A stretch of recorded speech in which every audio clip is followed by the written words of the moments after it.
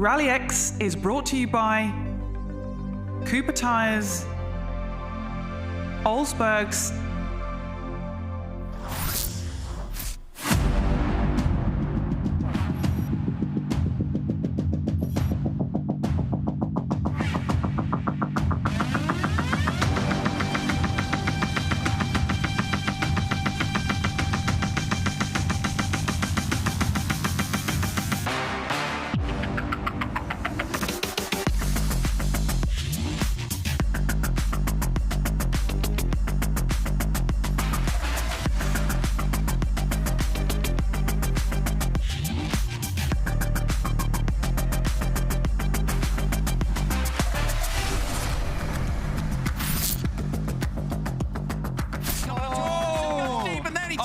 He's done. Away because Kevin Eriksson goes up the inside line anyway. Oh, yeah. And it's Eriksson who's going to take it out the line. They've both been previous champions in these cars, and they've shown their class. Ollie Eriksson takes the win in lights for round 2 of Rallyx 2022. It's up, and here he goes. Oh, it's a decent start for Eriksson on the inside line. Going to get up alongside Christopherson, going to push Christopherson wide. Ekstrom going to follow him. Oh, 2 wheels. Christopherson goes round the outside. Ekstrom going to go Joker straight away. Christopherson in the wall. Ekstrom's in the wall on the outside line. Christopherson's piling the pressure as they come down the hill. Taps the barrier on the inside line. Through the right hander. Awesome. He's got one last corner to try and have a go. And Tom will try and cover him. Broken suspension. Christopherson up the inside of the final corner. Oh, the reigning champion wins in the last corner. And Markin holds on with broken suspension. Unbelievable stuff. Wow. Oh my God. Get it launched down to turn 1. Good start by Christopherson on the inside line. Ekstrom going to move across, try and cover off Brinderson behind. Brinderson looks to the inside. Can't get there.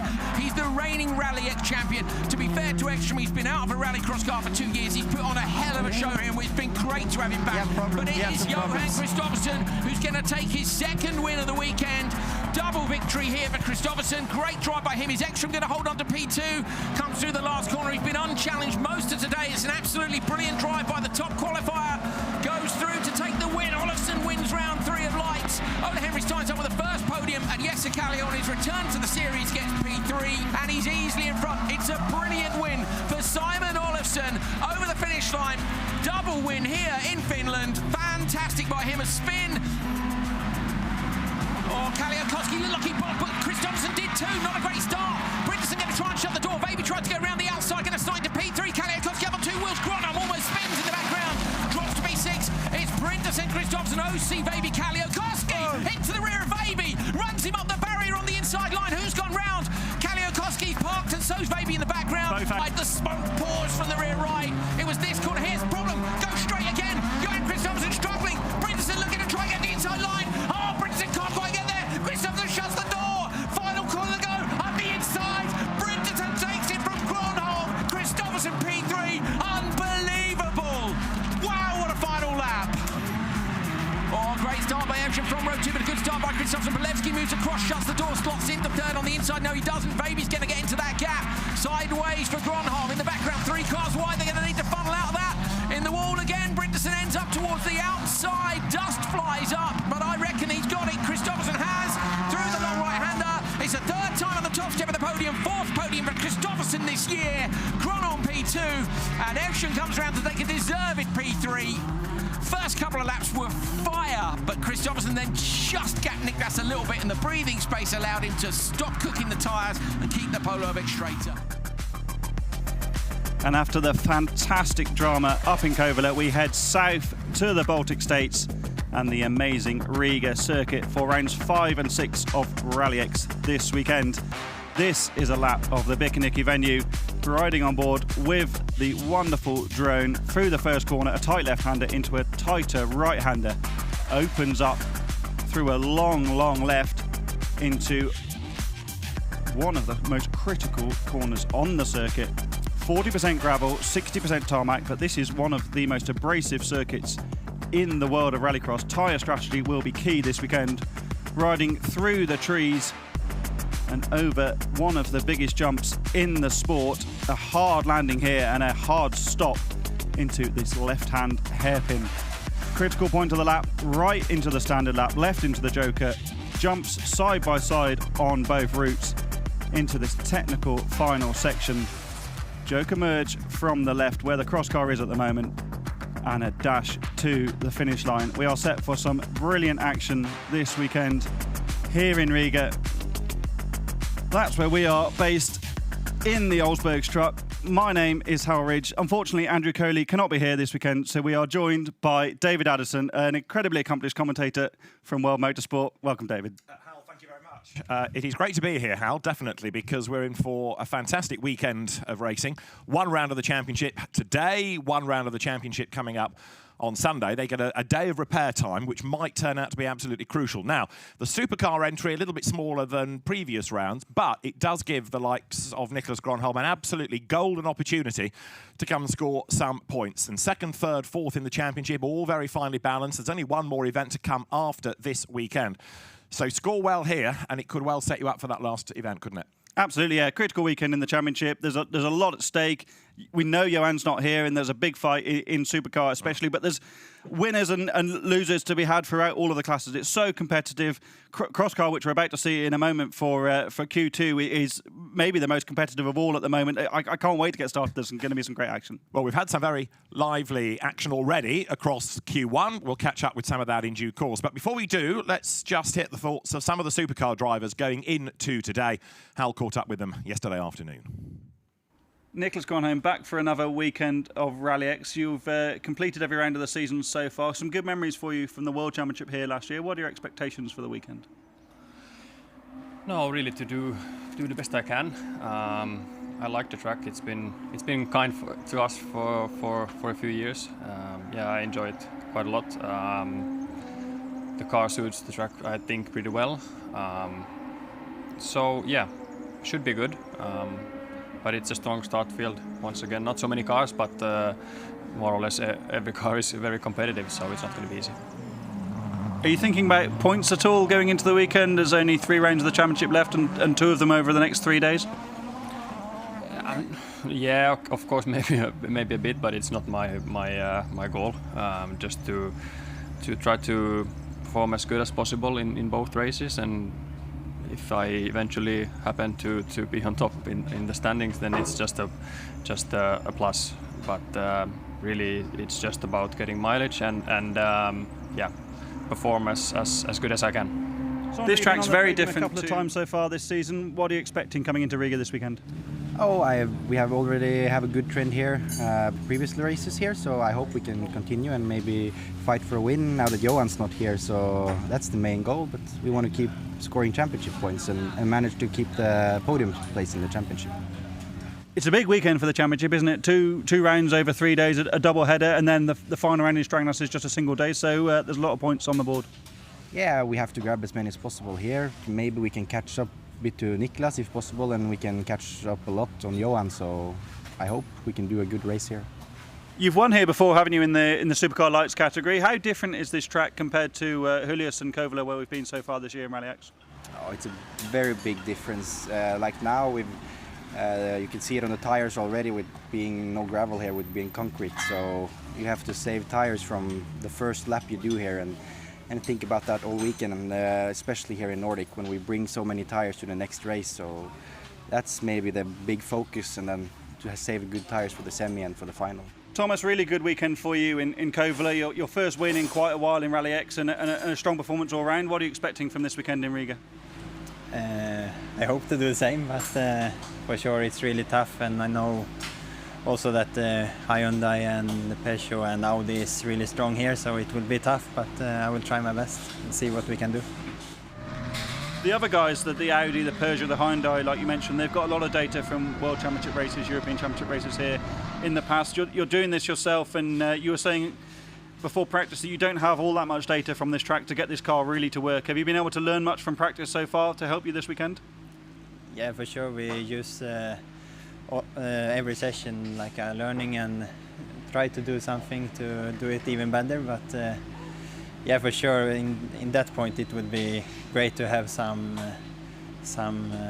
more in my team and also compare data and stuff, but yeah, we try our best. Finally, So this is how we look in the championship. Johan Kristoffersen, absent this weekend, is the man who leads it from Niklas Grönholm. Sondre Evjen third. He's only a couple of points up on Thomas Brintersen, so it's very tight indeed for third. And as we've been saying, with 2-point scoring rounds, one today and one Sunday, Niklas Grönholm has a golden opportunity here to gain ground on Kristoffersen in the title race. Ole Christian Weiby is fifth, Juri Belewski sixth ahead of Philip Gehrman. The absent Matthias Ekström, then Jarek Kaliowski and Anton Marklund to round out the top 10. Right, Q1 was very lively indeed earlier on in the day. Enzo Eid had the inside line for the first race with Niklas Grönholm alongside him. They rubbed going into the first corner. Eid dropped back into third, but on the Joker, he was able to gain ground during the course of the race. He played that to his advantage, but once Niklas Grönholm was ahead, Hal, he was away and gone. He was, yeah. They've worked hard on the setup of that Hyundai i20 after practice yesterday. Such a critical part of the weekend, that practice session on Friday evening. Gives the mechanics and engineers a bit of a headache, but there was no headache for Enzo Eid going around the outside to take second in the race and into the second run of the session. And it was Philip Gehrman making a brilliant start around the outside. But he wasn't able to consolidate that all the way to the end. He did lead, but Thomas Brintersen behind him was being held up. The car of Philip Gehrman was really the cork in the bottle, and eventually it all panned out on the Joker lap. So Brintersen was able to make his and get out of the traffic, and it put him in absolutely fine stead because he was ultimately the man that would come across the line in the lead. Philip Gehrman was out front until he jokered, but on that Joker, this was how it looked at the last corner. On the normal route, Thomas Brintersen was through, and he just managed to pick up the advantage. So, great drive by Thomas Brintersen, and he was the man that won the second race within Q1. So that sets us up nicely, doesn't it, for what's coming up. Very busy day because it's not just the supercars and the supercar lights. We've got the junior cross car, the cross cars, and of course, two-wheel drive as well. So across everything, lots to look forward to. Absolutely, and yeah, like I said, there's going to be action in every single category. So let's have a look at what else is happening in terms of points, because in Supercar Lights, Simon Olofsson has proved to be the man to beat thus far. He leads the championship by 14 points from Martin Enlund. Ole Henry Steinsholt third from Martin Jonsson. Kevin Eriksson fifth. Kasper Janssen is sixth. Simon Olofsson then championship leader, and earlier on he sat down to talk to Molly Pettit. Simon, you had a perfect weekend last time out in Kouvola. How do you feel about this track here in Riga? We have been here before, so it's a really amazing track to drive. It's, I mean, no gravel, so it's more like the go-kart developed driving. And it's also fun because we need to develop more on the tarmac part.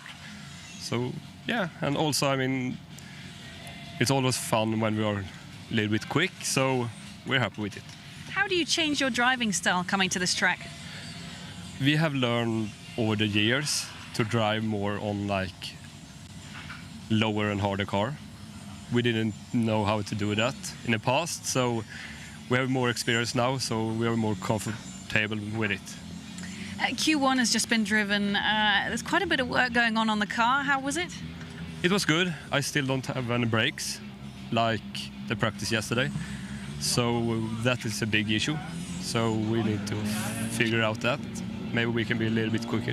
When you say no brakes, is that a little bit or just? Yeah, little bit. So I need to like start braking so early, so we lose a lot of speed. And what do you think the problem is? I don't know actually. So we're changing like a lot of parts. Team is working hard, yeah? Yeah, good team. Thank you very much, Simon. Thank you. Martin, it's time for Rallyx here in Riga. An important weekend if you think about points and the championship battle. Have you been here before? Yeah, I've been here before 3 times before, but I've only driven Crosscar. It's a quite tricky track, so yeah, but it seems to suit me in the lights car actually. What is the biggest change you feel from Crosscar to the Supercar Lights? The biggest change is that you need to be more smooth. In the Crosscar you are more an aggressive driver, which suited me well, but I have stepped back. So, but I feel confident in the car now. So, how do you feel about being second in the championship? It's gone well so far this year. Yeah, we have some ups and downs, but we still hold second in the championship. We are hunting down Olofsson, but yeah, we'll try to do our best to get that first one. How strong do you feel against him here? I mean, we are super equal on this track, as we've seen on times so far, so it's hard to say, but I will get him. Where do you feel on track you might have an edge on him? Probably on the braking after the jumps and so on. So there where I put my money on. He seems to have a bit of trouble with his brakes as well. Yeah, the brakes on this track is heating up quite early, so yeah, it's hard to keep them cool. So yeah. Tell us about Q1. Q1 went quite well, so we went the second fastest after Olofsson, but it was so small margin, but yeah, otherwise I took the start and led from start to finish, so it felt good. So it's game on then? It's game on. Thank you. Now it's also game on within the two-wheel drive Open Championship. Victor Johansson is 10 points ahead of the redoubtable Joni-Pekka Raila. Jonas Dahlseth Jakobsen is third, although he's not here this weekend. So it's going to be a Johansson versus Raila battle, I think. Simon Tiger, the reigning champion, is desperate for points. He's only sixth, but playing catch-up. And he is, I think, another driver that's going to be worth watching. The two-wheel drive Open cars, very, very spectacular indeed, as we saw during the course of Q1. But the Mercedes of Victor Johansson perhaps starts as the favourite, but it's not necessarily cut and dry, because although he's been racking up the points, he's not really been doing the outright winning this year. No, he hasn't. There's been a real mixed bag at the front of the order. I love the old school rallycross engineering and ingenuity in Open two-wheel drive. Yeah. We've got Slavomir Wallach, who you know from the British Rallycross Championship here this weekend, been drawn into Rallyx because we go some great tracks, and it's a really good field. You know, Victor Johansson's with his hybrid, self-developed hybrid car, which is, for me, really interesting and exciting because it's just something very, very different. And yeah, while Supercar Lights and Crosscar are great because they're so level and the machinery is so equal, I love Open two-wheel drive. And they get properly sideways as well, and you'll see the wheels lifting around here, and they get a good amount of speed as well. So the two-wheel drive Open class is certainly going to be well worth keeping an eye to. And of course, so too will be Crosscar and Crosscar Junior in the Crosscar Championship. Only 2 points separate Thomas Mustad from Patrick Hallberg. Oscar Andersson third, 5 points up on Pasi Penttinen. Again, that name of Joni-Pekka Raila is to be found in Crosscar. He's leaping from category to category. He's fifth in the championship, sixth is Jimmy Osterberg, and Thomas Mustad is, as I say, the championship leader, hoping to build on that this weekend. Molly caught up with him earlier on as well. Thomas, it's time for rounds 5 and 6 here in Riga, leading the championship by 2 points. Just tell us how things have been going so far this year. Yeah, this year has been very good, except of the Finland, when I get a spin in the final. And yeah. But I'm struggling a bit with the pace on this track. It's a very special, yeah. Have you been here before? No, I've driven one round, but the car was just troubling around. So. And why is it you struggle with the track? What is it about the track? Oh, it is no gravel and very blind corners and long, so the local drivers have a big step here. So how was Q1 today? I got P5, but struggling to keep up with the fast guys here. So just try to push. Okay, thank you very much. Thank you. So, looking down onto the first corner, it is a real pinch point. If you know the circuit here, you'll have seen it in the past. We've seen it throughout Q1, and you can anticipate a bit of leaning going on the run into that left-right flick for turn 1. Crosscar Q2 is where we will start.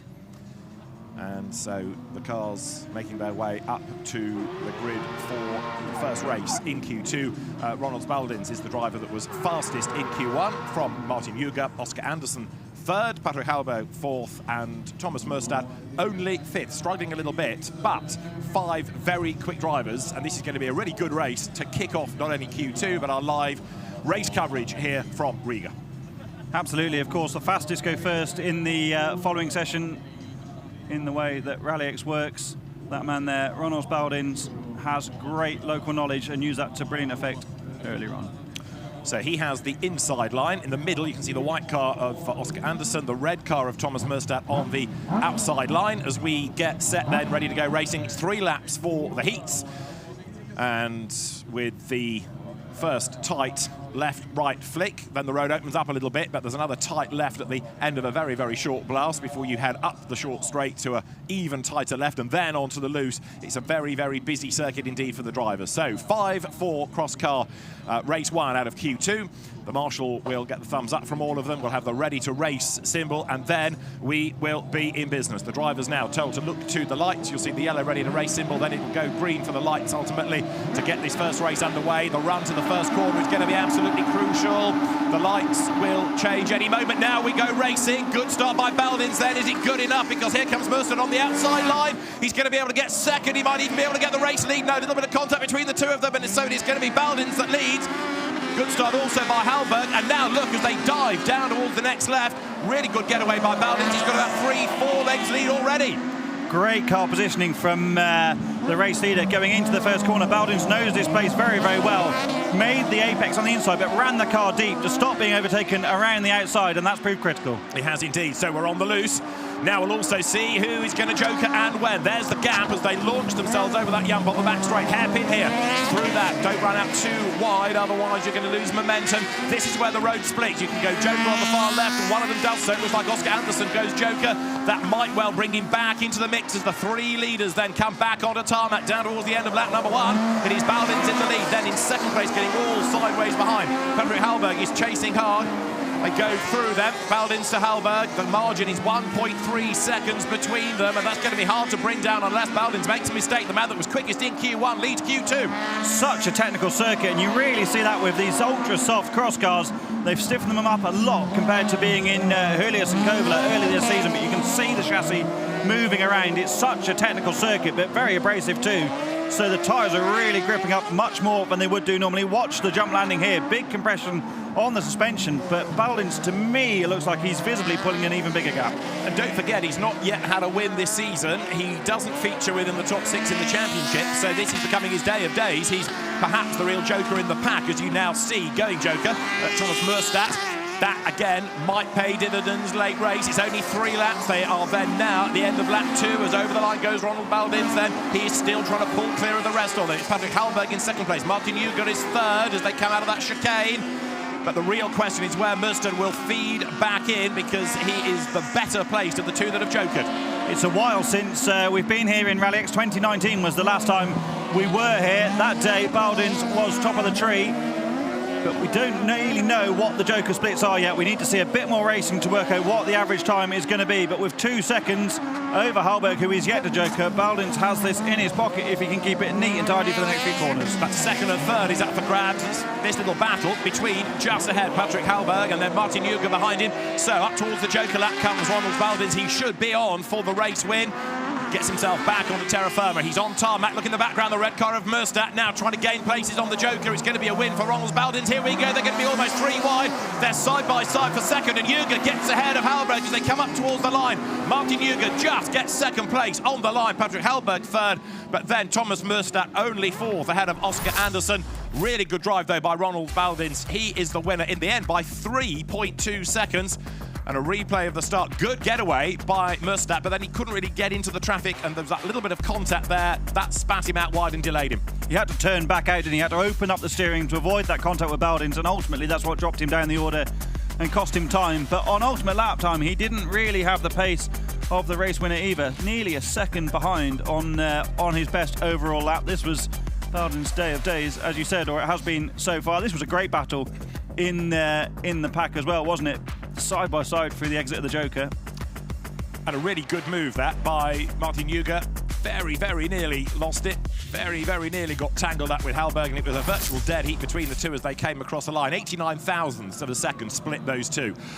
Right, okay, one down. Ronald Baldins then the race winner from Martin Huger, Patrick Hallberg third from Thomas Merstadt, and Oscar Anderson fifth. Next on track will be Alex Gustafsson on the inside, Pasi Penttinen second on the grid. Joni-Pekka Raiola third, and in the Petronas livery on the very outside is then Marco Ringenberg. Again, 3 laps ahead of us, and that white car of Gustafsson looking for a race win to try to convert the inside line into the lead. Ready to race symbol goes on. The lights will change to green.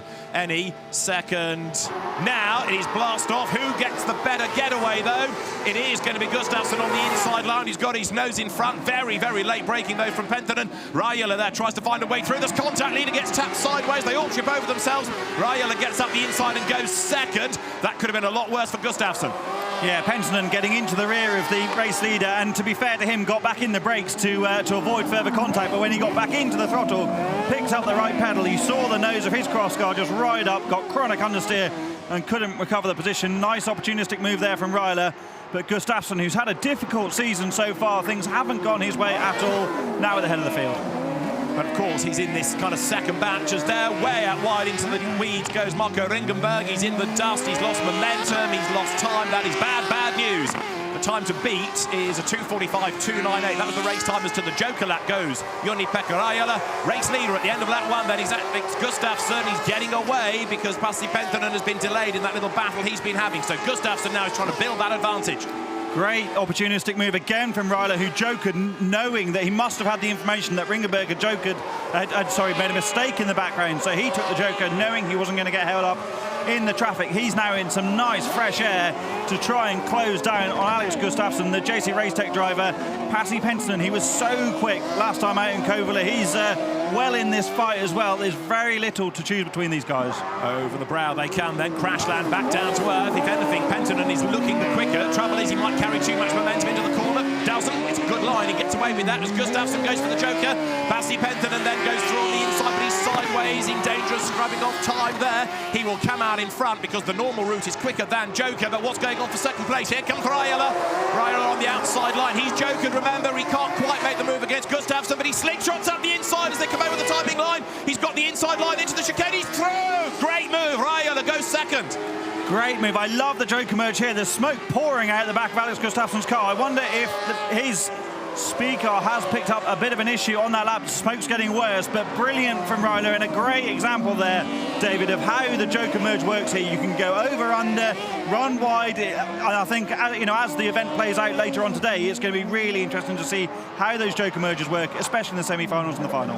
A joker lap is round about 56 seconds to the mid-52s of the normal route, and therefore I would offer you that Raiola's going to take the race lead here. The checkered flag is at the ready. Pasi Penttinen goes for the joker lap. It's going to be Raiola versus Gustafsson. Here comes Penttinen over his jump, but he's going to fall back. Look, he's also going to sort himself out through that chicane back onto normal line. It is going to be Joni-Pekka Raiola who wins from the smoky Alex Gustafsson second. Pasi Penttinen takes third, and the delayed Marco Ringenberg will be fourth. And the race time was 2 minutes 47.693. That is fractionally down on what we had in the earlier race, but a really good drive by Joni-Pekka Raiola, and it turned out to be another absolute thriller, even though it was Gustafsson that hit the front going down to the first corner. This is the move we spoke about during the race. A bit of contact, we might see it here from this wonderful drone shot. Well in the brakes there, Penttinen, to be fair, to avoid rotating Gustafsson. A bit more contact on the outside with Ringenberg, and that ultimately cost him quite a lot of time. Raiola was great in this race though, wasn't he? Took the early joker. This is Ringenberg getting very sideways on the loose gravel, planting it in the wall, giving Raiola the opportunity to joker, and this merge was pretty special. From the outside to the in, and it was just like pulling the trigger, wasn't it? Raiola shot up the inside, that put him ahead of Gustafsson, and they both moved ahead of Penttinen as he jokered on the last lap. So we have the third race of Crosscar coming up, but just to confirm the way they came across the line, Joni-Pekka Raiola was the race winner, Alex Gustafsson second, Pasi Penttinen third, Marco Ringenberg in fourth place. And remember that Raiola is driving in two different categories. He's jumping from car to car. So for race 3 in Q2, it is Rainis Nittis, the local hero that starts on the inside. Next to him is Jimmy Osterberg, then Yannis Baumanis, the other one, and Isaac Eggleston Jr. on the outside line. We are ready to race. It's 4 of them. It's race 3 in Q2. Rallyx Nittis perhaps is a shoe-in here, but we'll find out whether it goes according to plan as the lights go green and they blast off. Good getaway by Osterberg. He's got his nose fractionally in front, but under braking. There's contact just ever so slightly, and Nittis it is that picks up the race lead. Yanis Baumanis also looking to try to get up into second place. But now, Rallyx Nittis tries to build the gap as they dive left. Rallyx, one of the most experienced drivers in the world of rallycross, full stop, head-to-head with Jimmy Osterberg, who is massively experienced in the crosscar category. Oh, Rallyx Nittis has run wide, hits the wall. There was something wrong before he already got there. And looks to me, David, like that's broken the front suspension. I would agree with that. It might be that we have to have a stoppage to get that car out of the way. But right now, Osterberg is leading. Baumanis in second place and Eagleson is third. In other words, if you survive, you're going to be in the top 3. But is the race going to carry on with that car in strife? Well, there, sadly, is Rallyx Nittis getting out. He is going no further. We've just had to the Joker lap, as you saw. Baumanis in the background. The leaders come through then now towards the end of lap 1. This is not, sorry David, this is not the Yanis Baumanis that is famed for competing in World Championship URX, but his identical namesake also competing at home this weekend. But up front, Osterberg is on a bit of a charge. I'm pretty sure there won't be a red flag. The car's on the outside, out of the way. They try and keep these races running if they possibly can. You can't even see it, you can, just on the outside. But it's not on the line, won't affect the race time at all. Of course, you now can't overtake into that corner, but it's pretty difficult to do that anyway. Well, I did ponder pre-race whether it was going to be as easy for Rallyx Nittis. He answered it himself, not even a lap, and he's in the wall, as you rightly said, how broken suspension, and that's the end of that. So right now, it is Jimmy Osterberg leading from Isaac Eagleson Jr. and the other, Yanis Baumanis, having served his Joker a little bit further behind. He'll gain that time back, of course, when these two Joker on the last lap. This is the end of lap 2. Up towards the line, Osterberg is building the gap all the while. He's now a second and a half to the good, but over Baumanis 3.3 seconds. It's going to be close between those two at the end of this lap. It is on a 52.867. Baumanis has done the fastest lap of the race so far last time around. His spotter will be giving him the hurry up, but he's closing on Osterberg, and at 3 or just under 3.5 seconds, he's really in the window, isn't he, to take the race win if he can master the final few corners. Which he should be able to do then as they come on the loose section over that yump. Land, get the car set up for the hairpin, flick the back of it out, nail the throttle, drag the car out the other side. So, race leader, Jimmy Osterberg, goes Joker, so does Isaac Eagleson Jr. behind him. And then look at Baumanis, he's up to second, and now he goes for the race lead. He's on the normal line, on the Joker line is Osterberg, and it's going to be Baumanis ahead, just as they come off the corner. Osterberg on the inside, but it's not quite enough. It is going to be a win for Yanis Baumanis across the line. Jimmy Osterberg taking second, and Isaac Eagleson Jr. third, and a very disappointed Rallyx Nittis out of the race. The margin, 0.4 of a second, and it was a 2 minutes 48. So we're getting slower race times as you go further down the slower qualifiers out of Q1, but a really lively race. Now let's just have another look at this first corner.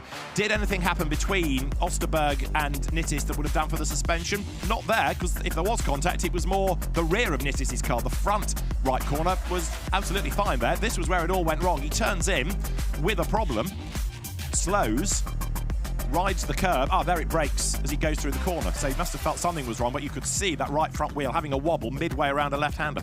I wonder if he touched the wall on the inside, the side we can't see. Just slapped the inside wheel there, and it broke something in the steering rack. Disappointing for Rallyx, here with a couple of mechanics racing just for fun, without all of the pressures of being a professional driver. So I'm sure they'll get it sorted in time for Q3 later on. Lap times were pretty good from Baumanis in this session. Lovely move around the outside to take the race win. Very different move to what we saw from Joni-Pekka Raiola last time around. But several effective ways to pass over and under at the Joker merge. And that's really proving to be key to the outcome of races, isn't it, today? Great stuff so far. Right, Rallyx Nittis looks at the damage, so he didn't finish, but it was a win for Yanis Baumanis from Jimmy Osterberg, and then Isaac Eagleson Jr. taking third. A little bit of time now just to retrieve that car of Rallyx Nittis. So all good stuff so far. Great racing from Crosscar. We've got one more race to go within Q2 for Crosscar. These are the qualifiers that were 14th to 17th out of Q1. And then after that, we move forward to the two-wheel drive open, then to the Supercar Lights and the Supercars themselves. So the Riga circuit, proving certainly to be dramatic and giving us some very good racing. And yeah, as we've been saying, that Joker lap is really proving its value here, isn't it? It's spectacular in its own right with the jump, and you've got that great sight of two cars jumping on different lanes. But then where the two lanes merge again at the end, real variety of lines and great stuff. Yeah, and it's a reasonably long Joker as well, isn't it? I love the fact that these jumps are side by side, especially when you get cars on both lines at the same time. We're going to have a look back at the merge from this previous race. This is Baumanis running around the outside of Osterberg, and you can see there, just carrying the momentum, opening up the steering nice and early, not trying to cover off the line too soon. And there's nothing you can do about that when you're on the inside, which is rather frustrating. But of course, there'll be another scenario where you're the one chasing, so it does even itself out in the end. Of course, go back to when Joker laps were introduced, purists threw up their hand and said, oh, can't possibly have a different lap, what's all that about? But they have proved to be very, very effective and bring another dimension to the sport, don't they? And you need your spotter, you need to be thinking about strategy. It might only be a 3-lap race, this heat, but you still need to be thinking all the time. Yeah, strategy is key. The spotting element is fascinating. I really enjoy the process. It's more stressful than being a driver. A lot of the time, a lot of the drivers, the very accomplished drivers who now spot, find it even more stressful to have that responsibility because ultimately you can only lose the race. If you execute perfectly and your driver wins, then the driver's done a great job. Yeah. If you mess it up and call the wrong Joker strategy or even forget to take the Joker, then all of the pressure and all the responsibility lies on you. So it's a really interesting tactical element for sure. It's like being a rally co-driver, isn't it? It's always absolutely. Yeah, exactly. Goalkeeper. Yeah, precisely. Right, we're ready then for race 4 in Q2. So it is Elias Svensson who is on the inside in number 133. Rico Hukka is next to him. Erik Addison in the blue car, and then Kalle Göttersen to complete the order. So we are just about set. The drivers all good to go. The car of Reinis Nittis has been retrieved, so the track is clear once more, and we get set then ready for this final race in Q2 of Crosscar. So Elias Svensson was the man that was 14th fastest in Q1. And right now, it is Ronald Baldins from Joni-Pekka Raiola and Alex Gustafsson, the top 3 in Q2. I'm not suggesting that any of these drivers are necessarily going to trouble them, but we look for a lively race come what may. Remember, you score points across Q1, Q2, Q3, and that determines the order for semi-finals, and from that, of course, who goes into the final and in what grid order. Right, thumbs up, ready to race. Sign is given. Elias Svensson then in the white car on pole. But Rico Hukka is going to be a man to watch. Very spectacular in Q1 this morning. Lights go green, it's blast off. Good getaway by Svensson, but an even better one by Hukka. He's got his nose in front, he's got the lead, but here around the outside is Addison from the 3rd slot on the grid. He leads, but not for long. There's drama behind him, but it is going to be Rico Hukka that leads, and Svensson and Göttersen almost tripped over themselves there. Good getaway by Anderson. Out way wide goes Hukka. He's off the road, he's over the curb, he's back on again, and somehow he keeps the lead.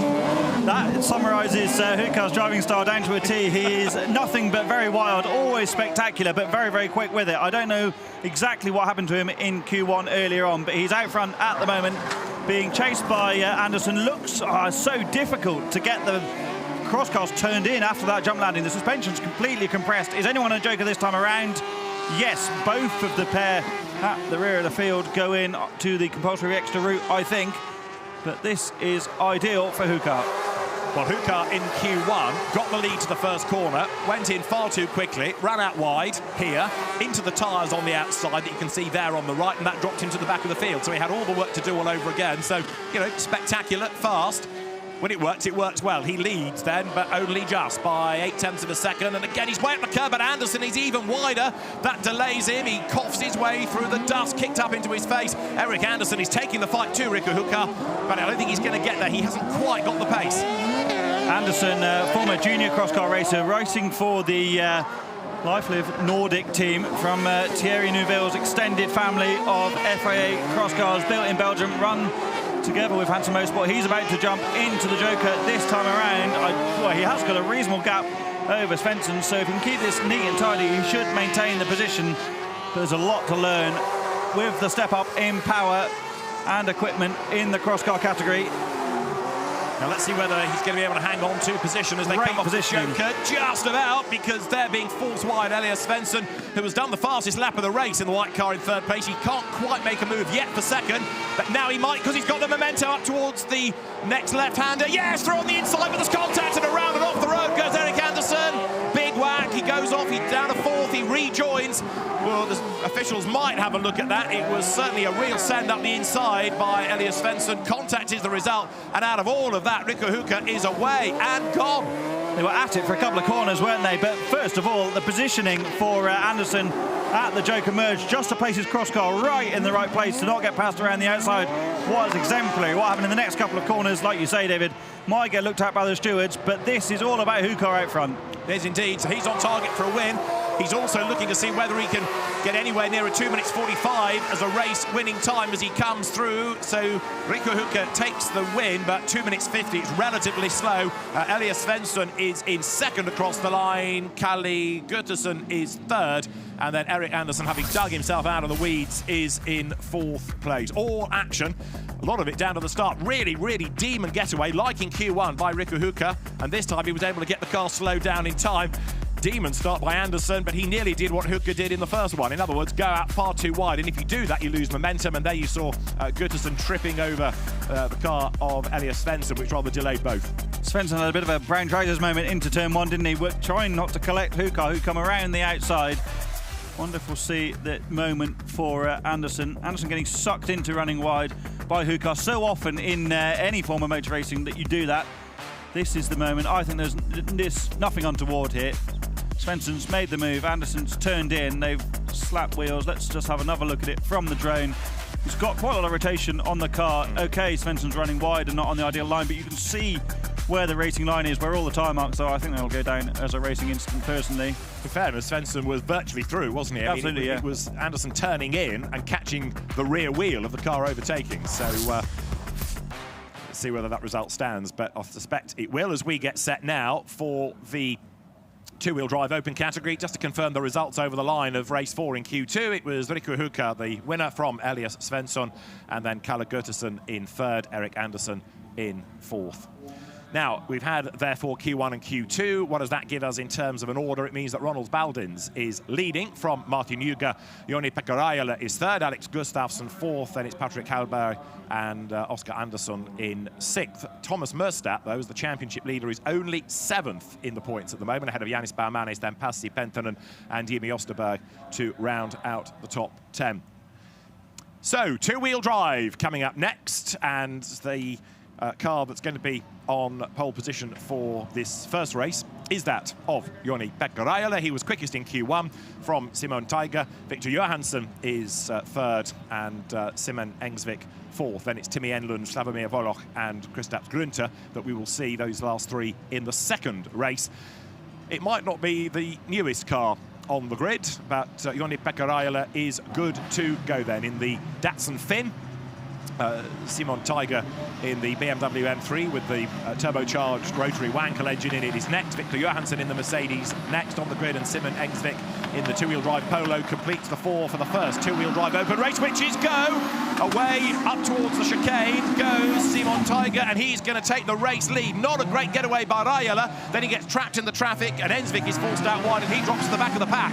Tiger has struggled a lot getting his BMW off the line this year, but absolutely nailed it this time around. Championship leader there, struggling to get his big Mercedes stop behind Joni-Pekka Raiola, who has just jumped out of his cross car. He is such a busy man on a rallycross weekend, not content with driving in only one category. But Simon Tiger has had a difficult season so far. This is exactly where he wants to be. And problems for Engsvik, the Polo limping out of the left onto the loose, but right now the wheel-lifting BMW of Simon Tiger is in the lead. Raiola goes Joker. That's going to put Victor Johansson up in the second place in the hybrid Mercedes.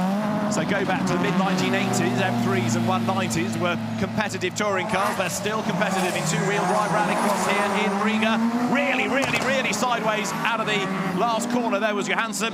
Confirmation of Engsvik's problems. He's out of the race. The Polo is going no further. That lead gap is coming down. It was a second as they crossed the line. I reckon it's less than that now. Certainly looks less, doesn't it? Johansson on a big charge. Oh, he's run wide there, locked up run deep onto the gravel, got very sideways, so hard to get your rear-wheel drive car back pointing in a straight line when it runs out wide onto the loose like that. David, I love how soft Simon Tiger runs his BMW, cocking that inside wheel up in almost every corner. It's really spectacular to watch. It is indeed, isn't it? And as he launches himself back across the loose now, Victor Johansson brakes as late as he dares, hurls the car into the corner, gets away with it. I wasn't expecting that car to slow quite so well, but it did. Now there is Raiola in third place as the leader goes Joker.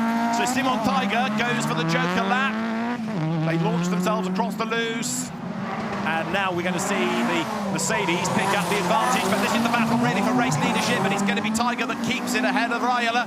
So the BMW stays ahead of the somewhat elderly Datsun, but Raiola is on a mission. Look, he's closing that gap through the chicane. Great spotter work by the Tiger Rallycross team to get Simon in and out in that gap of free air. They haven't let Raiola close the gap too much, and that is all about trying to hang on to Johansson, who sounds like he missed a gear or something around the hairpin. Wasn't the perfect execution there for him at all. He had closed a lot on the race leader, hadn't he, but lost a bit of time last time around. Here the sump guard slapped the ground on landing from that big jump, and now he'll take the Joker. He will indeed, and it's the last lap, so this is for race victory for Simon Tiger. The second. Can Raiola stay ahead of Johansson? There goes the Mercedes over the jump. There's Raiola on the right-hand side. He's going to go through. He's going to get second. Simon Tiger, then the reigning champion, is going to win it. Here comes Johansson up the inside. He's going to just hang on to it, but he goes wide. Way wide over the stripe. A virtual dead heat between the two of them. Johansson is given the nod from Raiola by 12 thousandths of a second. That was how close it was across the stripe for second place. Brilliant stuff. Let's look back on that, because had Raiola made a better start, it could have been a different story. In the end, Tiger got the fastest lap on the last lap, but great racing between those three. It's a real balance in a rear-wheel drive car, as it is in any rallycross car getting off the line, or any motorsport car in general, with, you know, a balance between wheel spin and traction. Look at how wild Tiger's car looks, really compressing on the right rear suspension through that corner, but he got very little wheel spin then. The car gripped up and absolutely fired him towards turn one. There is well, I don't really know what's going on here, because he had no power in the Polo. Now it's locking up wheels. I think they've got quite a few issues to solve there. This was Johansson running wide. Did well to get that car pointing back in a straight line. But by this stage, it was all about Simon Tiger, who was able to maintain that gap over Joni-Pekka Raiola. And so as they served the Joker, it was Mercedes ahead, but not for long, as the BMW would come through and snatch the victory, but it was oh so close for second. Just look at this across the line. Raiola came out behind, but he got a really good exit off the corner, and as the Mercedes slithered wider and wider and wider over the line, just ahead was Johansson by 12 thousandths of a second. So great stuff from the two-wheel drive open category. And as they make the checkered flag, let's go down and hear from Simon Tiger with Molly. Yeah, I'm here with Simon, big smile on his face. That went well? Yeah, it's okay. I had some exhaust leak, so I couldn't see anything the first two laps or breathe, but it was okay. How does the car feel out here? Yeah, it was great. It was great. Yeah. Thank you. Well, an exhaust leak does not sound like a huge amount of fun, but Simon Tiger getting lots of fresh air. Don't close the door on him, Molly. I think he might need more oxygen than that. So gasping away. Oh, that's got rid of some of the nastiness out of his mouth. But Simon Tiger then is a happy race winner and getting as much air into the car now as is possible. Off he sets. The technical checks come as the drivers just peel off the circuit there on the exit of turn one. And we get set then for the second two-wheel drive grid up to the line. So Simon Tiger, the fastest, and that time a 10th better than Joni-Pekka Raiola. Victor Johansson, and then Joni-Pekka Raiola third. Simon Engsvik in the Polo, not getting to the end. So more drama to come from the two-wheel drive cars. There is the Simon Engsvik Polo, as Hal was saying, with all sorts of problems, not very much power, and then as he drove off the circuit, then locked up, almost as though he'd suddenly realised how close the barrier was and had a bit of a panic. But there's something definitely awry there. Having said that, he was fourth quickest within Q1, so the problem looks like it's a new one, but back to the paddock, back to the engineers, let's see what they can do. It could well have locked the drive in the rear, couldn't it, as he was coming off the circuit, these rear-wheel drive cars. You know, even all of these two-wheel drive cars have generally got the driven wheels in a place you wouldn't expect them to be, so that car is rear-wheel drive. Could well have done something in the rear diff, engine seized, we'll find out later. Now, it's almost tempting to say that the Datsun and the M3, for example, and the Mercedes 190 are kind of the equivalent of retro rallycross in the UK. They're not the newest cars, but it doesn't matter. They're very effective. They're very spectacular. And you made the point earlier, this class particularly lets the engineer come out of the driver, doesn't it, to extract the very last tenth of a second out of them. Absolutely, and the outside aesthetics are deceptive too. You know, the Mercedes there is hybrid. We talked a lot in Finland about that, and I'm sure we can go over that again this weekend. A home-built hybrid system using the motor from a BMW Mini. You know, all of these machines are very, very technically advanced, even if they look a little older from the outside. Well, this promises to be a lively race. Timmy Enlund is with his BMW E30-shaped M3 on the front. From Slavomir Volok's later E92-shape M3, and then Kristaps Grunter's 1 Series as the lights change. Now, Grunter got into Volok in Q1, turned him around and was excluded for it. There's not much love lost between those two, but a good start by Timmy Enlund. He leads into the chicane, and the very spectacular car of Slavomir Volok in second place. The Polish driver, based in the UK, regular in the British Championship, now sets off in pursuit. Timmy Enlund, fantastic to have him racing this weekend. Huge accident he had in Kouvola, left the team with a lot of work to do. He was lucky to get out of it unscathed. It was a massive impact, and the guys have worked really hard to get his car re-prepared for this weekend. Now leading this race exactly where he wants to be. Wallach's team, Wallach really closes on the brakes. On jump landing into the hairpin. Slavomir struggling with taking the jumps flat at the moment. Was talking to him between Q1 and Q2 as he goes into the Joker. Watch him over this jump in the extra route. Just is struggling on the confidence side just to keep the car flat out over those little crests. But now he's Joker to try and get the overcut on Enlund when he Jokers later on. So that puts, for the moment then, Kristaps Grunter up into second place, and with a clear road for the moment, he's setting off in pursuit of Timmy Enlund. The margin when they crossed the line was 0.8 of a second, but Enlund is the race leader there as he comes then out of turn 3, rides the curve, sets the car up now for this tight left. It almost loops round on you, and then you're onto the loose, and this next section really fast as well. It's a bit daunting, threading between the barriers, but the speed builds, then up to the next crest. Here they come, over which now flies Enlund, and Grunter behind him doing his best to bring down that gap as they get to the next hairpin. Bit of rear damage on the M3 that leads the 1 Series. Volok is sideways and around he goes. Just ran that little bit wide into the looser gravel. It's very abrasive on the line here as Grunter goes into the Joker untroubled from behind now. That could well have been a late decision when they'd seen Wallach was rotating. But it's so easy to just put a wheel offline and get into the looser marbles, you would call it in circuit racing, the looser gravel, which is such a different grip level to the racing line. Well, this now gives Enlund a free ride on his last lap. He's discarded that flapping bit of bodywork, and so with the back wagging, he rides the curve. Then again, these cars nice and soft. They lean on the suspension. You can see when they hit the brakes because the nose dives onto the ground. That's Kristaps Grunter then trying to hang on to second place, but he should be good for second because Volok will have delayed himself in that spin. Enlund here comes over the brow, lands again.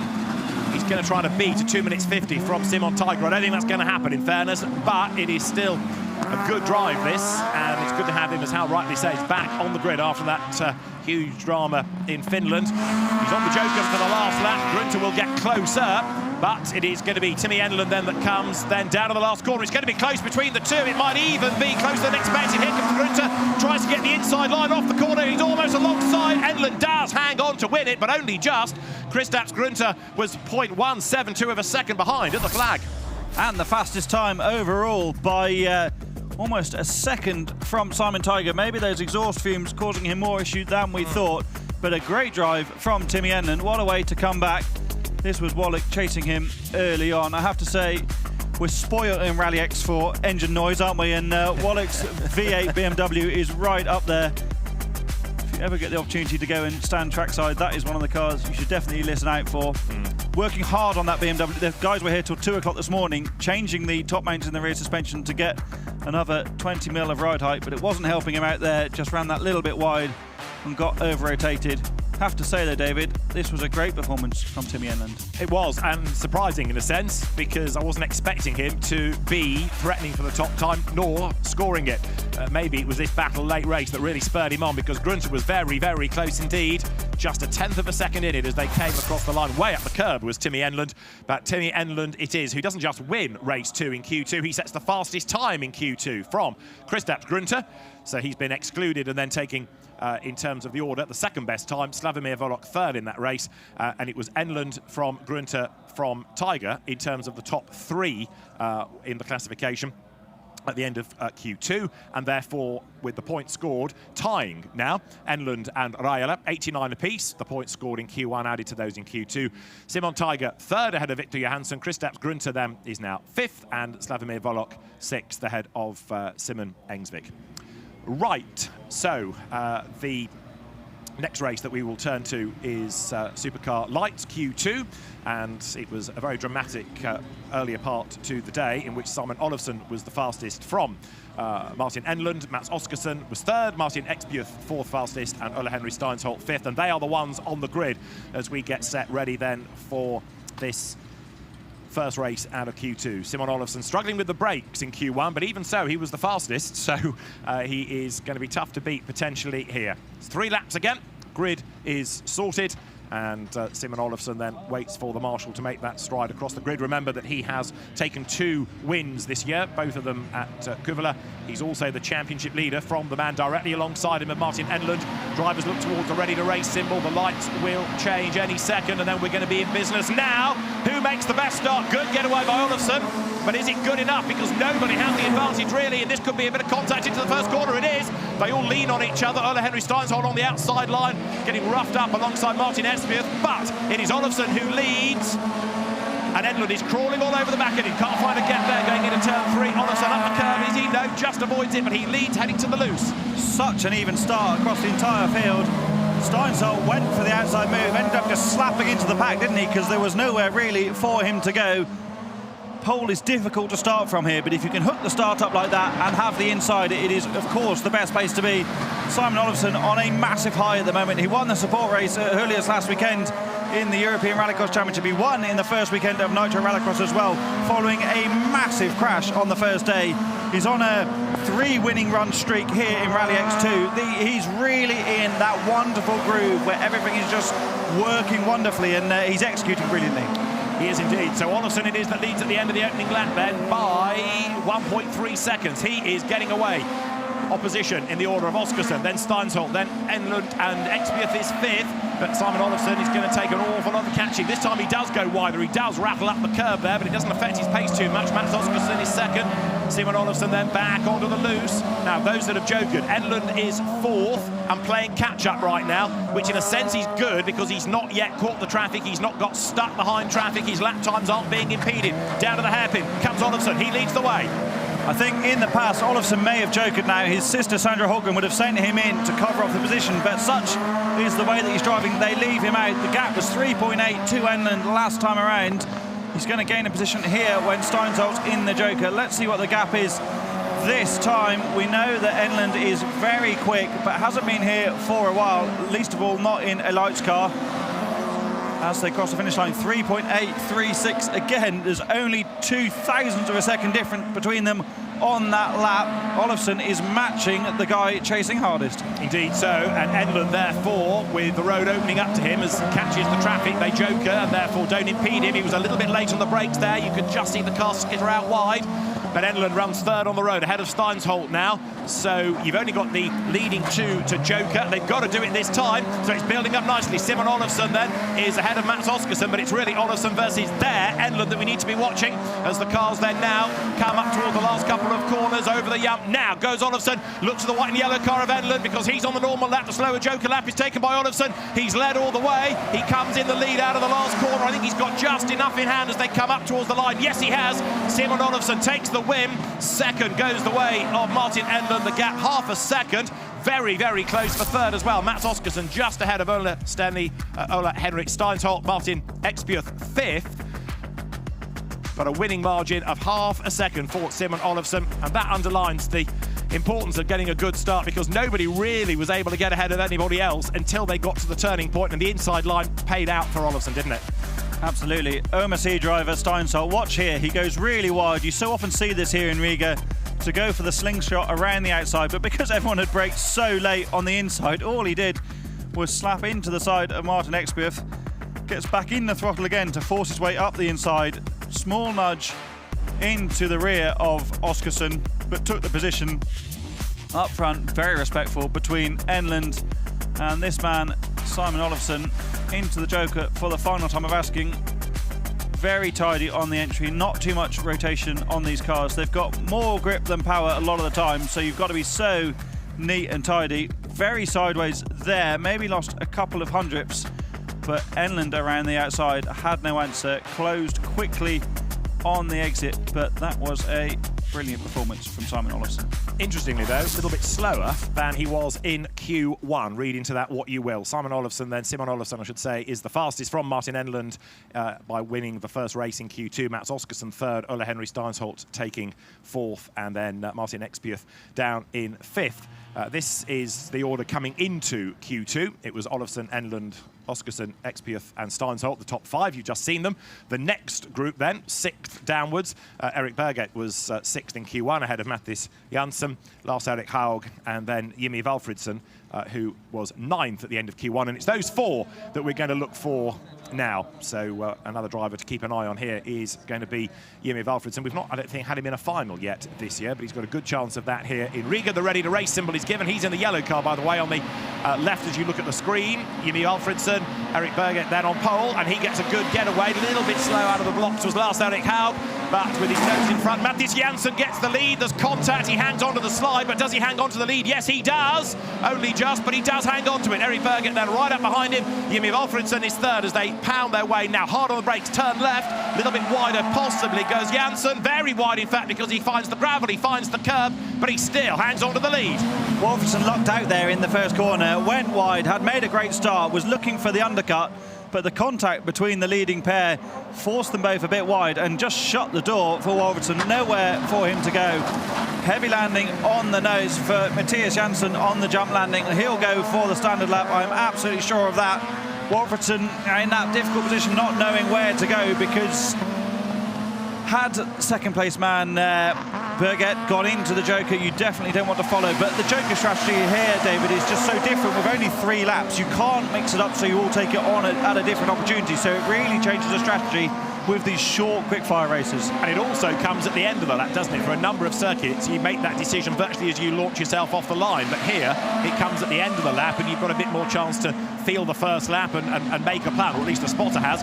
Very, very spectacular stuff, this by Mattis Jansen. He's always sideways coming out of turn 3. He manages to hang on to it. Valfridsson then is getting onto the back now of Erik Berget as the cars work their way across the loose. Valfridsson, who did win here back in 2019 in Rallyx, looks quick, and he's closing right up down to the hairpin. Out wide there goes Berget. This is Valfridsson's chance to try to make a move. Who goes Joker? Second place car does. Erik Berget, then Jokers.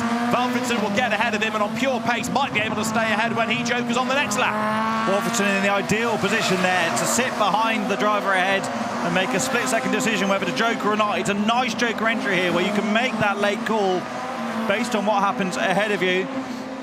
Jansen smashes in the fastest lap of the race so far, but there's little to choose between him and Wolferson on fastest lap overall time, despite Wolferson losing a bit in that fight for second on track. Out of the hairpin, they come onto the loose. This is where the speed builds. Right, and their drama, I'm afraid, for Lars-Erik Haug. He has got it wrong, and he's ensnared in the gravel. Shouldn't affect the race. We're on the last lap anyway, as down towards the hairpin comes Mattis Jansen. He's going to hang on to this, isn't he? Because Valfridsson has got to Joker as well, so that gap is not coming down enough. Valfridsson, a little bit too much time lost early on in the race. So Mattis Jansen comes now to the jump on the Joker lap. Over it he goes, back onto the tarmac, slows the car, threads it between the tar stacks. Valfridsson loses his second place back to Berget, but it is going to be Jansen that hangs on in there. He's going to take the race win. Second across the line, Erik Berget. Third will be Jimmy Valfridsson. Just wonder whether he's got a problem, because that did not look that quick towards the end, and there's not much oomph as he comes out of the last corner. What do you reckon? No, it sounded on the final lap, didn't it, like the engine was revving hard with not much forward momentum. I wonder if he's broken a drive shaft or has an issue with the clutch. Quite difficult to see from that long shot. Maybe we'll see in the replays. Jimmy did make a great start, moved out wide just as we saw Steinsholt do in the previous race. Went for the cutback, but Jansen had already turned in on Berget and then left Wolferson with nowhere to go. Quite a calculated driver, Jimmy Wolferson. This is a shot from the drone. the two on the inside got into each other very early. Wolverton weighing up his options, but stayed out of trouble nonetheless. Mattias Janssen, in his second full season with that car, doing a tidy job up front, just sitting that rear wheel into the gravel. He runs the car very loose on the rear, gets a lot of oversteer, but seems to make it worse. Second overall in the time at the moment, behind the winner from the first race. And was that a roll, David? I just caught the end of that shot, or did he just pop it up onto two wheels? If it wasn't a roll, he came very close. It may have spun and dug in and tipped him up, but it didn't look like the roof had been crinkled. But yeah, so I'm hearing from Molly that it was indeed a roll. Very little damage. Hopefully they've got away with it and can be back for Q3. I wonder if we've got a replay of that we can see later on. But nonetheless, a race win for Mattias Janssen, who is down with Molly now.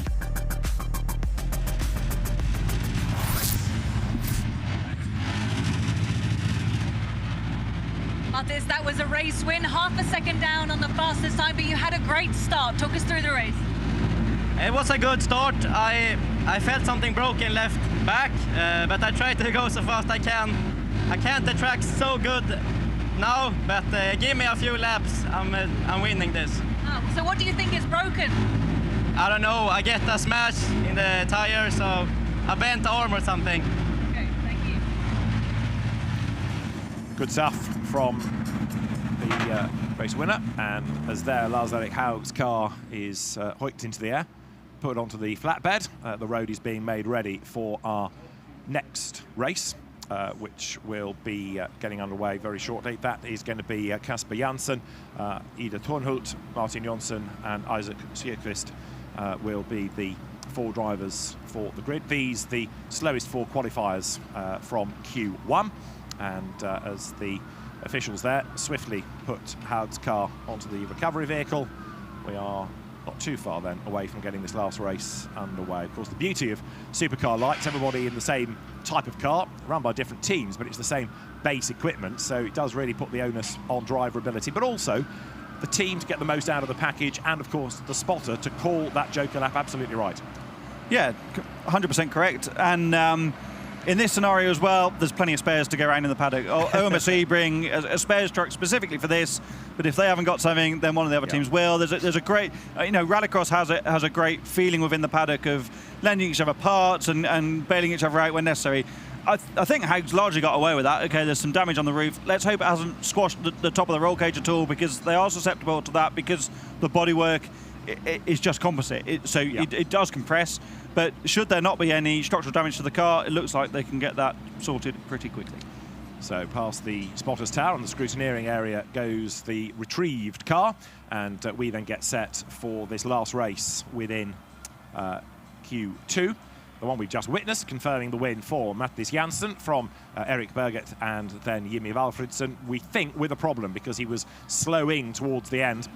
Well, right now the grid is formed, and Kasper Janssen in the blue car is on the inside line. Ida Thornhult alongside, then in the black colours, Martin Jonsson, and the white and orange car is that of Isaac Sjöqvist on the outside. Kasper Janssen then better qualifier out of these four. Is he going to take a race win? We'll find out. And that was a false start, wasn't it, from Martin Jonsson? And if you are guilty of a false start, then you end up doing 2 joker laps. So that zealotry, I think, is going to cost him dear. Jonsson was very keen, but a bit too keen. So easy to do that, and it's not necessarily the lights that you're reacting to. You so often react to something around, and then inevitably another car moves as well, because you've seen some movement in your peripheral vision. Although I don't think Janssen was doing exactly that. There's a great opportunity to have another bit of a pre-launch, a tyre clean, because you can get away with it. So often you see someone jump the start and then people react to, especially in Supercar, where you balance the launch settings with the boost pressure from the turbo and the RPM. You quite often see a cheeky pre-launch, but it's all part of the game, isn't it? True. Right, so Jonsson there now really is condemned, isn't he? Because there, look, is the board. Joker 2 times. That's his penalty for being a bit too anticipatory at the start, and it's bitten him. So effectively he's going to be last over the line here, unless somebody else has a big drama. Take 2, last race of Supercar Lights. Remember, Supercars coming up for their 2 races after this, which will round out Q2 here from the Niku circuit, and we are just about set then. Kasper Janssen is the driver on the inside line. Ida Thornholt alongside then Martin Jonsson, who's now got these 2 joker laps to serve. Isaac Sjökvist is on the far left as you look at it. The supercars are lined up on the dummy grid in the background. The marshal gets everybody's attention. They now look at the ready to race light, which will change to a green any moment then, because the race is about to get underway now. Everybody gets away nicely this time. Jonsson probably the better. On the inside is Janssen then. As they get to turn 1, they lean on each other. They all concertina, they all squeeze in. Jonsson on the inside line and probably picking up damage. I'm afraid his Thornholt's car, that I rather fear may end up with suspension damage, being pincered between the other 2, and it's stranded on the racetrack. So Kasper Janssen leads, but can Thornholt get going again? A great example there of how important pole is. Kasper Janssen didn't have the best start, but even though Martin Jonsson was trying to force the issue around the outside, didn't manage to get up the inside into turn 2 and make it stick.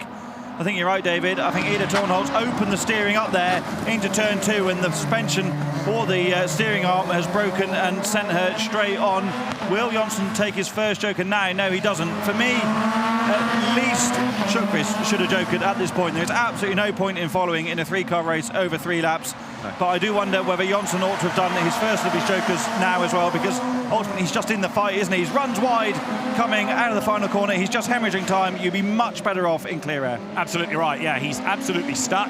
And he's also being chased hard by, as you say, Sjökvist, who is right there behind him as they come then now through turn 3, blast of acceleration, and now stand on the brakes, get the car rotated onto the loose. So Kasper Janssen it is that leads the way. You get the feeling that Martin Jonsson is quicker, but it's all irrelevant because of these 2 joker laps, and it's irrelevant because he's absolutely stuck behind him, but they touch and Janssen gets sideways, he's in the wall, he bounces across the road, saves the slide. Suddenly the complexion of the race has changed. I wonder if Kasper Janssen had a problem prior to that moment. Don't know if there was contact for him to spin like that on the way up to the jump, but he looked to me around the hairpin like he had a lot of understeer.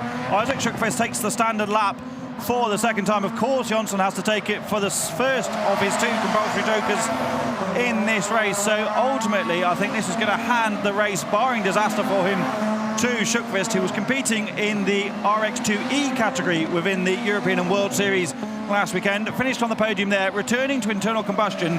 Quite hard, David, to get back into this sequential gearbox car with quite a different weight balance, very different to drive from an all-electric machine, as we'll see Victor Frank's drive within the supercar class in just a few minutes' time. But ultimately, this has been thrown away by Janssen. I don't know if he does have that big of an issue, because he seems to be going okay now, but ultimately he's lost way too much time. They were certainly nose to tail when they went onto the loose, and I just wonder whether Jonsson did tag the back of him. However, that might be revealed post-race. Here is Jonsson for his second joker. So it is Isaac Sjökvist then that leads the way, and Jonsson again, he's wide and he's in the dirt and he's delayed.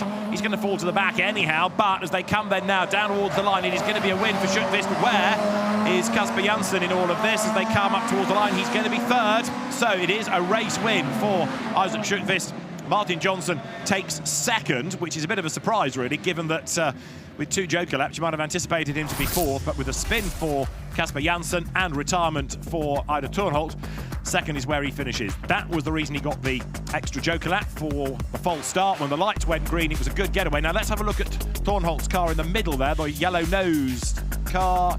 She just gets squeezed in between the 2, pincered completely, and that does for the suspension. Probably in that little bit of contact there, because she just can't turn at the next corner. Yeah, I think she's just opened the steering, hasn't she, to turn right for the corner in the correct direction. Really unlucky that she's broken, I guess, the steering there. These cars are designed to have a lot of load through the suspension vertically and from a side impact, but you really see wheels and suspension get broken easily when the wheel opens up, because they're not designed to have that lateral load front to rear. Let's have a look at this moment now. This is Janssen. I think he's going to slap the wall himself, or is he is. He just kisses the wall on the left-hand side. Not the sort of mistake we're used to seeing from Kasper. He turned up here last year and was absolutely wild to start with, the former kart racer. Tidied it all up, started to get sideways and got a lot quicker, but ultimately just dropped it there himself. Did well to save it, did well to keep it pointing in the right direction, but ultimately the time is poor. And ultimately as well, he did well to miss Martin Jonsson. They were getting pretty close. Well, it's a race win then at the end of all of that for Isaac Sjökvist. He takes honours in our final Supercar Lights race, and Isaac Sjökvist is with Molly. I say that's a race win, but the time only good enough for 7th. Where do you think you could have gained more time out there? I think it was a really tricky race out there. I had the crash in the start, and then when Casper went into the wall, I think I just tried to keep my eyes open and stay cool, and had a feeling that if I just take it an easy ride through the heat, I would made it quite good. So P7 is for sure not satisfied, but the best I could during this heat. So I think I have the speed in me, so better starting position, had an engine failure in Q1, so feels great to be back. Do you feel quite confident on this track? Yeah, it's completely like what I like to drive on, for sure. It's missing the gravel, but it's suitable for my driving style, yeah. Thank you. Thank you. Well, there is Ida Thornholt's car being retrieved, and the grid in a moment will be given over to the supercars that are getting ready, and then the 2 races in Q2. Let's just confirm that last race that we witnessed, with Isaac Sjökvist taking the win from Martin Jonsson with his 2 joker laps, still ahead of the spinning Casper Janssen. Ida Thornholt not making it to the end. Simon Olofsson then leads on points with the top time in both Q1 and Q2, ahead of Martin Enlund, Mattis Janssen, and then Mats Oskarsson. Eric Berget 5th, and Ola Henry Stansholt is in 6th. So, supercars are next, and at the end of Q1, it was Niklas Gronholm, the fastest, ahead of Thomas Brinterson, and then Philip German 3rd, Enzo Eid 4th, and Jori Belewski 5th. They will go into the first race. O.C. Veiby, Sondre Evian, then Hans-Joran Osterung and Victor Franks will go into the second. There is the grid. Niklas Gronholm then is good to go as we get set with Brinterson, German, Eid and Belewski alongside. Remember, the championship leader, Johan Kristoffersen, missing this weekend, extreme E duties. So Gronholm, Evian, Brinterson, golden chance to score points. We're ready to race. Q2 for the supercars is ready to go. Lights go green, it is blast off. Good getaway by Gronholm on the inside, but German made a decent start in Q1. And look at Enzo Eid right around the outside and goes second. Fantastic start. Brinterson gets up alongside him. Eid covers it off. It's Gronholm leading. Eid second, Brinterson 3rd. Such respect through the first corner from all 3 of them. Belewski sinks it up the inside of German in the background. They both run wide. German's gone stage right to do a donut and bring the car back. Not ideal for him. Enzo Ida flicks the rear of the car around in the hairpin, but Ida and Gronholm gave each other great racing room through the first couple of corners. Respect went out of the window for 4th, though, didn't it, down at turn 3. Right here are the 3 leaders then, and Eid is staying on the back of Gronholm. Brinterson is going with them, so these 3, it is game on as Brinterson goes for the joker, gets out of the traffic. It's going to be a clear road ahead of him right now. Let's see where he blends back in, because if he can stay ahead of the delayed cars of Belewski and German, this could really play out nicely for the man that comes into this round 4th in the championship. He does stay ahead of Belewski, who tries to make a move down to turn 1 on the inside line. Elbows out, Brinterson defends. Gronholm leading, Eid at the end of that one by 0.8 of a second. Great strategy from the TBRX team to get Brinterson in and out of the joker. Great from him to stay ahead of Belewski. Now he can get the hammer down and try and catch these 2 up front. Brinterson fastest of all of these guys in the second free practice yesterday evening. The whole field, or the top 5 at least, split by less than half, well, 1.5 tenths in the end, and the whole field split by not much more. So competitive in Supercar this weekend. I think Eid is going to joker now. He's not. No, he's going to go with Gronholm. Brinterson's too close. But that also deprives Eid of a chance, really, of challenging Gronholm on the joker, because this is the end of lap 2 and it's the last lap they're about to start, so it's advantage Brinterson in many respects. He's got more opportunities now. The leaders go through. The gap was 0.8 between them. It's already up to 1.5 seconds. So Thomas Brinterson certainly should be able to jump ahead of the Belgian driver Enzo Eid, the Blancpain GT sprint champion for WRT a few years ago, and he was very much dedicated to circuit racing. He absolutely loves rallycross, a completely different discipline.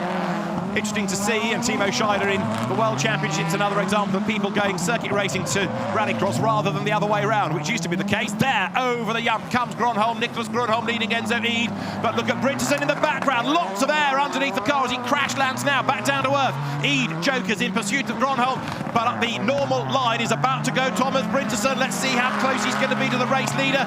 Surely he's going to jump Enzo Eid for 2nd place. Yes, he is, but he's not going to be close enough to Gronholm.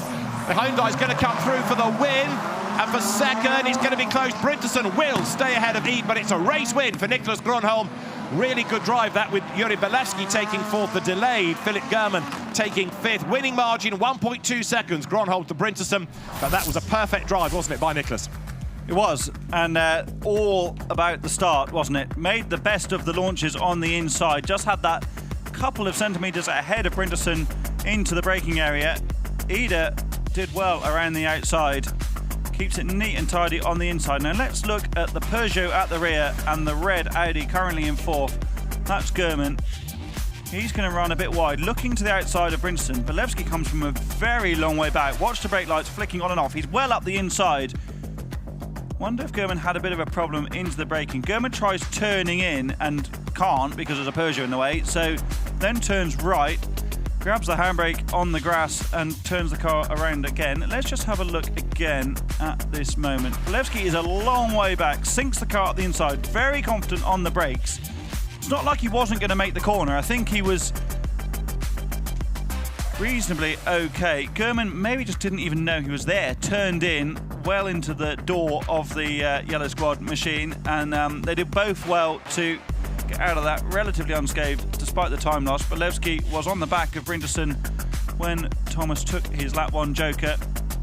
Ultimately, Nicholas Gronholm was untroubled up front in his quest for more points in qualifying. He's down with Molly. Nicholas, that's a race win and quicker than Q1, so you found a bit more speed. Maybe a bit, yeah. Still struggling with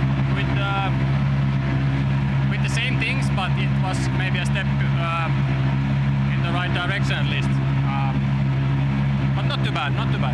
Struggling with the same things. What things? A bit of understeer in places I wouldn't like. And then when the window of how the car works is very narrow, and I would like to be a bit wider to be able to push a bit more when I need to. And just makes me do some small mistakes all the time, which is not nice. Well, the good news for Nicholas Gronholm is that he is still quicker than he was in Q1. So he has found a little bit of time, and he takes the race win from Thomas Brinderson, Enzo Ida in third, Yuri Bolewski fourth, and Philip German, after his delay early on, never really got back into the hunt. He finished in fifth. The next grid, the final grid out of Q2, is going to be OC Veby, or Christian Veby's Audi, with Sondre Evian in his Audi alongside. Then Hans-Joran Ostreng and the electric RX2E machine of the Belgian driver Victor Vranks on the far left as you look at it. So here you've got Veby and also Evian, who by rights and by pace you'd have thought should be in that quicker group. They've got to do the hard work now as the lights go to green. It is blast off and a good start made by OC Veby. He will lead Evian just as they get towards the first corner. Ostreng looking for a way past the two of them, but the two Audis absolutely together, the JC run cars, but now stretching its legs a little bit is Veby's car, and he will lead by a length or two. Good respect between the pair of them. Of course, the last thing you want to do in any motor race is come to blows with your teammate in the first couple of corners. Really, these two should have the ultimate pace over the pair at the rear of the field. So now it's all about managing the joker strategy. You can see they're already pulling a bit of a margin on Ostreng in third. Frank's hustling that electric machine along on a massive high from winning last weekend in Julius, but ultimately doesn't have the pace to compete with these EKS built machines out front, and I would expect these two to follow for a lap, maybe follow until lap 3 just to make sure they get a good comfortable time. You could easily see them split the strategy on lap 2, and I wouldn't be surprised to see Veby take the joker from this position if they've got the gap on Ostreng, just to ensure that they maintain track position, because Evian may be too close and risk falling back into that fight. But it does look like Evian's got better pace now. He's brought the gap right down, hasn't he? Ostreng is in third. It's really going to be between these two, so they're going to have to split the strategy between them. Sondre Evian looking quicker. He's brought down the gap, even though Veby, of course, was the man fastest at the end of lap 1. Over the up they go. Down to the hairpin, set the car up, a little bit more sideways possibly there was Veby, the Rallyx star, keeping Evian at bay as they now, again, go on the normal route. So that's the order to the end, isn't it? Because there's no opportunity now for Evian to do anything different. No, but as teammates, I think it's a sensible approach, isn't it? With the entry as it is this weekend, it's all about being there in the semi-finals. You're not massively at risk of not making it, not having a good grid position. So now it's all about managing where you are through qualifying, not risking dropping into Ostreng. So Ostreng hasn't jokered, so you were slightly at risk there of dropping into traffic and ending up in an unnecessary mess. So I think a calculated approach from the JC squad. Yes, Sondre might have some more pace, but his opportunity will come later this afternoon.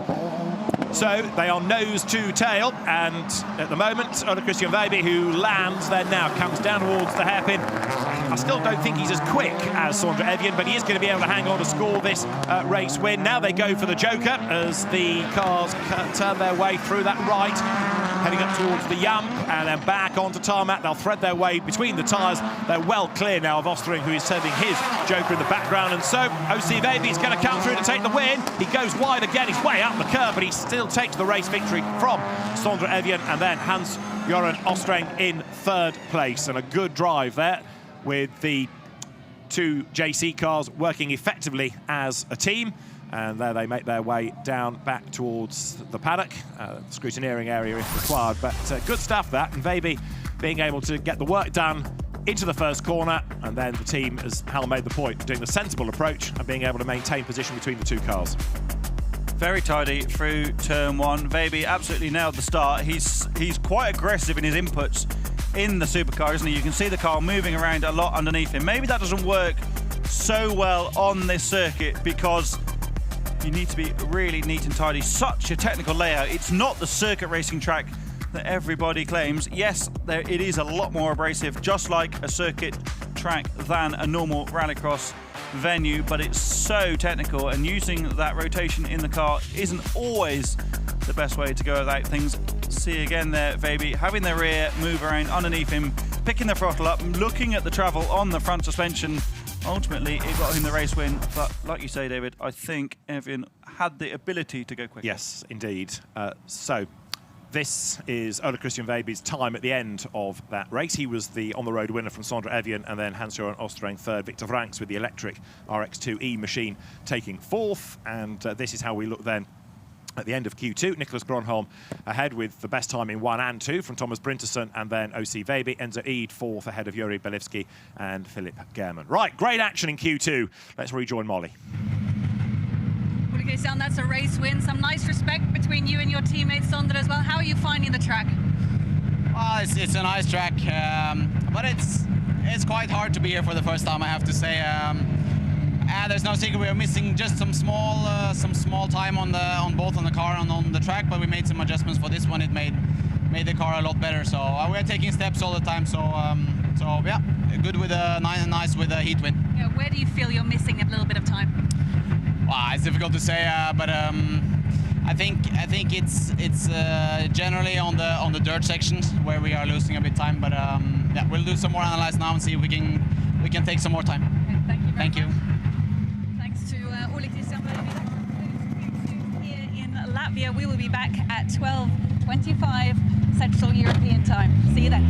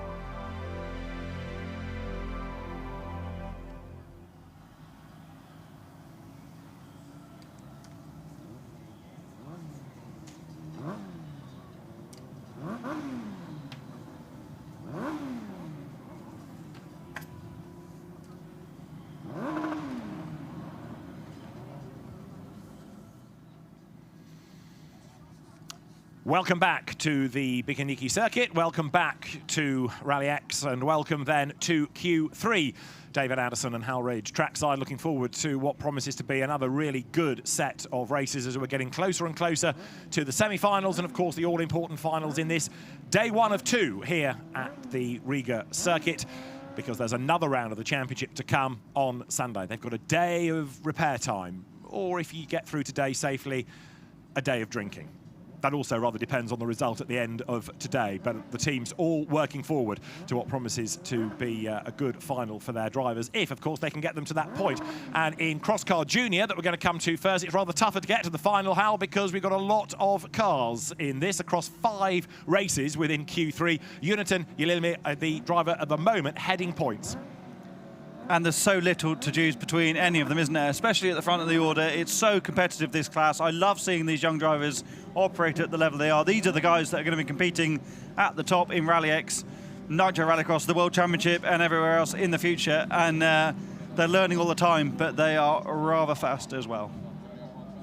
So Uniton Yililmi is the driver on the front with Lucas Andersson, then Hampus Häggström alongside him. Joachim Lund Olander and Carl Peter Norstrand will round out the order. Ready to race symbol is given then. The stars of the future are about to go. It's their last qualifying race and he's blast off. Good start by Yililmi on the inside line, but from the middle, Hampus Häggström tries to go around the outside and gets second place, which he does, but then has to brake and he gets a tap in the tail and he drops back behind Lucas Andersson. They've all got round the chicane safely, but it is Carl Petter Nordstrand at the back with work to do as 1 or 2 spots of rain are falling. Yeah, we were outside just a moment ago and it certainly wasn't raining then. Very wide through turn 4, as we're going to call it. There's a bit of debate around here as to the corner numbers in that part of the lap, but up front, Yililmi, perfect start. Composed through the first corner and top of the order. This is exactly where you need to be, isn't it, if you're to secure the top qualified position. So Yililmi it is that leads then, but he's under attack, that is for sure, as the cars work their way across the loose. Does anybody go joker on this first lap of the 3? Yes, and it looks like it was possibly Hampus Häggström out of 3rd place. So the clock runs as down now towards the end of the opening lap comes Uniton Yililmi, and he should be able to break clear now. Clear road ahead of him. He was the fastest driver early on in the day, and he's half a second already clear of Andersson. Moving the crosscar around a lot on the exit of the long final corner. Getting not much rotation done on the way in. Doesn't quite get to the barrier on the apex, but very, very smooth from the race leader. Under reasonable pressure, the gap stabilising at about half second. Doesn't get a great exit from the hairpin. There's little to choose between the top 3. And Häggström, who has jokered some 5.1 seconds off the leader, he is definitely going to make up some ground at least when these 3 take their extra route, which Addison does now. So Yililmi gets a clear ride for the moment, but behind, gaps are coming down, aren't they? Because as soon as somebody peels out of the way, you can then push. The road opens up for you, and you're going to see the race leader, I think, Yililmi, being given a bit of a tougher time. As here come the next pair off that joker on the inside line. Look, is Lucas Andersson. So Carl Peter Norstrand runs second on the road, but the best of those that have jokered is Andersson in 3rd place. Joachim Lund Olander is behind him, and then Hampus Häggström at the back. He jokered on the first lap, got out of the traffic, but he's still a long way back relative to Andersson, who is 3rd. And drama there, look, coming out of turn 3 off the road. Is that Nordstrand with a problem? I think it is. He's got a wheel off. That's a big, big problem. Yeah, lost the entire front corner. Quite unusual to see that on a cross car. A dejected driver sitting aboard his machine there. Disappointing for the youngster. Luna Lander couldn't do anything about Andersson at the joker merge. This time we'll see Yililmi go in with no option but to take the joker on the final lap. 4.4 seconds should be enough, but I think it could be reasonably close. So Yililmi comes then over the brow onto the tarmac once more in that joker lap. It is going to be close, yes, but he's going to have enough in hand surely, because he's now got the right line for the corner. Up towards the checkered flag he comes. Uniton Yililmi takes the race win, and second across the line behind him after a good push on that last lap, Lucas Andersson. But in fact the fastest lap was done earlier on by Uniton Yililmi, and there clambering out of the car is Carl Petter Nordstrand. 3rd over the line was Hampus Häggström, and Joachim Lund Olander taking 4th at the end of our first race in Q3 in the junior cross car category. Marshall quickly on the scene, but a very, very disappointed Carl Petter Nordstrand. Yeah, fascinating to know what it was that broke that suspension, caused the wheel to come off, because that corner looks decidedly sorry for itself. It does. Quite an interesting situation, that, because you've got to lose more than one bolt for the wheel to start flapping around like that from both the top and the bottom wishbone. Steering arm as well. Looked like it was just flapping around on the brake pipe to me towards the end of that moment. But this was critical for Ylilami, wasn't it? To be running the car out wide on the exit of the first couple of corners. That rain hasn't materialised yet, but it could well come, and that will only help these guys in the overall time standings. Lucky to get away with that moment. At the back was Ylilanda. Will we see the issue for Karl-Petter Nordstrand in a moment? Ylilami really untroubled up front. So this is Nordstrand running wide. Something's already broken on the front. Let's just continue. Okay, in the wall as well, which definitely hasn't helped. But something had broken for him to be in that position in the first place. But that is the entire corner torn off the Crosscar. They will have that fixed, I'm absolutely sure, because they are just like circuit racing cars, really, like a single-seater. You bolt a new corner on it. And they've got a little bit of time, but of course it may become academic because he might not get into the semi-final anyway, so it could now be that they're having to think about Sunday's round anyway. Uniten Ylilami then is the driver that takes the win from in second place. Then Lucas Andersson, the man that's third in the championship. Third over the line was Hampus Hagström, and then Joachim Lund Arlander was fourth. Karl-Petter Nordstrand, the one that we have lost. Down there at that loose section at the hairpin. Our next grid of cars will step forward in a moment, but the circuit needs to be cleared. First up, the Crosscar Junior Championship being led by Michael Oito, and he is on the next grid, and he was only at the end of Q2 to be found 10th in the times, 10th in the points scored over those times. So there you can see number 30, the championship leader's car. 323 is that of Anton Soderholm. Number 33, Nico Kinnunen, who was very spectacular in Q1 this morning. 195, Oliver Solli, and Eric Nielsen in number 34 lines up then next. He fifth in the points, Eric Nielsen, at the end of the earlier one. Nordstrand was actually second after Q2, so despite that DNF, I think should be enough. 3 semi-finals, of course, in junior crosscar because of the size of the entry. He should get lucky. Fingers crossed for him, but let's now double check what goes on here. Eric Nielsen will certainly be a driver to look for, as he is on the inside line, and the championship leader, Michael Oito, again, he's going to pull something really, really clever off the line, hasn't he, to then somehow get from the outside into the traffic. If he's hung out to dry into turn 1, he's in real strife for the rest of the 3 laps. You do have the inside for turn 2, don't you? So we're yet to see that slingshot work, but this could well be it, and of course that's what he'll be working for. He's had 3 final wins as well, Oito, this year. Right, so the track just about cleared. You can see more of the cross cars on the dummy grid in the background. They'll be brought forward here at the Bikaniku circuit in a moment. And first of all, we need this race B out of Q3, race 34 of the day, underway. So the marshal strides purposefully to the front of the grid to make sure that everybody is now paying attention, gives them the thumbs up.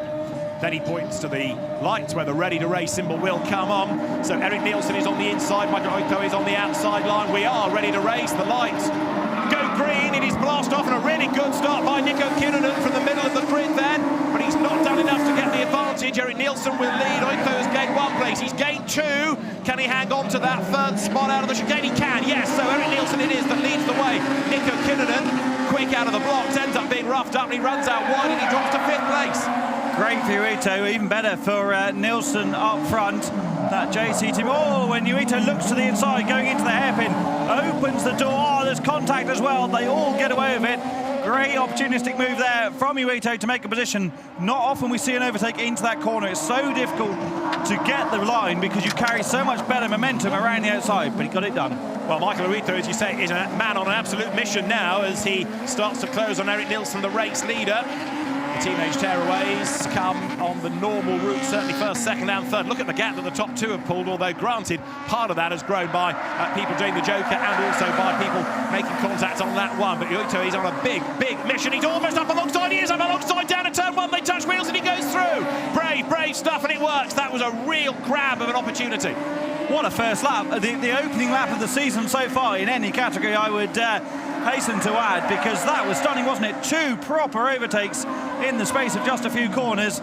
He needed to fight back, didn't he? Where was he overall in the standings? Down the bottom is 16th overall, so on the cusp of not making the semis at all. Exactly what he needed to do to get himself back up the order and stand a chance of making the final later on. And he was able to do that on pace, on merit. Didn't have to wait for the joker, didn't have to try any strategy. That was on merit. A big slide by Nielsen is corrected behind him. But now Michael Uito then tries to build that gap. Still doesn't joker. He's going to do that on the last lap. But what that's done also is cover off Nielsen that stays put as well. It's going to go down to the wire between them. Having hit the front, Uito isn't exactly storming away. The gap down a little bit under braking as Eric Nielsen desperately tries to claw back, lost tenths of a second.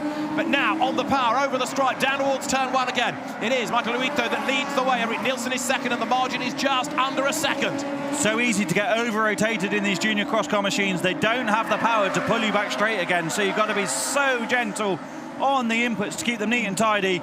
So always easier to follow, isn't it? Unless you can smash in the lap time on your own. So Nielsen now getting, oh, and he's made a mistake, clipped the wall on the inside, over-rotated the car, livid inside. What an error. I was just about to say he's doing a great job by following the leader and hanging on to his coattails to get a good time. Don't say it. I haven't. He's let you down already. And of course, he's going to be a slow time in this. It doesn't necessarily rule him out of the semi-finals, but it's certainly going to put him down the order, isn't it? So Eric Nielsen, who was 5th in the order, in the standings, coming into Q3, throws himself down the order, and it means that Michael Uito is going to come through for the race win. Checkered flag at the ready, over the line he comes. In the end, he's an absolute mile clear of anybody else. The time that he does, 2 minutes 58.4 from, in second place, Oliver Solly, who we never really got to mention. He just got on with the job quite happily. Third was Anton Söderholm. And another look at exactly what panned out in that race. And the hard luck story is Nico Kinnunen, because he got it wrong at turn 2, and Eric Nielsen, who got it completely wrong. Uito did lose a lot of time, though, in this fighting early on. Great car positioning through turn 1. That's what I was talking about, being able to run around the outside and having the inside for turn 2, then running the car to the perimeter of the circuit to be able to maximise your exit speed. Doesn't even touch the brakes after that initial input on the middle pedal early in that corner, and then stands on the brake pedal, gets nice and sideways on the way in. A wonderful overtake there, really opened up the corner for himself. A bit of contact in the background, nothing really untoward. You do get those lifted wheels when you have the open wheel scenario of touching wheel to wheel, and this was another brilliant overtake.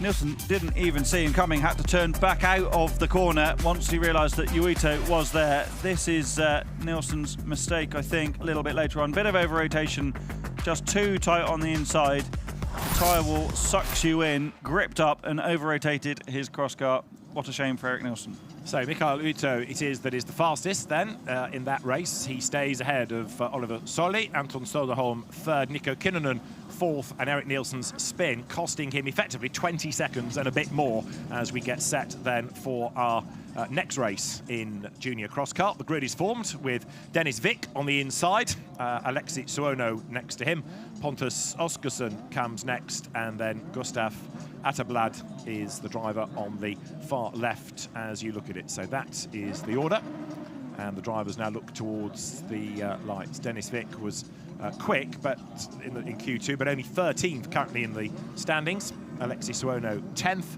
Pontus Oskarsson is only 18th, and then Gustav Atterblad 19th. So there are two drivers that need to put a bit of a wriggle on here if they possibly can. The grid is clear.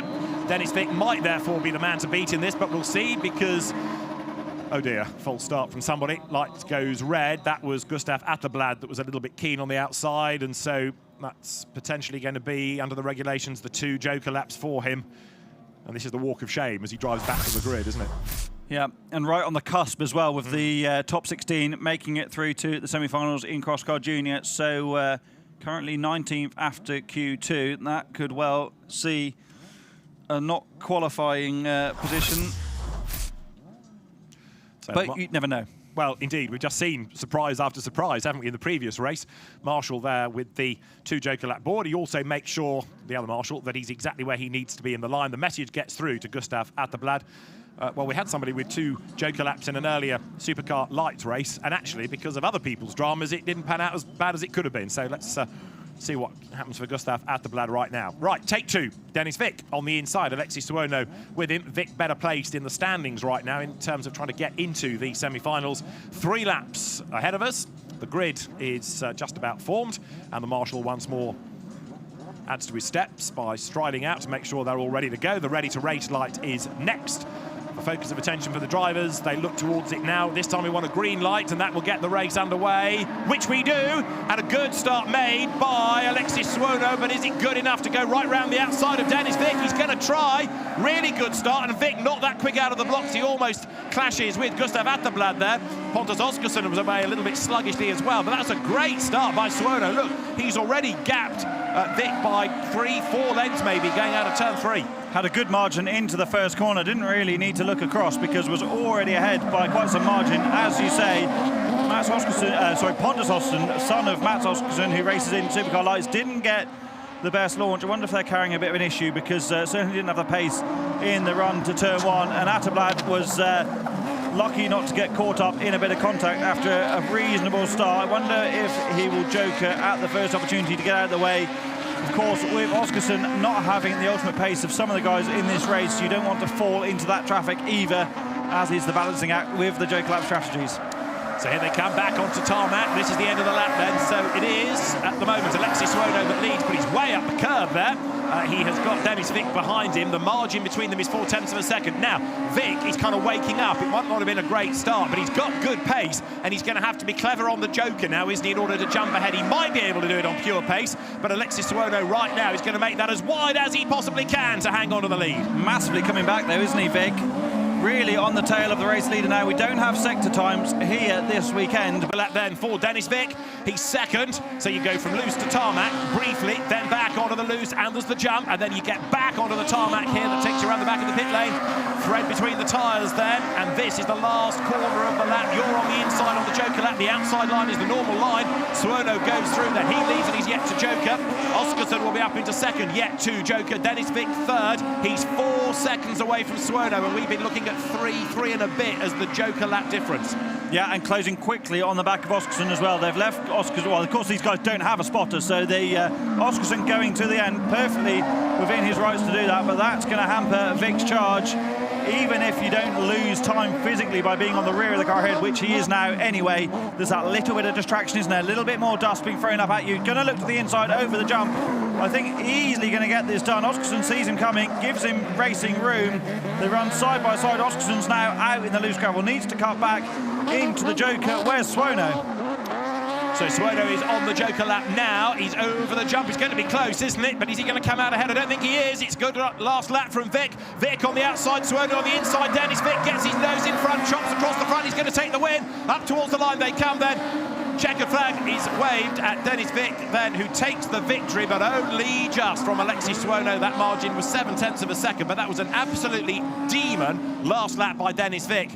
It looked as though 4 seconds was going to be too much to make up, but he absolutely stormed back on the last lap, did the best lap of the race, 56.41 seconds. That was the replay of Gustav Atterblad making the jump start that cost him 2 joker laps, but Dennis Vick, not a great start, but boy, did he rebuild that race.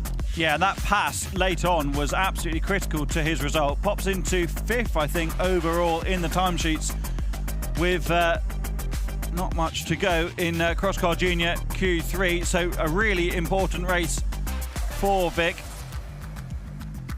This is the move we saw on the final tour, sunk it up the inside. Oskarsson, good observation to know that he was there, but you know, nervous on the inputs, ran wide, and then you're in a world of trouble out there in the loose gravel. Suono in the joker just dropped off the pace a little bit in the final couple of laps and could do nothing in the final corner. Nevertheless, a reasonable run, and he also drops into 7th overall.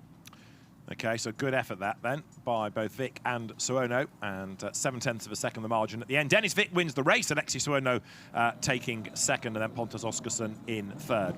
It is Miro Campi who is on the inside in the orange car for this next race. From Joni Turpinen, Maju Niemi in the black colours, and another of the orange ones is the other Campi, Hugo Campi, as the lights then are about to go green. It is race D of Q3, it's blast off. Slow start by Niemi, but a really good getaway there by Joni Turpinen, who is going to lead on the way down towards the first corner. And of the Campis, it is Miro that goes second and Hugo Campi third as they wriggle out of the chicane. Clean start, tidy start. Now don't forget, as you go further down the heat, you get to the slower drivers from the previous qualifying run. So don't expect this to be quite as dramatic, maybe, as the previous race. And even at the end of, what, a third of a lap, gaps are starting to open up just a little. Such a learning experience for these guys. All Finns. This track couldn't be more different to a lot of the Finnish circuits. You've been to Kouvola before, David. This is radically different in its layout. Oh, gets wide into the gravel on the outside, and it's a spin for Turpinen. And then a head-on, because arriving on the scene was Miro Campi. I think he was measuring his pace against that of Turpinen. And as Turpinen completely missed his braking point, so did Miro Campi and had nowhere to go. That's all part of the learning exercise, isn't it? You follow the leader and you brake at the same point. And you speak to really accomplished supercar racers who try and brake as late as the guy ahead. If they miss their braking point, you miss it too, or even a bit more, and then you're in all sorts of problems. So a really big effort from these guys to come to a totally different venue and learn from each other while also racing. Niemi hasn't done a full season before. These are the first time they've come to this track as Rallyx returns to Latvia, and yeah, every lap, every race, you learn that little bit more. So Maiju Niemi it is that leads the way by 3.8 seconds from Hugo Campi, who has already jokered. Then you've got Miro Campi third, recovering yet to joker, and fourth, Joni Turpinen. So they've all survived the first lap. But I said on the first lap there were gaps. There are bigger gaps now because of all of the fun and games that we had on that previous run here through the hairpin. So Maiju Niemi it is, trying now to build this advantage over everybody else, trying to make sure he gets into the semi-finals. Importantly, Hugo Campi then in second place to the joker. On this second lap goes Maiju Niemi. This is going to bring Hugo Campi back into the mix. It's not going to give him the lead, but it is going to get him a little bit closer, but then he will have to joker on the next lap and he'll fall back again. So very much now advantage Maiju Niemi as he comes over the line. He's up the curb, crosses the stripe down towards turn one and goes through them. So race leader Maiju Niemi starts her final lap and goes then now down towards this sharp left, turn three, flicks the back of the car nicely, doesn't waste too much momentum there. Good drive this. Very good, and getting that rotation in the car, you've got to maintain momentum because they just haven't got the power to pull themselves straight. So really accomplished run at the front of the order. You know, she's been new to this, like I said, so to be out front is a new experience as well. Running late in the session, the track's maybe at its cleanest it's been so far, not when you're running wide like that, but a good drive. It is. So Maiju Niemi has done the joker, and this therefore is the run up towards the checker flag. Everybody has got their jokers done now, so it's a straight race to the line. It's the time now that counts. Lots of opposite lot being applied there. The car is up the curb, it's over the line, and it is a race win then for Maiju Niemi. And actually by some margin from Hugo Campi in second place. Miro Campi takes third, and then the badly delayed Joni Turpinen in fourth. That really was Turpinen's race, and he threw that away. And then just to compound the problem, I suppose he had to wait for Campi to get going before he could drive away, because they were nose to nose. Yeah, even more frustrating in that scenario, isn't it? But made a brilliant start. Niemi left sleeping a little bit on the line, reacted quite a bit later, but ultimately I think that probably worked out for her, didn't it? Because she stayed out of the trouble that unfolded up front. Not a bad overall race time either come the end.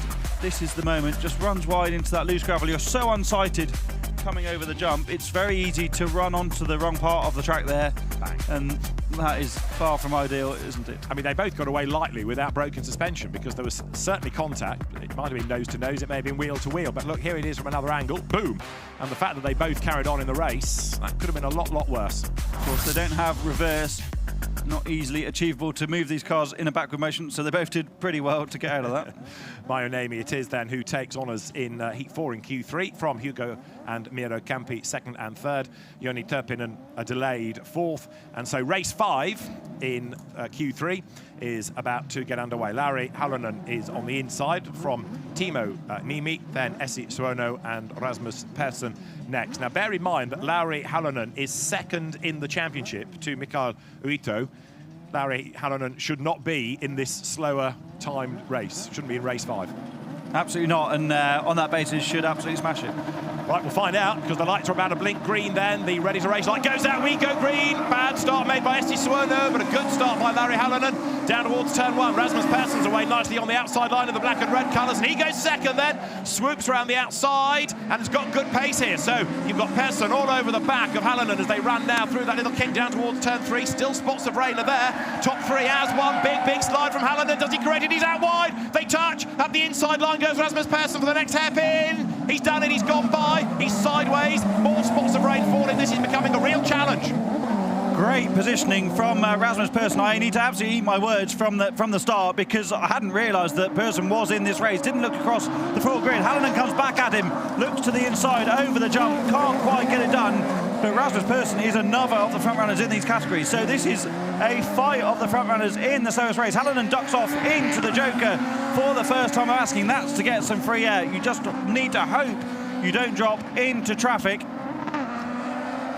He dropped onto the tarmac nicely enough. He's going to come out third. He's going to come out clear as well, because there's nobody in the way. There's nobody to defend from as he just goes side by side. Broken suspension. And yet, drama for Persson. He's got damage. It's the wheel arch, isn't it, flapping at the back? And I think the wheels, it's got a lot of camber gain on the rear. It's now parting company. Yeah, there it goes. That's the bodywork. Now the suspension sits down, and that's Rasmus Persson's gone. That's the wheel off. And he goes onto the old racetrack. That's him done. So real shame for Rasmus Persson. Was that contact, or was that a heavy landing that did for him, I wonder? Yeah, that is and difficult, because already in the slowest race of the session, where is Persson in the standings? 8th overall in the standings. Has been in the final a couple of times so far this year, so that's a disaster for his hopes in the overall standings at the end of this weekend, because I'm pretty sure that won't be a position in the semi-finals this afternoon. Right, so big problems for him. As there you look then at Timo Niemi, who currently is serving the Joker lap. He will blend back in a moment. So we've lost Rasmus Persson. Big slide and a spin for Hallinan, who goes around, throws away a possible win. The track's getting a little bit slippery, but that was just too much power too soon, and a round has gone. Lauri Hallinan, the man that is second in the championship, has had a big spin. So Tino Niemi leads. Hallinan is second. Essi Suono now is third and last, but Suono has just done the best lap of the race. They've all jokered, so this now should be Tino Niemi to the flag, shouldn't it? It should. Hallinan was 7th overall coming into this race, so it was his Q2 time that was poor. Third fastest in Q1. Hopefully for him, he'll have done enough to maintain the position in the semi-finals, but it's so competitive. You easily drop quickly down the order with a mistake like that.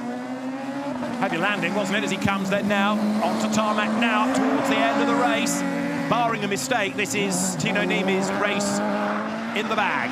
So last corner coming up now. Throw the car in. It runs a little bit deep. It runs out sideways, but he corrects it. He comes to the line. Checkered flag at the ready, and so Tino Niemi takes the win. In the end, it looks dominant, doesn't it? But he's helped in part by that spin for Lauri Hallinan, who is going to be absolutely furious. He comes across the line. He takes second, but he was 6 seconds adrift. And third is Essi Suono, and that is Rasmus Persson, who trudges away from the car and tries to work out exactly what he did or who he hit or what he clobbered in order to break the suspension, because that was a real shame. Another good race, though, up until that point. And look at this start from Persson on the outside line. He was away like a scalded cat, couldn't quite grab the lead, but he was able to find just there a gap in the traffic and go second. Great awareness from these young drivers. I'm always impressed at how they find the gaps to slot into without contact. Where was Persson overall after Q2? Just having a little look down the list. This is the moment that was lap one, and there was contact, and I wonder whether that was the start of the damage. Persson went through for the lead, but it was that corner that he got the whack on. It was a bit of contact. Let's look at this jump landing. So yeah, I think you're quite in the first one. You're quite right. You can see where the bottom arm is broken. Now it's folded underneath the car. It's going to square itself up again into turn 2. This is where you thought the wheel was still attached, because it looks like it's completely upright. The wheel arch goes, and then the entire thing breaks. They're under such load that once you break part of the suspension, the rest starts to eat itself once the wheel starts flapping around. So Persson was 15th with a DNF in Q2, so that's Persson out of it. That won't be a position in the semis today. What a shame. Having a good look at the corner that's left on wet tyres as well. So yeah, obviously expecting the rain to come. I don't know if it will or not though. It's very hot outside. Of course, they all use cut tyres. It's a wet type tyre in the Crosscar category. But yeah, at the moment, despite the drops on the camera lens through that session, it still looks pretty dry to me. So Tino Niemi took the win from Lauri Hallinan and Essi Suono, and now the car is being retrieved at the end of that race. Sad to say, big disappointment therefore for the disappointed Persson. But as far as the winner is concerned, he's a happy man, and let's hear from him with Molly. I am up here in the spotters tower with Marco. Marco, who are you spotting for today? Well, Mr. Egonson and Mr. Götesson from Sweden. And how's it going so far? Well, it's kind of a messy. Well, it's going quite well. The cars are holding together, and the drivers are doing their best, so I believe it's okay. What's the most stressful thing about your job? The spotting, yeah, well, to remember to find out the choker on the right time and count the laps and so on. So it's going. I have a couple of years here in the tower, so I think it's going well. And it is starting to rain a little bit. I guess, you know, tyres is not a big headache for you guys, but do the guys get stressed about it raining a bit? Or? Yeah, I need to just calm down because it's warm on the track, so it's drying up very quickly now. So no worries yet. Thank you very much. You're welcome. Have a nice day. So the next grid is formed and just about ready to go as the marshal sprints across the road. Then this takes us now into Crosscar. Ronald Baldins on pole. Joni Pekkaraya in the yellow car, not too quick off the line. A very good stop by the white car, Alex Gustafsson, but Martin Juger around the outside. Yanis Baumanis goes second. So the whole order shuffles through the first corner, and Martin Juger is away and gone. Brilliant start by him. Ronald Baldins tries the outside line and trying to gain second place. They've got the wipers on. Way out wide goes Baumanis. He's all over the curb. He loses a place out of all of that because throwing it up the inside line to go second there, Ronald Baldins. Great battling, second, third, fourth, fifth, but look at the leader, he's away.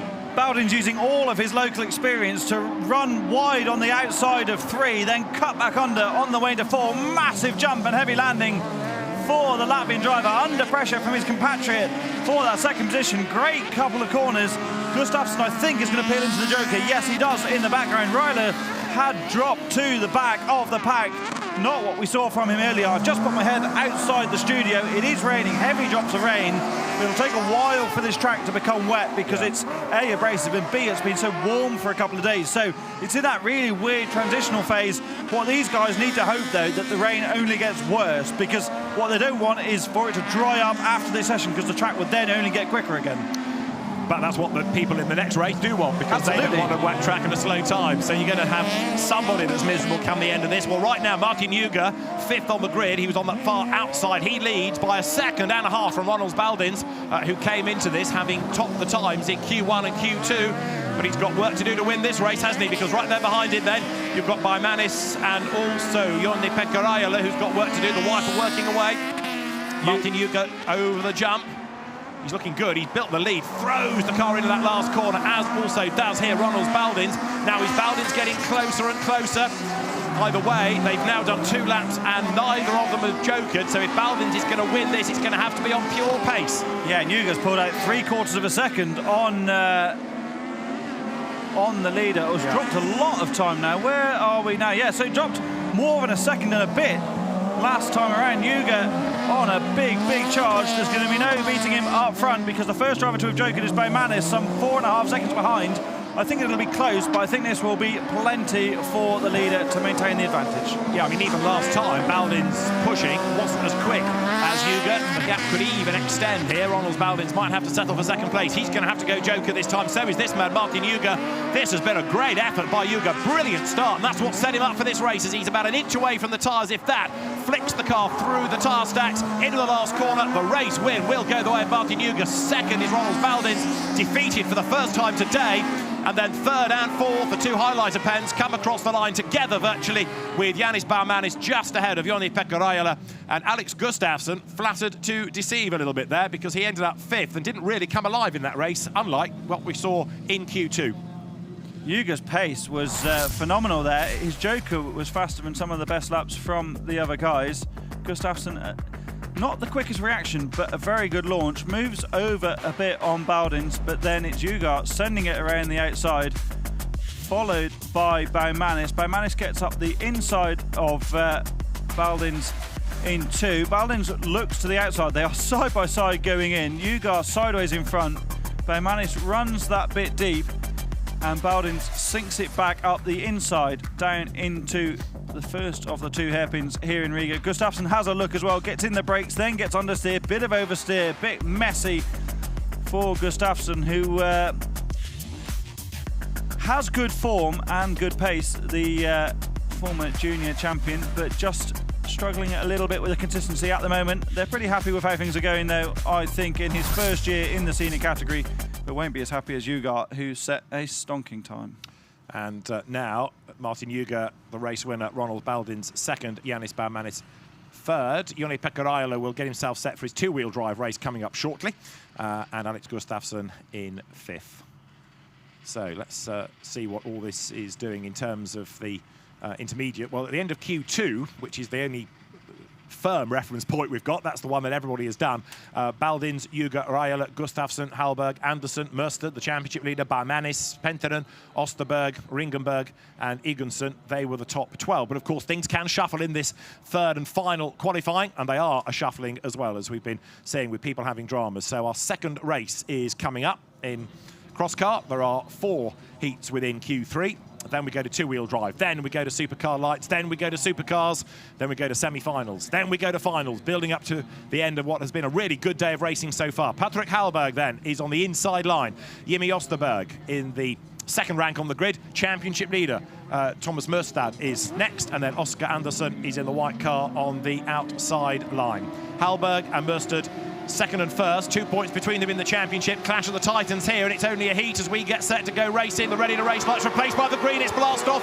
Mustad does make a brilliant getaway. A little bit too much wheel spin down towards turn 1 on the inside line. It's going to be Hallberg that leads. Round the outside, tries to go Mustad. He's up into second place. Osterberg is on the outside line. He gets run out wide into the dirt, falls to fourth. Round the outside line comes Anderson. He gets run out wide onto the dirt as well. Osterberg back through on the inside. He goes second. That was a very wide car that Thomas Mustad was driving, and pretty uncompromising. Anybody that tried to get past him was swatted aside. He's hung on to second place, but Patrick Hallberg is away up front. What a turbulent couple of corners for Jimmy Osterberg.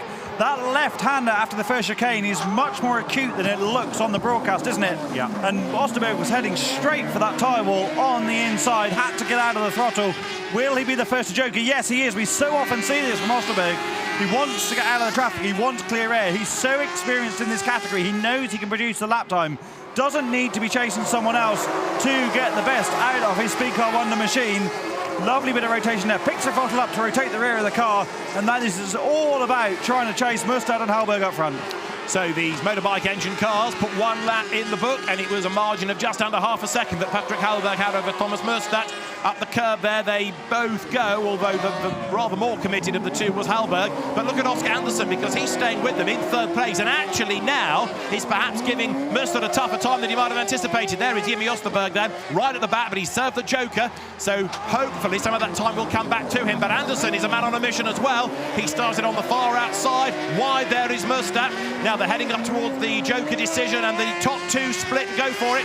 This gives Oscar Anderson a clear ride, and it could be absolutely crucial in him jumping ahead of Mustad at the end of the race. He's on the normal line. He's coming up to the end of lap 2. There is Hallberg. There behind him in the red car is Mustad, and way out wide is Jimmy Osterberg, who is going to gain places. Disappointing race this for Jimmy Osterberg. I thought he'd gain more than that. He's been on a charge. Hallberg Motorsport doing a great job to be as observant as they are, knowing you don't really want to give someone of Osterberg's quality clear air. So they jokered to maintain overall track position, even if they lost the lead now. When Oscar Anderson goes in, they will gain that back. Great observation from that team. I really thought that Mustad and Anderson would hold each other up more in that battle, but they kept it clean and tidy. Anderson will have to go in this time around, but if anything, Hallberg has extended his advantage, and Osterberg just needs a good time here as well. Ultimately, when you're in these battles, you know the time will be good, so you don't want to trip each other up. So there, over the joker goes Oscar Anderson then. He comes up towards the end of the lap, but it's going to be Hallberg that gets his lead back. He's going to win the race. Anderson is up in the second place. He did jump Mustad on that last lap, and it's a win for Patrick Hallberg. Second then, Oscar Anderson. Thomas Mustad third. Jimmy Osterberg fourth. Good drive by Hallberg, but good drive too by Anderson, and the team there. The way they used that joker, very important. That jumped him up ahead of Mustad into second place. Of course, the pair are teammates in the Hallberg Motorsport squad. Oscar Anderson didn't make the best start, but was able to cut back on the inside. Watch the white and red machine around the outside in 2. This is the wall I was talking about. Runs into that gravel, but that tyre stack comes at you quickly. Has to get in the brakes and then back in the throttle to avoid running head-on into that tyre barrier. Oscar Anderson getting run onto the gravel on the outside. Bit of oversteer followed by immediate understeer as the buggy gripped up. Addison, though, absolutely smashed in the best lap of the race in the middle part to make sure that when he was out front and not battling, he was able to get back to second. I really thought that Murstad and Osterberg were going to do enough, but ultimately Addison had found a lot of time in the middle phase of the race to finish second to his teammate. Good run from the pair of them. Very much so. Patrick Hallberg then confirmed as the winner, and Oscar Andersson second, Thomas Murstad third, Jimmy Osterberg fourth. The next four are going to come to the line, and it will be Pasi Penttinen on the inside, Riku Hukka for second on the grid, Isaac Igonsson third, and Elias Svensson will complete the four. But they will, as I say, be brought to the line in a moment. Now let's have a look at some more dramas from earlier on, and Jimmy Osterberg is going out of the shot. And what happens here? This is the drone arriving in the paddock and finding some cables. Oh dear, Vigo.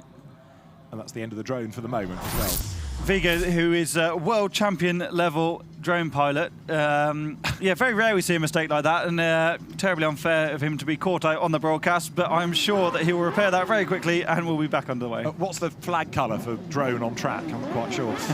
Right, Pasi Penttinen, Riku Hukka, Isaac Igonsson and Elias Svensson are ready to go. Race 3 in Q3 for Crosscar. Light to green, we're away, and a good getaway by Penttinen, but Hukka has been absolutely dynamite out of the block. Not this time, though, because it is Svensson on the outside that hits the front. Hukka goes second and contact, and over there goes Pasi Penttinen. Drama at the first corner, one on its side, one in the tyres. It's Isaac Igonsson that is off, and Pasi Penttinen is upside down. Red flag, race stop. Marshall's got the red flag. They just interlocked wheels, they tangled, and that tripped Pasi Penttinen's car over.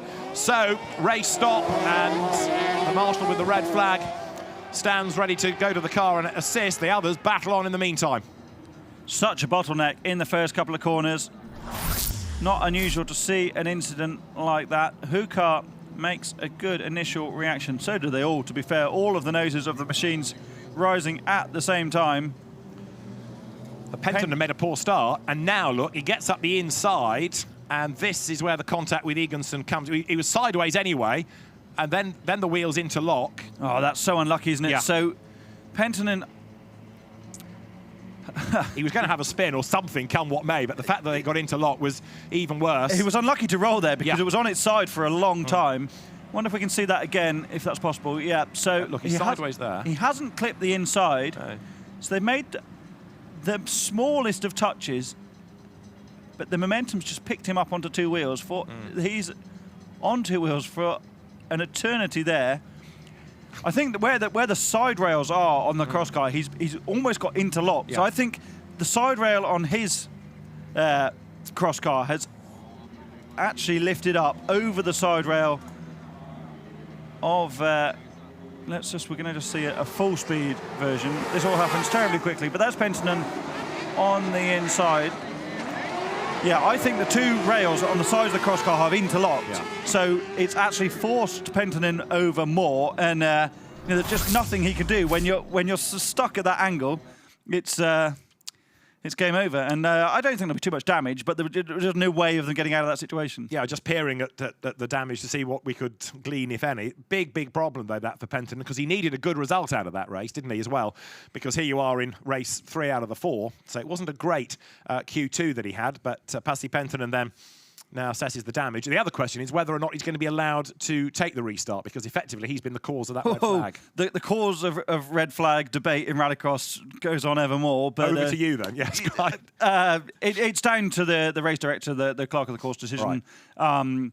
It's difficult to lay blame on anyone for being the cause of a red flag when you've got multiple cars involved in an incident like that. We've seen it several times in Rallyx where this has been a topic of debate, because if you arrive at an accident and have to stop and can't get out of it, it's not your fault, but you're still involved in it. So it's always a grey area, and it's one of the big outside assistant topics of motorsport, isn't it? What will happen now? I wouldn't be surprised if neither of them are allowed to start, but equally they could both get back in. Well, I don't expect one of them to not. It would either be all or nothing. All or nothing, but for both of them. Right, well, we'll double check. We'll come back to that in a moment as soon as the officials have decided. The first priority is to disentangle the cars, isn't it? Make sure the drivers are safe as well. They'll have a quick trip to the medical centre just to make sure they're okay, and that is par for the course, whether it's a large or a small incident these days. The cars have been disentangled, and so I think by the look of it, they're Isak Egonsen is trying to get back into the race, but Pasi Penttinen may not be able to, if only because the race officials want him to be checked over. He was the one that was effectively upside down after all.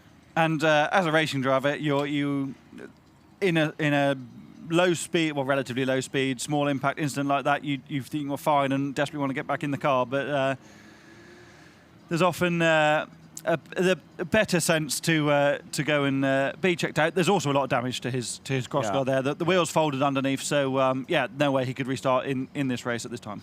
So that's our first red flag of the day, I think I'm right in saying, and it's a shame, therefore, that we will lose Pasi Penttinen from the restart.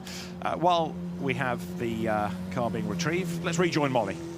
Yeah, up in the spotters tower. Whoa, it's a little bit busy, but Oliver Eriksson is here. You're spotting for Ole Henry Steinsholt. You just saw what happened, yeah? Yeah, good roll here in Riga turn 1, you know. This turn 1 is kind of vicious, you know, anything can happen there, and unfortunately, yeah, they tangle up. Made a roll. I don't think it was that bad, so probably they can come out for the semi as well if it goes through. There always seems to be a roll here in Riga, right? Yeah, we've seen 2 now already. So yeah, this track is kind of known for that kind of action, you know, with all the tire bears and stuff, and no one seemed to lift for turn 1 anyway. So. Yeah, so that's what we see. So how are things going for you guys so far? You're spotting, but I'm sure you've got a lot of other things going on too. Yeah, for sure. The team, it's been tough for the guys and girls in the team. You know, they've been involved in some turn 1 action as well. So it's easy if you hit wrong, you know, the wheels bend. The suspension bends a bit and you lose time on track. So, you know, we've been trying to tell them to stay out of trouble and put in the laps instead. How much of a headache is this weather? Yeah, it's what it is. It's kind of nice, isn't it, though? I like it. Everyone gets, like, nervous and stuff. And, you know, I just chill a bit and look how it's going and just watch everyone. So I think we'll be all right. You know, it's just a drizzle, you know. It's good for the dust. So slicks are on and we go racing. I have to say, you do look super chilled. Yeah. No panic, right? Thank you, Ollie. Thank you. Cameraman wiping camera lenses and teams getting ready for the restart of Q3. Even though it's a Friday, it's still a pretty busy circuit, isn't it? The Riga Rallycross track here at Pikaniki. So lots of people here. Tomorrow, although we're talking in terms of Rallyx having a day off and repair time, there is a round of the local championship and then Rallyx back on Sunday. So if you're a die-hard Rallycross fan, you've effectively got 3 days of action. And it's good to see people in such numbers enjoying really, really good racing, and with a very busy rallycross calendar across Europe at the moment. 1 or 2 of the drivers not being able to take part this weekend, but even so, we've got plenty going on, and as we've made the point already, with 1 more round to go after Sundays, so a crucial weekend this in terms of points. Well, there is a somewhat depleted grid getting ready for Heat 3 of Q3. Rico Hukka is there, and Elias Svensson is there. That's your lot for the moment, Hal. That's all we've got. Yeah, and a shout to Kevin Eriksson, Oliver's older brother, who is at home with his leg in plaster and in an elevated state, I would imagine. Was involved in an incident before the first Nitro Rallycross round. Unfortunately couldn't drive, and I think he's feeling quite sorry for himself that he can't be here working as normal. So get well soon, Kevin. I hope you're enjoying the Rallyx coverage. Let's return down to Molly in the paddock with somebody else. Yeah, part of the panic down here was actually with Marco, who I was talking to earlier. I didn't think I'd be catching up with you so quickly again, but it was one of your drivers who was involved in that. Yeah, but he got just a small hit. We lose the door and just put it on some duct tape and so on, and some stripes, and so we back on the race. A rallycross mechanic always needs to have duct tape. Right? Yeah, the duct tape is the shit, if you put it this way. So no worries.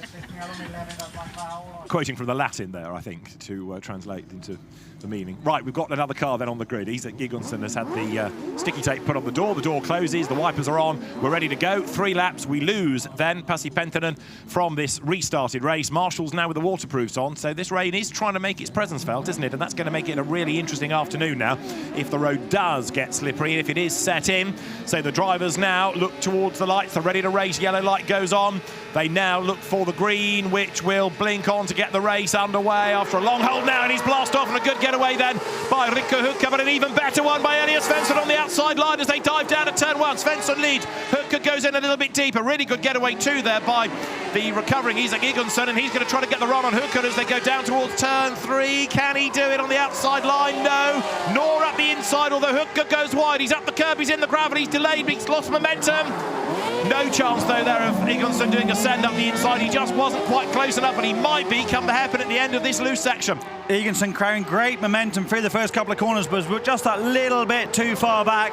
Hukka, as usual, sending his crosscar all over the place, gets a lovely big inputs into his machine to get it sideways like he always does. This is Egonson's going to peel off in the background into the Joker for the first time. Sensible decision to get some clear air. Svensson very sideways through that final part of the lap. Look at Hukka's crosscar bucking around all over the place, trying to find that traction, but Svensson's on a mission. He is indeed, and this is of course his last chance to get a good time out of this. He throws it into turn 3. Beautifully balanced coming out of the corner. Behind him arriving sideways too is Rico Hukka, and he's on a mission too, but he's dropped a lot of time on the opening lap, 1.7 seconds between them, and it wasn't with the Joker lap. So Svensson has just got good speed here, no question about it. Egonson did Joker, so he falls further back. He's 6 seconds adrift. There's no guarantee he's even going to get ahead of Hukka on the Joker lap either, but right now, Elias Svensson it is who leads the way. There you've got chasing after him, Rico Hukka. So Svensson up towards the end of lap 2. Here comes the jump over that beautifully. He's going to Joker on the last lap, then he's staying on the normal line. He's staying on the normal lap and therefore trying to build that lead over Hukka. We're about to see, though, whether the gap has come down. They come over the line. Last time, 1.7 seconds between the top 2, and this time, 2 seconds. In other words, Svensson's getting away.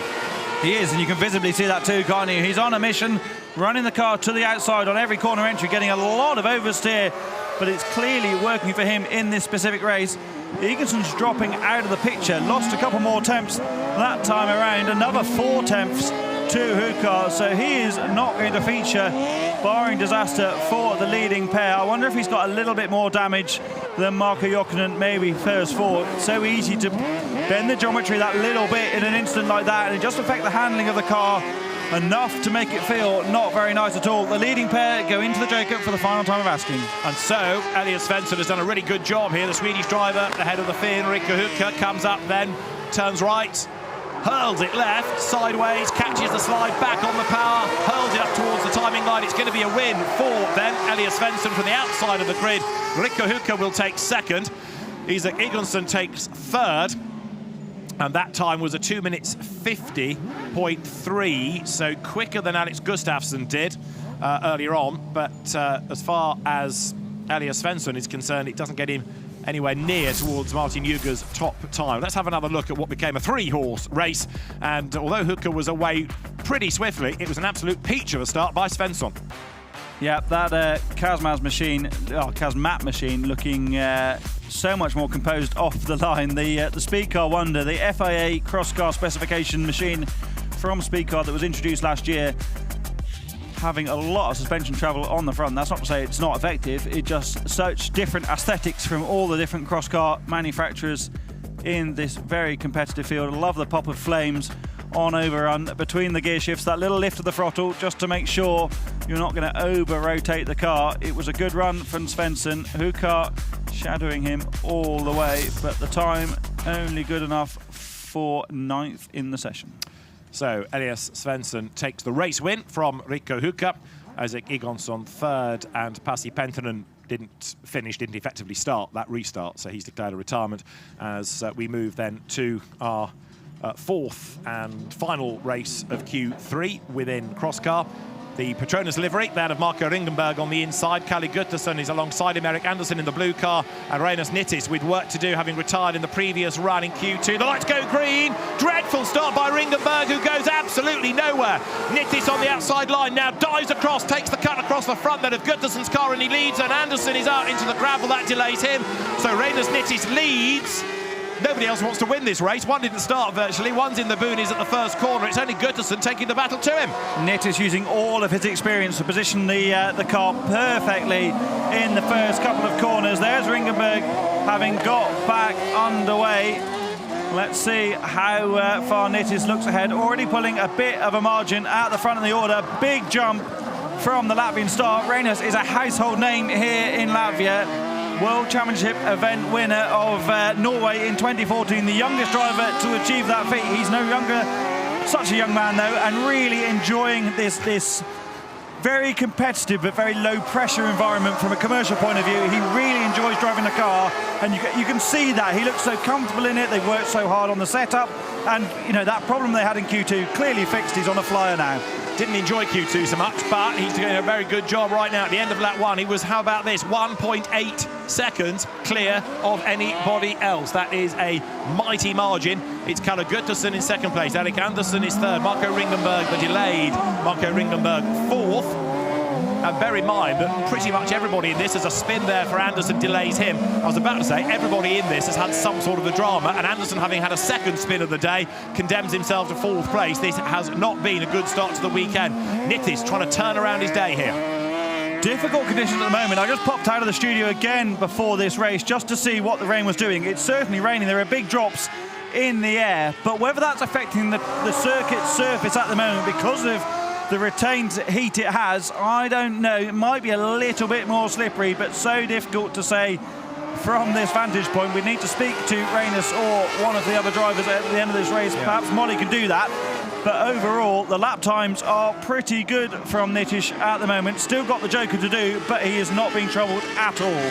The road there looks a lot more slippery, doesn't it? On the exit, it's a lot darker. Yeah, than it was earlier on. So you can see a different colour there, real sheen to the road. Now, this is the fight that's going on for now second and third places, although you've got them Gutterson having jokered Ringenberg to joker, so the gap's going to open up again. Right now, though, Rallyx Nittis is on target for a race win. Even though the track surface may be changing, he's still doing improved lap times. He comes then now on the joker lap to the jump, goes over it now, lands, flames, spits from the back of the car, turns right, flicks it left. He's heading towards the completion of the race. The checkered flag is being made ready. Look at the gap that he's pulled over everybody else.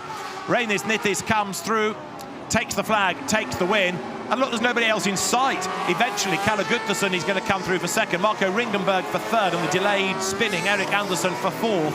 The winning margin, 8.3 seconds. Rallyx Nittis proving the point. I mean, he's nearly started his semi-final. He's that far ahead of anybody else. That was a mighty drive. It was, but I would say from that the track conditions have deteriorated quite quickly, because he's some 8 or 9 seconds off the fastest time of the session set so far by Ugar, who he was in the first race, wasn't he, Ugar? Yeah. So, yeah, right, the driest of the four. Clearly, I think the track has got that little bit slower.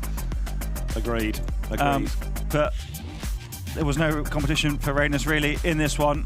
What was Andersson doing with that spin as well? Because carried a lot of momentum on the entry, ran that little bit wide, wasn't even in the throttle. So I wonder if it's just that little bit more greasy.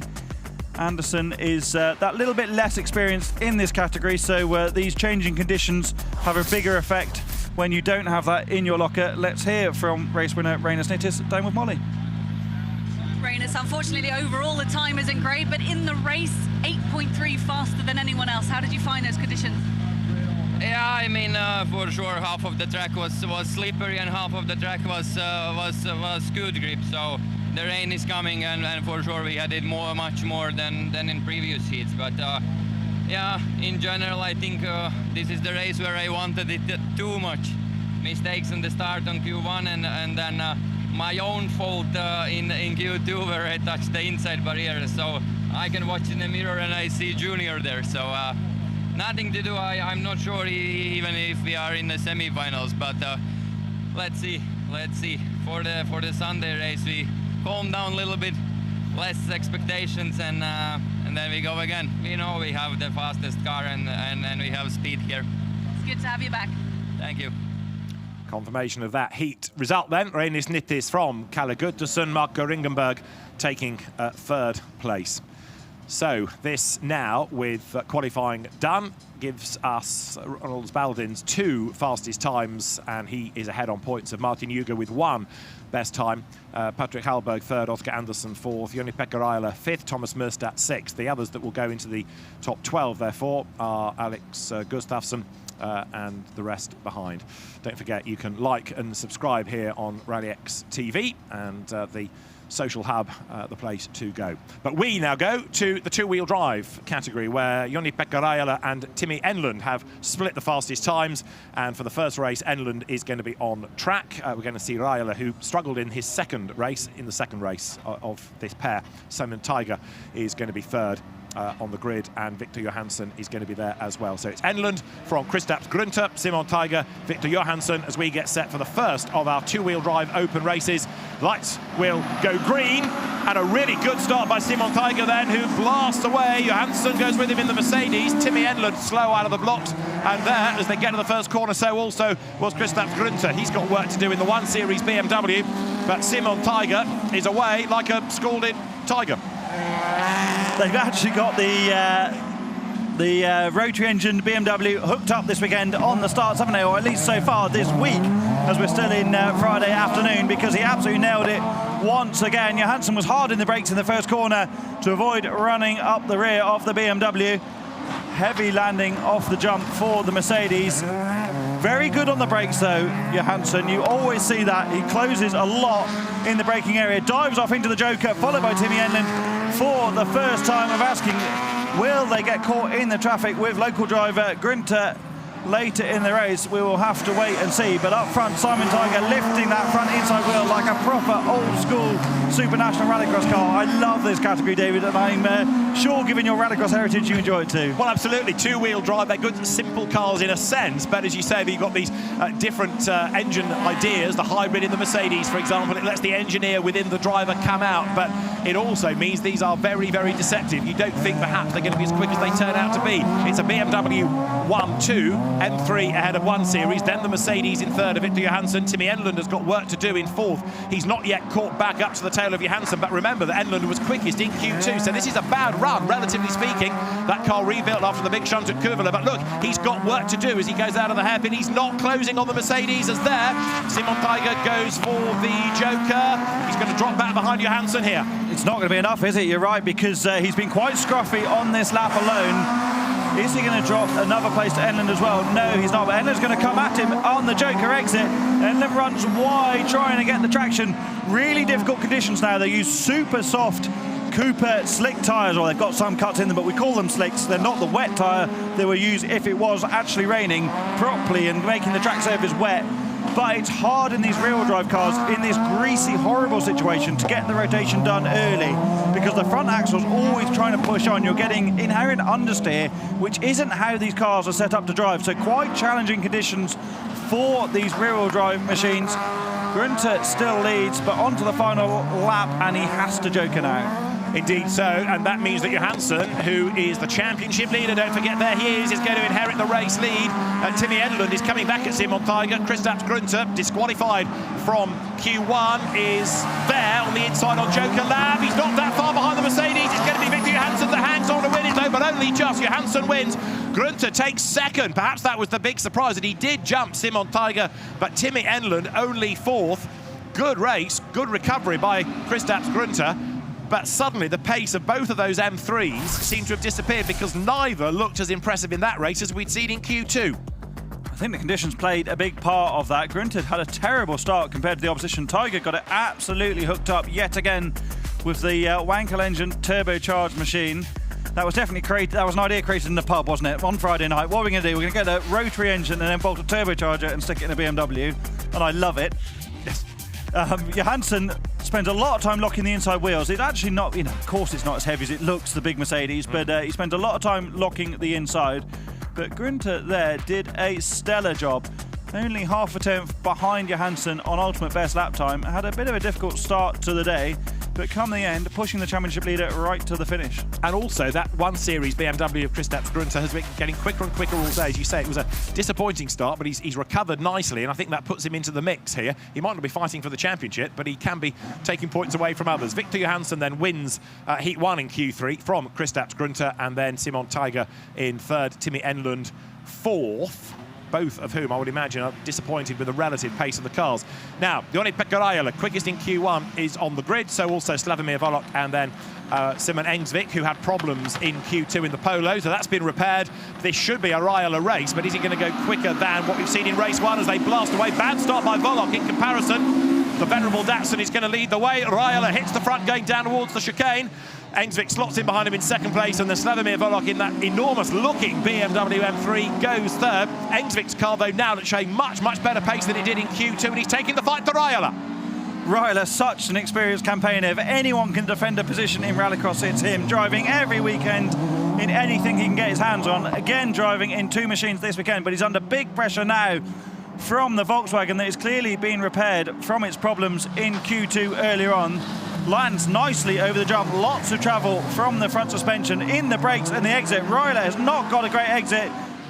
Jokering there for the second place man, Engsvik. This is to try and get some clear air. Wallach has closed onto the back of Raila. I wonder if Raila's picked up a bit of an issue, but ultimately this is now Engsvik's race where he can run in clear air and try and catch his leading duo. Yeah, I think you're right about Raila, because I think he was a bit slow out of that hairpin to the point where almost Engsvik was pushing him out of the corner. The car didn't pick up enough, and now Volok has virtually caught up to the back of the Datsun as well. So Raila leads the way. Volok is in second place as they go now to turn 3.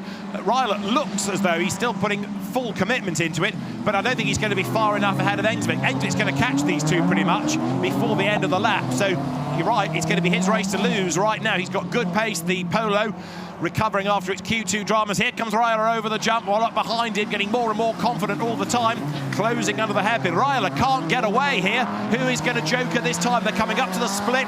Engsvik there in third. The leader jokers. Wallach goes through. He will lead for the moment, but where does the Datsun come out relative to the Polo? They're going to be close. The Polo's going to go through, isn't he? Engsvik's going to get second place here. He is. Raila a little bit wild. He's going to be tight on the inside, but he's not the sort of driver to force the issue. He's going to get a run up the inside into turn 1, but the door is closed in his face. Drops to the back of the pack. Wallach, as you say, now leads. Bit of oversteer on the exit of 2 for Engsvik, but he holds on. And Wallach will have to joke at this time around. I have to say, they're doing a great job of getting this BMW working. It looks like it handles beautifully, especially through here. Look, hugs the inside like a front-wheel drive car. Raila looks to the inside of Engsvik in the background, but Wallach's able to hug the inside, then touch the throttle and get the rear rotated. They've done a lot of work on the suspension of this car in the Krzysztof Skorupski Automax team, but Raila now seems to have found the pace that he lost earlier on and is all over the back of Engsvik. But he's running out of corners, he's running out of time. They're back onto the tarmac now. There is Volok on the Joker lap. It is Simon Engsvik then who is going to hang on just, I think, ahead of Raila. Here comes Volok off the Joker lap. Where's he going to feed back into this? He's in the lead. Volok's leading the way out of the last corner. Here comes Raila up the inside line. Wallach wins it out of nowhere. Fantastic drive. Second goes the way of Simon Engsvik, and third, Joni-Pekka Raila. And it was 0.4 of a second that covered the 3 of them as they came across the line. But a brilliant drive that by Slavomir Wallach, because once he was clear, he managed to put the lap time in. It was the best lap on the penultimate lap of the race. Through he came for the race win, and Raila all over the back of Engsvik. Well, that was a surprise result. We thought it was money on the Polo when it jokered early. It was. The pace fluctuated massively there, didn't it? Raila had the advantage early on. Engsvik came back at him, but then I wonder if they both ran into trouble at some point, or things weren't performing at their absolute best. But great job by Wallach to remain composed. Good joker strategy from Krzysztof Skorupski, one of the drivers in the paddock who you wonder what might have been. Skorupski did a few World Championship events, but was great in a Super 1600 car. Now he's doing a great job preparing these cars. Good positioning for Wallach through the final corner. Hugged the inside, ran out wide, put all of that V8 torque down onto the ground with his stunning looking BMW and dragged to the line. Raila had a good look at getting second, but it wasn't to be. Well, we understand the rain is coming down a bit more heavily now, so this is going to be a real challenge for those in the second category that we turn our attention to in this sort of wet period. In other words, the Supercar Lights. It was a win then in that previous race for Slavomir Wallach from Simon Engsvik, and then Joni-Pekka Raila. Victor Johansson it is that is ahead on the points at the end of qualifying from Raila, and then Enlund, Tiger fourth from Grunter, Wallach, and then Engsvik. Supercar Lights then next, and this is how we look with Simon Olofsson having had 2 fastest times ahead of Martin Enlund, and he will be on this grid as well. So also will Mattis Jansson, who is the man that is third in the standings from Mats Oskarsson, who's also going to be on this grid, and so too is Eric Berget. This is going to be good. This has all the makings of a very lively heat. especially if track conditions are worsening. You can see how much rubber has been laid down coming out of the last corner. But now, okay, dust not a problem. Traction perhaps might be, because the rain is certainly much, much heavier. Thumbs up all round. Marshall still with his sunnies on, but it's not as good as it was at the start of the day. Ready to race symbol is there. Simon Olofsson is on the inside. Mattis Janssen alongside him. The yellow-nosed car of Martin Endler. We go green. Eric Berget, Mats Oskarsson on his outside, down towards turn 1. There's contact. They lean on each other. There's more contact. Into the wall goes Olofsson. Contact as well as he bounces into Eric Berget. That turns Berget around. And Simon Olofsson there, 2 fastest times. He's 4th and he's picked up some damage. That braking into turn 1, all the more difficult, isn't it, when it's so slippery. There's Olofsson pulling off with a problem. That's him out of it. Unfortunate contact with his STS teammate into turn 1. That's absolutely what you don't want, isn't it, to be in strife yourself and then fire off one of your colleagues. But that's the way it is up front. Perfect for Mattias Janssen at the moment. There's Berget, who's got going again. But you were looking at that rubber put down on the exit of the final corner, David, and I think that's where the track's at its most slippery, isn't it? Because outside the commentary box at the moment, the tarmac's still relatively grippy, but it's where the rubber's laid down and then the moisture goes on top where it loses the most grip. And there's been so much rubber laid in testing and free practice yesterday that it's just so greasy in those areas. I think turn 1's one of those as well. Indeed so. Right now the order is turned on its head then, because it is Mattis Janssen leading from Mats Oskarsson. 3rd is Martin Enlund, and he's just done his joker. That's why he's dropped back. Wipers now very definitely on for the race leader. Janssen then is ahead, but he's the pioneer. He is the first one on each lap now to discover what the grip level is like. Mats Oskarsson can kind of gauge his pace against that of the race leader. Enlund is 3rd, having jokered. Simon Olofsson and Eric Berget tried to get going again. There is Olofsson limping into retirement. The suspension is completely broken on that. Berget did do a lap. This is Olofsson at the end of his first lap. He's trying to crawl round, but he's gone a lap down now.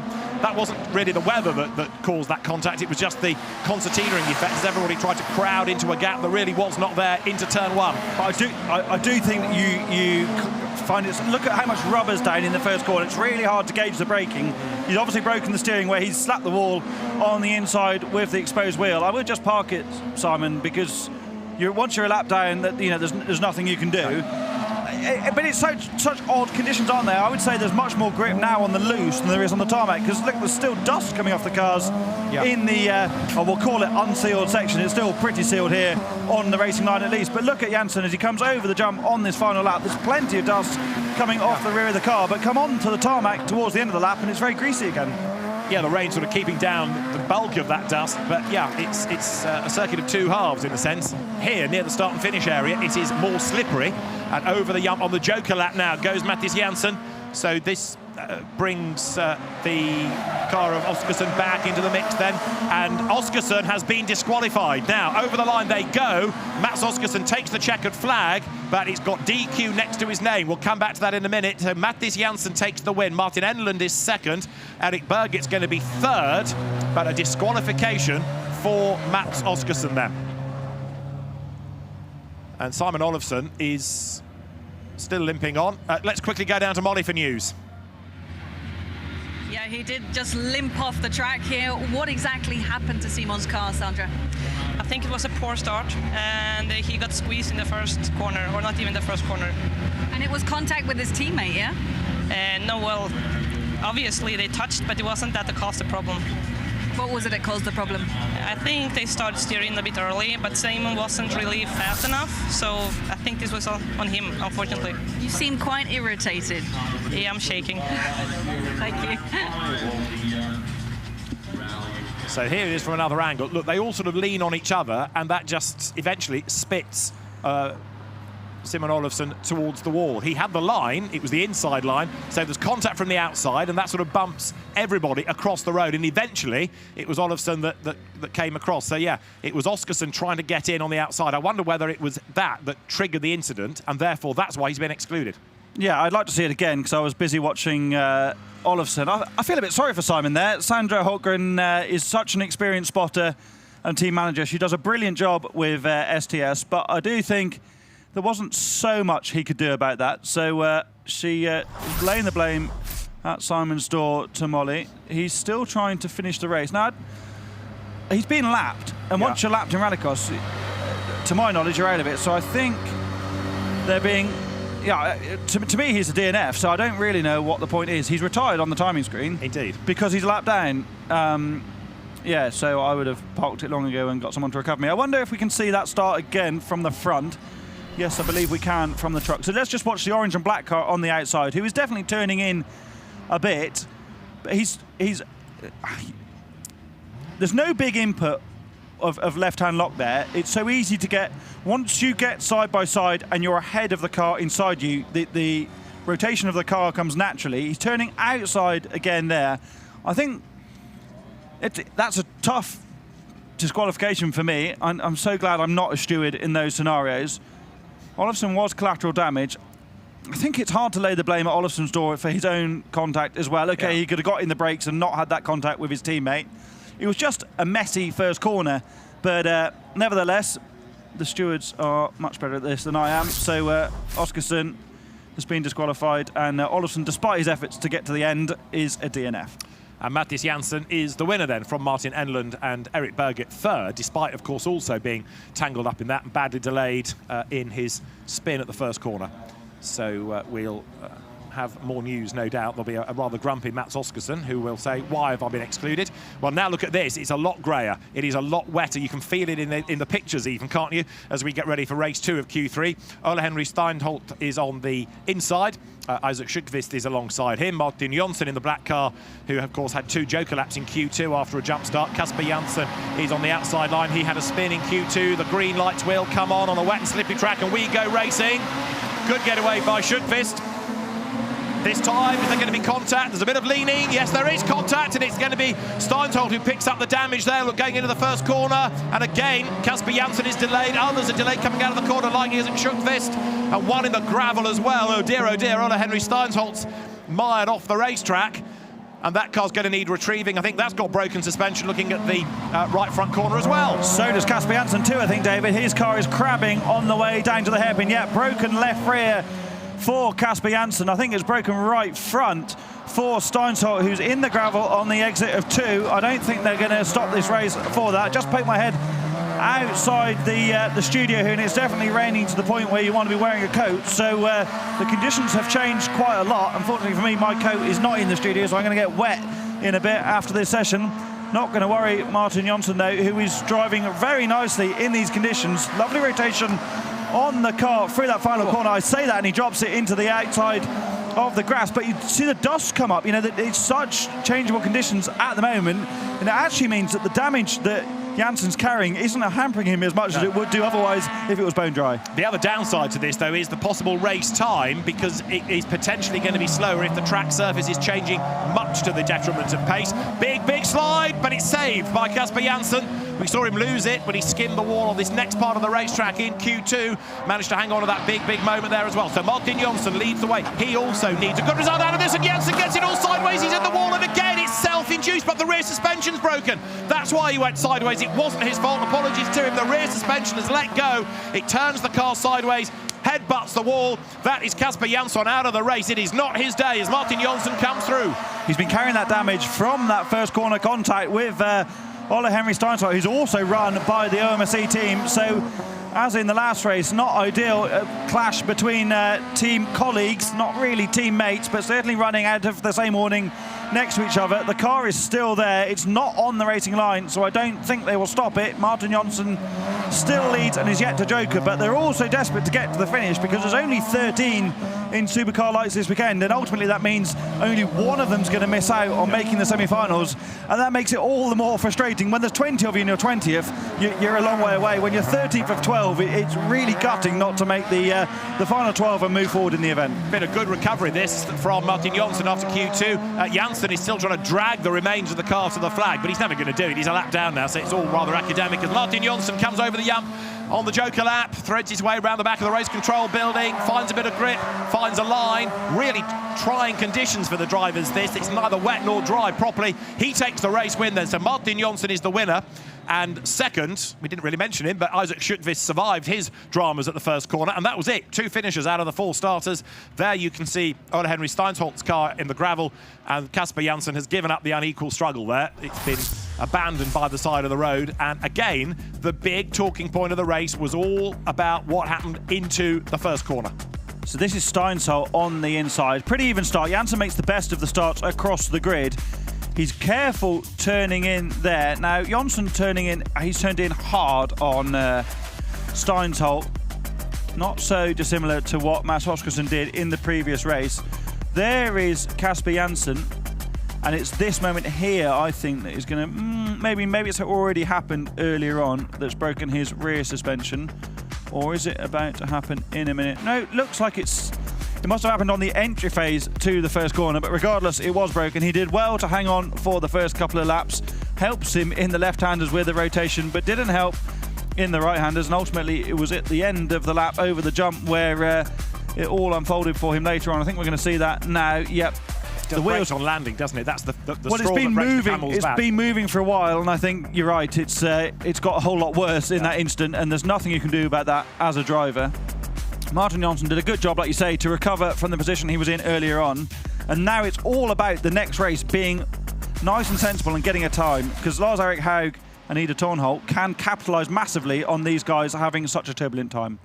So the car is being retrieved. Martin Janssen confirmed as the heat winner from Isaac Schuckvist, and a DNF for Ole Henry Steinsholt and also Kasper Janssen. So the car being retrieved, and as also being retrieved there is Ole Henry Steinsholt's car. The drivers ready for the third race out of Q3 Get Ready. Earlier on in the day, though, we caught up with Andreas Eriksson. Andreas, how is it to be back here in Riga with Rallyx? I think it's great. I mean, this is a track that I remember when we did the first race here in the World Championship together with Reinis Nittis, and the track was built, and a lot of these discussions was made in my tent because Reinis was there, and his father was a main figure in this. So I have a connection to this track since many years back, and we have one race before here, and I think it was good.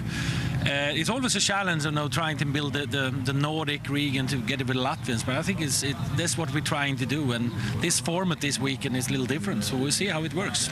Could you maybe give us an update on the work that's going on at Strängnäs, which is the final round of the year?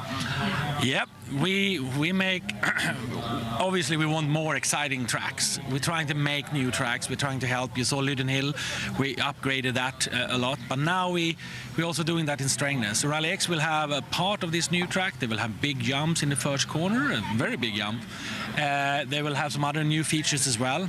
But then also for the weekend after, for the NRX, we have a completely new track segment with open gap jumps and stuff to it as well. So I really hope that people see what we're trying to do. We're not only trying to make the series grow, we're trying to get the tracks back, the proper track, the rallycross tracks, but they need some work, and they need some pushing, and they need some, come on guys, let's do this. And in Strängnäs it's been fantastic, because when we came there the first time, everyone was negative.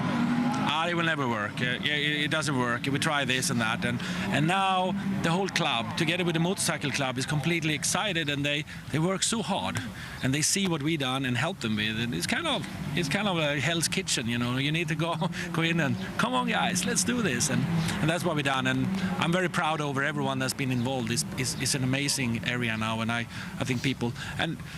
I think coming years, people need to go back there and start testing again, because it will be completely different from before. Sounds good. Thank you very much. Thank you.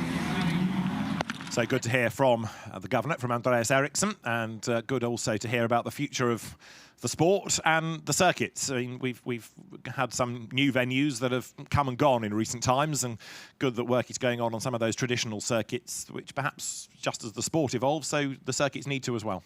Absolutely, and I think as we're seeing in the development of the World Championship, Nitro Rallycross and Rallyx going with that as well, the cars are so good now, whether that's the supercars and the lights we have today or the electric cars that are coming in at those level, in the future, is the cars are too good for the traditional tracks, so you need to evolve the tracks to make the racing more exciting. Sure. Talking of exciting, how is this one going to pan out? This is Heat 3 of Q3 in Supercar Lights. And the sun's out. Martin Hexbjerg, yes, with Jimmy Valfridsson, Lars-Erik Haug and Ida Tornholt alongside. And yes, the rain has stopped. It's a drier road, and this could really throw things up into the air. We're ready to go. Ready to race symbol is there. The lights will go green in a moment. Walfridsson needs a good result out of this, and we go green. Jimmy Walfridsson makes a decent start. Is it good enough to outdrag Martin Expieth? Again, they lean on each other into the first corner. They survive it. Expieth leads. Walfridsson goes second. Tornholt up to third.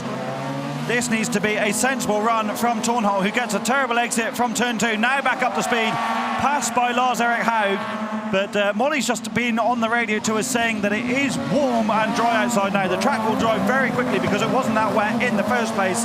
These two are right on the cusp of not making the semi-finals. But with Casper Janssen, Ole Henry Steinsholt not finishing the last race, this is absolutely theirs to lose now. They need to complete these 3 laps without any drama, and that should see them progress to the semi-finals. Very heavy landing there. You saw it from Jimmy Walfridsson in second place. This is the Haug versus Tornholt battle for third place. Nobody jokers on this first lap. So the car behind sort of covering exactly what the one ahead is doing. Up to the end of lap 1, it is Martin Expieth that leads the way. Then in second place is Jimmy Walfridsson. If he got away without any drama from that really heavy landing, then he did a very good job, or he's a very lucky man, or it's a well-built car, or all of the above, because Walfridsson is still there in third place and closing a little bit, 0.6 of a second back at the end of the lap. There, leading the way is Expieth, but Walfridsson is going with him. Here they come up towards the hairpin and then to the loose. What Haug and Tornholt not joking means is that Walfridsson isn't in a position to joker and get clear air. So I think we'll probably have to go with Expieth again. I can see why Tornholt hadn't gone that time around. She's still learning the car, learning all about coming to these new venues. So to follow Haug, even if he isn't the most experienced person on track, is sensible. I don't think Walfridsson will go. No, he doesn't, because he hasn't got that margin to risk trying to close the gap back up. But what he has got is good pace. Look, because he is closing back up on Expieth. He's way up the curb there, clambers over them. Tighter line. He's not quite going to get the undercut coming out of the last corner, but he's certainly a quicker driver now. That is Expieth. The gap is right down between them as we go now onto the last lap. They're both going to joker at the same time, so Walfridsson is going to try and force a mistake out of Martin Expieth. They could barely be closer. There's only about a length in it as they break going into turn 3. Look, Walfridsson is closing all the time. He's not got a gap on the inside. He's covered off by Expieth in anticipation. Next target has got to be to try to ascend at the hairpin at the end of the loose now. But the lap times are tumbling. I think Joel Kristoffersen's probably on the radio for Jimmy Walfridsson. You need to keep it tidy. There's no point risking it into this corner and throwing away a handful of seconds. The lap times are quicker now than they were earlier on in this Q3 run. So keep it clean and tidy. Execute the final 2 corners as best you can, and you could well climb right back up the order. Expieth wide, sideways, gap comes down. I don't think Walfridsson's going to be able to get ahead of him. There just isn't really the room in the next section, but look how quickly he's arriving on the scene. They're nose to tail. He's got a tighter line out of the corner. Martin Expieth is just ahead. He's going to hang on, or is he? Because he goes wide. He's up the curb on the exit. He does hang on to win a really good battle. Martin Expieth wins ahead of Jimmy Walfridsson. Third across the line is going to be Lars-Erik Haug, who stays the right way up this time. And then either Tornholt takes 4th place. Great drive by Expieth because he was under pressure all the way. He was, but they've both gone to the top of the timesheet, so brilliantly executed by both of them to run nose to tail like that. Very sensible from Walfridsson not to risk something and lose more time. So 1 and 2 in the overall standings, using those track conditions to their advantage and playing them out well. So that was a 2 minutes 48.5 from Expieth and a 2:48.9 from Jimmy Walfridsson, which therefore gets them ahead of Mathias Janssen from earlier on. So it puts them 1 and 2. Janssen 3rd, Jonsson 4th, Haug 5th, Enlund 6th. So, yeah, that rain in that middle race did those drivers no favours at all. And ideal for both Tornholt and Haug, because I'm pretty sure that's going to see them climb well up the order. Walfridsson had a mare in Q2 as well, so that's done him a load of favours too to get up the front in the semi-finals. It's not just about making the top 12, is it? It's about the all-important positioning on the grid. You want to be at least a row up from the back row, if not on the front row for the semis later on. And then, of course, you want the best grid position for the final as well. So an important session and well driven by both Expieth and Walfridsson. So Martin Expieth then takes the heat win and sets the fastest time in Q3 from Jimmy Walfridsson in 2nd place and Lars-Erik Haug 3rd from Ida Tornholt. So yes, we now start to turn our attention to those semi-final grids. We'll worry about those shortly. At the moment, Olofsson heads the points by 5 from Enlund. Expieth 3rd, Mathias Janssen is 4th. Look who misses that cut though. Ida Tornholt got in, but Casper Janssen out of that magic 12 because of the dramas he had in that previous race, and there are some other key names that are in strife there as well. So from Supercar Lights, we will turn our attention shortly to Supercars. Just to confirm how we look at the moment, Niklas Gronholm, fastest in both qualifying runs thus far, is ahead then by 10 points of Thomas Bryntesson. OC Veiby third, then it's Enzo Eid, Juri Belewski and Philip German. In this first heat, Niklas Gronholm will go up against Thomas Bryntesson, Ole Christian Veiby, Enzo Eid and Sondre Evian. That's the 5 that will go in race 1. And you can work out the 4, therefore, that will be in the second one. It is Belewski, Ostreng, Vranks and German. So there is Gronholm. There in the Gulf colours. I can't think of many other Gulf livery rallycross cars. That's one for old Goethe's Rofco collection, ultimately, perhaps. Into position comes Thomas Bryntesson, Ole Christian Veiby, then Enzo Eid, the Belgian driver, and Sondre Evian, ready to go. Sights up, isn't he, inside the car there? You could see him getting totally pumped, ready for the start, which is just moments away then. The marshal is happy that everybody is where they need to be on the line. Gronholm, unbeaten so far out of Q1 and Q2. What can he do in this third race? The marshal strides back across the grid, ready to give the thumbs up to Evian, Eid, Veiby, Bryntesson, Gronholm. 3 laps ahead of us. Ready to race symbol is there. Final qualifying run for these 5 drivers. The lights in a moment will go green. We are racing, and a good getaway by all. It's pretty evenly matched. Gronholm's got the inside line. Who blinks first then? There's contacts. Then Concertina across the road. Eid is delayed. Off the road also goes Evian. He drops to the back. Bryntesson is out wide. He loses second. He might lose third. Here comes Enzo Eid around the outside line. Down towards turn 3. Can't do it. No, stopped in behind him. Gronholm's away and gone. Way out wide and sideways there is OC Veiby. So that means as he gets a tap in the tail from Bryntesson, who gets a tap in the tail from Eid, Gronholm is away and gone as everybody else trips over themselves to second. So much contact through the first couple of corners. Bryntesson, I thought, had locked in for a moment when it all opened up for him into turn 2, but Veiby held the position, stuck it back up the inside, and despite his fishtailing Audi S1 in the first couple of corners, managed to hold the track position. Still running second. Bryntesson jokers on lap 1. Evian, who spent the entire race in Q2, sat behind his teammate. Here's joker 2. Now it's Enzo Eid taking the fight to the similar EKS built Audi up front, but Niklas Gronholm has checked out again. He is looking absolutely unstoppable, which he needs to be here this weekend, because don't forget, he is trying to catch in the championship the Addison Johan Kristoffersson. Fights on for second place though. Ole Christian Veiby just ahead of Enzo Eid. Enzo is a proper racer. We know that he gets stuck in. He may be the relative rookie in rallycross terms. It doesn't matter that bits are hanging off the car. He is still throwing everything at this. Ole Christian Veiby, great rally driver as well as a very quick rally crosser. He goes joker. Enzo Eid will move ahead of him, and now he's got a clear road. Can he pull any margin over him? This is Veiby jokering to try and cover off Bryntesson and his teammate Sondre Evian behind. I think he's going to do it. Bryntesson under big pressure from Evian, but there's going to be no way through at the moment, so Veiby keeps the position. Now it's about trying to get back on the rear of Enzo Eid, because Eid looked like he was putting Veiby under big pressure last time around. Eid has got good speed, hasn't he? And there, look, a little bit of a slide going into turn 3 from Veiby. That scrubs off a bit of momentum. Bryntesson is fourth, and a frustrated fourth. He's taking Evian with him. Now they are closing on Veiby, but it's too little too late, because this is the last lap. Niklas Gronholm, who has done the fastest lap of it, he's on his way for another win. What's left of Enzo Eid's Audi there in second place goes through the hairpin. But here comes Gronholm. He's on the joker lap. He's about to take another win here. Makes the run now up towards the line. He's been doing 2 minute 36, followed by a 2 minute 35 race winning time. How does this one compare? Checkered flag is at the ready. It is going to be the win for Gronholm for second place then. Absolutely dead set level. Enzo Eid on the inside line. Is it enough as they go across the line?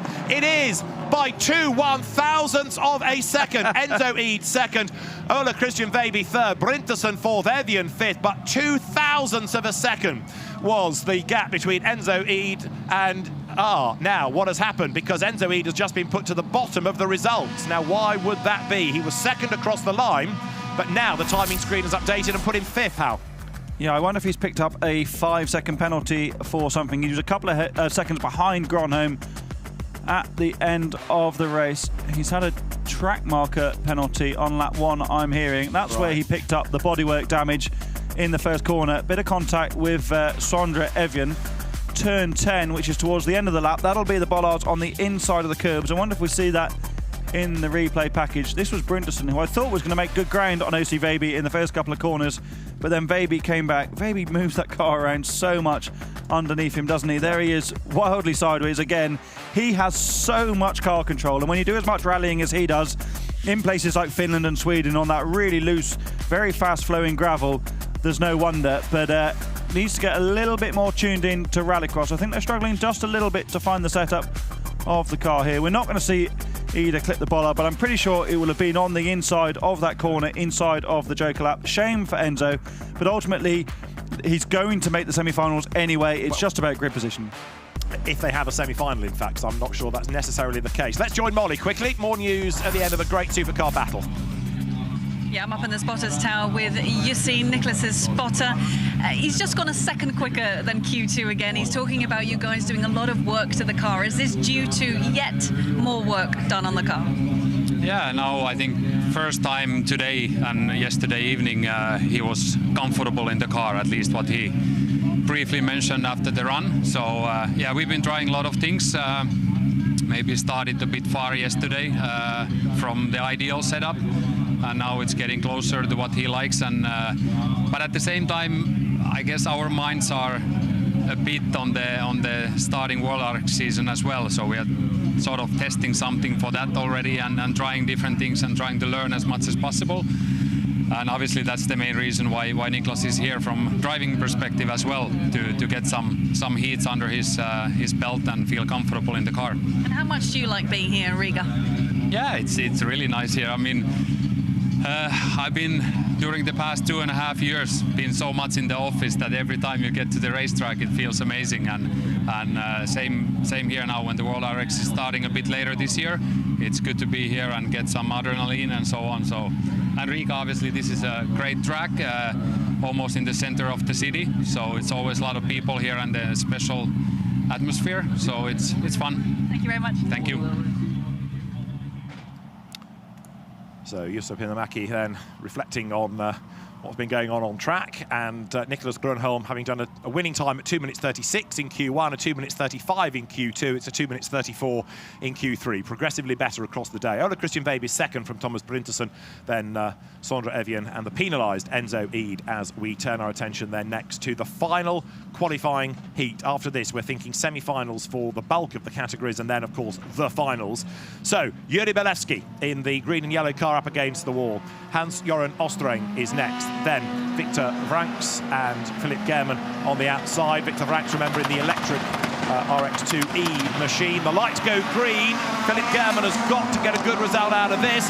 It's a decent enough start, and he will lead into the first corner. Look at Vranckx, charges up the inside. The road suddenly opened up for him. He gets alongside Ostreng. He's ahead of him. He's up to third. Belewski then tangled with German here in Q2. They run together in Q3. German leads, but he's not got away, has he? Belewski really quick out of the chicane. He is taking the fight to German. He is. They both need a good time, as you say, David, for the incident they had earlier on. I love the attitude of Vranckx's car in the first corner. That was planned long before the start of the race, wasn't it? To send it around the outside and hope for the best. Almost worked out for him, almost made more ground than he actually did. Belewski jokers on lap one. Vranckx goes with him. That's great for the yellow squad driver that he's not going to get held up behind. Ostreng hasn't though. So now Eric Ferrin, Kenneth Hansen on the radio to Belewski, need to give him the hurry up, and if he does catch Ostreng, he needs to pass him, and pass him quickly. Indeed so, as now German has got no need to defend. This can be an absolutely flat-out concentrate on the road ahead of you. Tight lap as he gets down towards turn 3. There in second place then is Hans-Joran Ostreng. Third is Belewski, who is really sideways, but so too is Ostreng, and he kicks up the dust that lingers in the air. To the loose they come. In fourth place, Victor Vranckx, the Belgian driver, there in the totally different sounding as well as behaving RX2E machine. Over the jump comes German. He leads the way. This is lap 2. They really need to hope behind. Well, Belewski at least needs to hope that Ostreng jokers now. He hasn't been held up as yet. Will the Hyundai go in? I don't think he's going to, so this is going to massively play into German's hands. Belewski 3.6 behind. I think the Joker gap is between 3.2 to 3.8 in Supercar, so it's going to be tight. What's the gap going to be as they cross the line again? 3.1, so Belewski's coming back at German. at the moment, but this won't be helping being tucked up behind the Hyundai. Yeah, Bolewski has just done the fastest lap of the race, but that Hyundai of Hans-Joachim Ostreng needs to be negotiated. And now Bolewski is on the tail and there's no way through, but he's going to have a go. He gets his nose up the inside. He's trying to get past him. This is a full attack from Yuri Bolewski. He is now being held up. Look at this as they thread their way between the barriers, over the jump. Now, back down to earth. Rattles your fillings as you head down, back onto terra firma. Out wide again goes Ostreng. Much tidier line by Bolewski. Now the Hyundai goes Joker, but already jokering is Philip German. It's going to be a real drag race to the line between these two. On the normal line, look, is Yuri Bolewski. He's going to be in front, but only just, or is he? Here comes German on the inside line. German leads Bolewski, fires the trigger coming off the corner. He will win it on the line just as he goes through. Yuri Bolewski by 1,000th of a second. That was the margin. Yuri Bolewski by 1,000th of a second is the heat winner. German takes second place, Ostreng third, Vranks fourth. What a finish. 1,000th of a second was the winning margin. It gets no closer than that, and it was all down to good pace after the Joker lap. It was tight between them in the first corner. Bolewski was impressive there, wasn't he? Didn't get flustered, held up behind Ostreng, who was perfectly in his rights to be where he was. Bolewski driving the car that Kevin Hansen drove in the World Rallycross Championship last year, so he has the equipment underneath him to be at the front of this field, learning the Peugeot quickly. German made a good run through the first couple of corners. German's on the cusp here of not making it if we only have a final for the supercar category this afternoon. So it was actually quite a critical race and a critical move for Bolewski, who I think will be inside the final places if there is just a final race for the top six. This is him tucked up behind the Hyundai, former Freda Holt Hyundai at that. Watch the positioning of the car here. German did well to cover off the apex, but Bolewski found the gap. He'll have been charged on by his spotters, Erik Farren and Kenneth Hansen, here to the line, and a great finishing position for the Yellow Squad driver. There is Kenneth Hansen, down with Molly now. Kenneth, that was a fantastic race. Yuri coming across the line just 1,000th of a second in front of Philip German. How much were you pushing him out there? Quite a lot, but you know, on this track you can't really push too much either. It's smooth driving who is counting and giving the lap time, so it's a balance there. But you want to push, but in the meantime you need to say just stay in the line. And what are Yuri's comments about the track? Is he enjoying it? Yeah, he's enjoying, and he's learning all the time. He's saying he's a very good driver to work with. We work good together and we try to improve, and he's very fast, but you know, it's just a little bit to be on the right side, and then I think the success can be there. And you're enjoying the spotting? Definitely, like always. Thank you. There is somebody that remains perhaps the ultimate rallycross enthusiast. That includes you, Mr. Ridge, as well. Kenneth Hansen, who has been there, done it, seen it, got the T-shirt, and he's just seen a fantastic finish. It doesn't come much closer than 1,000th of a second, does it? No, absolutely not. You couldn't time any less with the equipment we have here. I'm sure Chronomoto could time less if they really wanted to, but it literally couldn't be any closer other than an absolute dead heat. This is the move in the final corner. German did well. He tried to cover off the inside, but ultimately Bolewski just had that extra slingshot, didn't he, out of the final corner, and because of the momentum German was carrying from the Joker, he was always going to run that little bit wider. Great positioning from Bolewski as well. We haven't seen him feel really on top of this Peugeot, I don't think, so far this year in Rallyx, but he looks more and more comfortable in it. I think this circuit suits him and the car quite well, and the proof's in the pudding.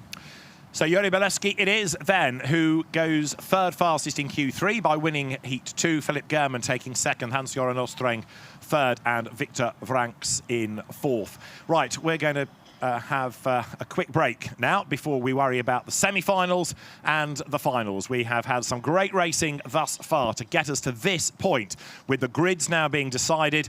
Give the teams a little bit of repair time as well, and then when we come back here to Riga, semi-finals for the Crosscar Juniors, for Crosscar and for Supercar Lights, and then we are in for the finals. Great racing in prospect.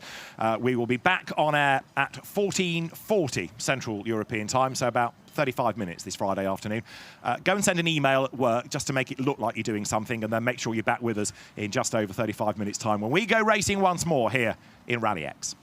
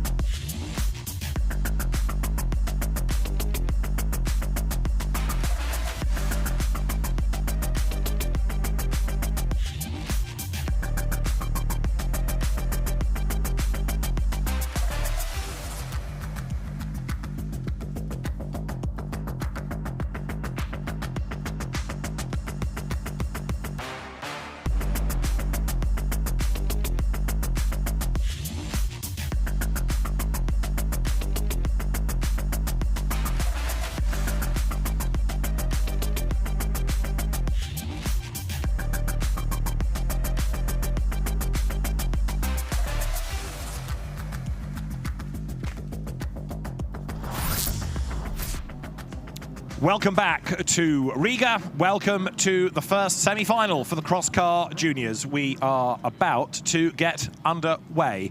And for this first of 3 semi-finals, front row is number 150 of Jonathan Jalilami. Karl-Petter Nordstrand is alongside. Mikael Uitto is on the second row with Dennis Vick for company. Tino Niemi and Maiju Niemi on the third row of the grid. It's 4 laps this time for the semi-finals. The lights go green. Jalilami makes a good start. Karl-Petter Nordstrand not away quite so well. Mikael Uitto, the championship leader, goes second in the blue car as they dive into turn 1. Lots of task wheel, but it's Jalilami that leads the way as they wriggle out of the chicane. He's already pulled a gap by a couple of lengths, but Mikael Uitto is going after him. The championship leader, 3 times the final winner this year, taking the fight to the leader. This has been a massive fight back from Uitto, hasn't it? He did a brilliant performance in Q3 early on to fight back up the order.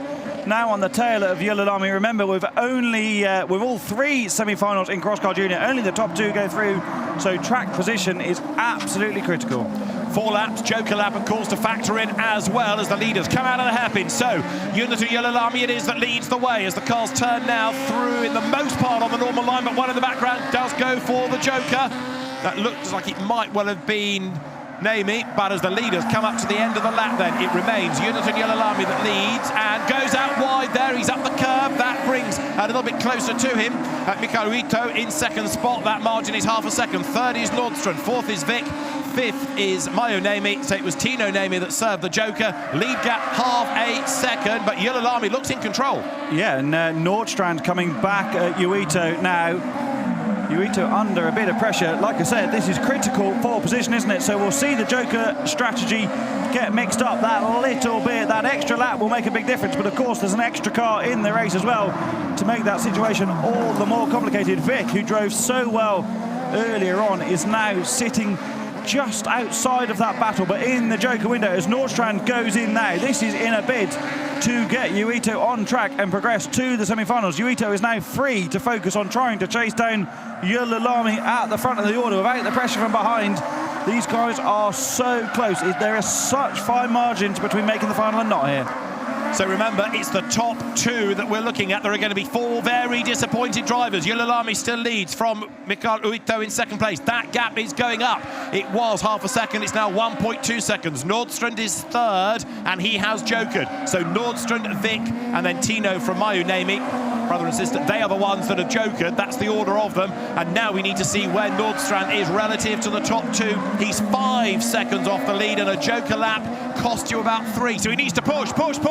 Yeah, but he's within 4 seconds of second place, and we won't see until this time around how the previous lap has played out. Has Uitto gone for the Joker? Yes, he has. So this is to try and cover off the Latvian driver behind and maintain track position to try and make the final. On the inside, around that tight corner in the Joker lap. This is going to be tight, but should have the line on the exit.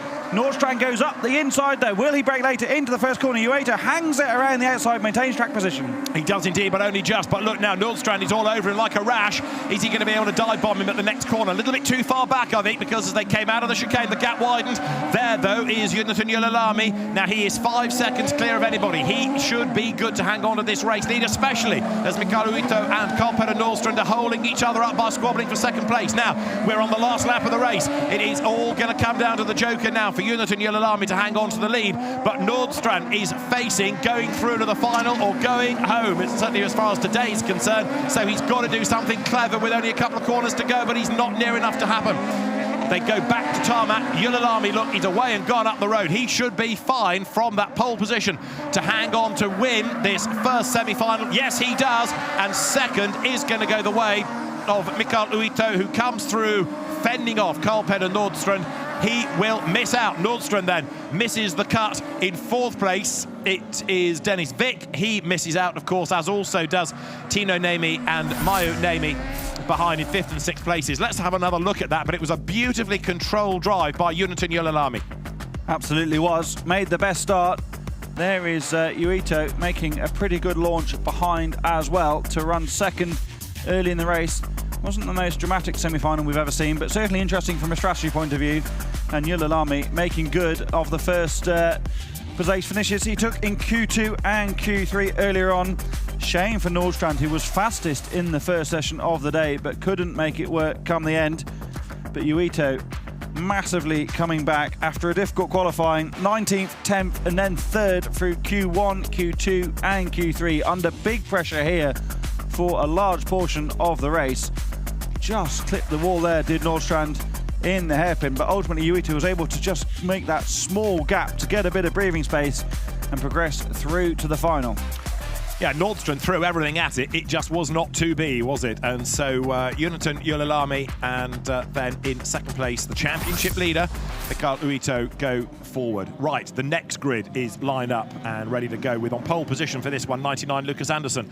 Oliver Soller is alongside. Second row, number 10, Joachim Lund Olander on the inside, and Anton Söderholm alongside of him. The third row in the bright orange car, the spectacular Nico Kinnunen and Joni Turpinen alongside. Remember, he had a spin in one of the earlier qualifying races, so he's lucky to get this far in a sense. Grid is cleared, 4 laps ahead of us. Top 2 go through, don't forget, as we wait for the green lights, which will blink on now, and he's blasted off, and a good start by Andersson. He moves across, covers the line down towards the first corner, and he's able to turn through with everybody else trying to be second, with Oliver Soller just up ahead. Of course, now that you've got the grid as 3 separate rows rather than 5 a line, it's a very different feel into the first turn. It is, but that doesn't mean it's any less dramatic. So often we see lots of contact into turn 1, but these guys are seeing all so respectful through the opening couple of corners. Let's see if that is replicated in the final when there's even more at stake. But the semi-final stage of the event, so important, and a brilliant start for Andersson to get out front. Now remember, as Hal made the point earlier on in the day, they don't have spotters. They've got to remember about the Joker lap and also pretty much guesstimate when it is best to do it. Now, it comes towards the end of the lap. We do have people going for it. So Anton Söderholm is one that goes Joker as the leaders come over the jump on the normal track. Then down now towards that last turn, that fast lap that brings you onto the straight, the pit straight past the timing line.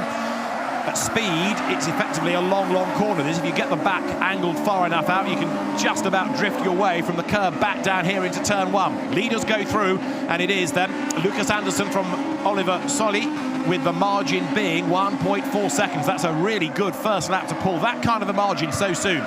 It is. You talk about getting sideways. It's such a balance in these Crosscar Junior machines. They're limited on the maximum revs that they can produce, so that you so often not necessarily hear, but on the faster circuits, you hear them sitting on the rev limiter all over the place when they've got their foot buried on the floor.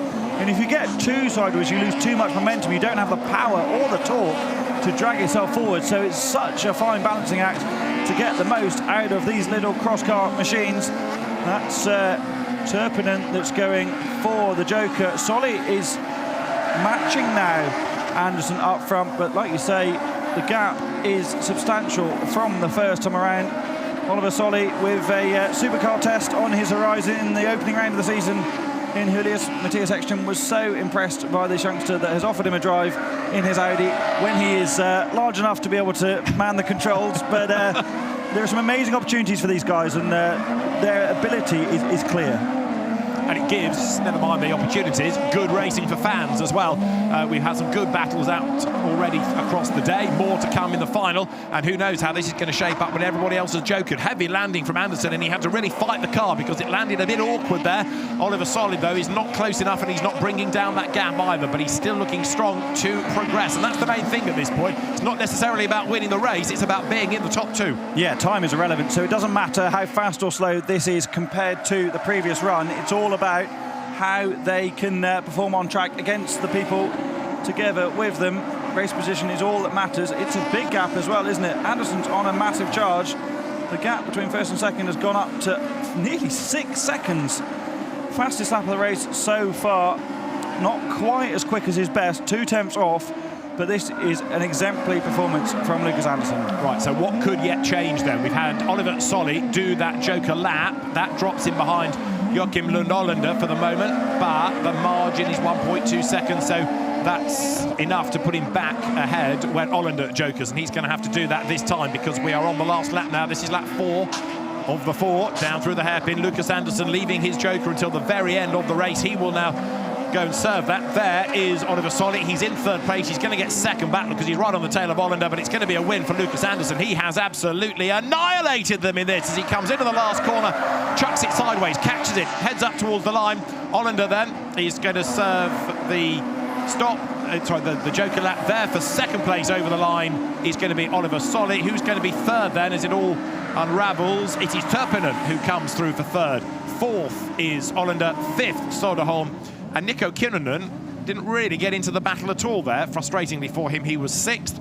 He does not progress. So the two that will go through are Lucas Andersson, there he is, and Oliver Solly in second place. And again, so much of it was done on the run to the first corner. Good getaway by Lucas Andersson. So good that he was able to then move across. There was never any threat of contact at all as he went from one side of the road to the other. He got the perfect line into the chicane and then drove away. You know you've nailed the start, don't you, when you're able to move out from defending your position to take the ideal line. Absolutely smashed the start and then never look back. Didn't make any mistakes like everybody else in the first couple of corners, and then increased that margin throughout. Very tidy through the Joker section, but didn't let off either. But of course, without the spotter, you don't know what the margin is behind. You don't really know what the guys at Joker early on are doing, so you've no option but to keep the hammer down. So the winning margin was in the end significant, and we have now the final of the three semi-finals. So again, two drivers will progress.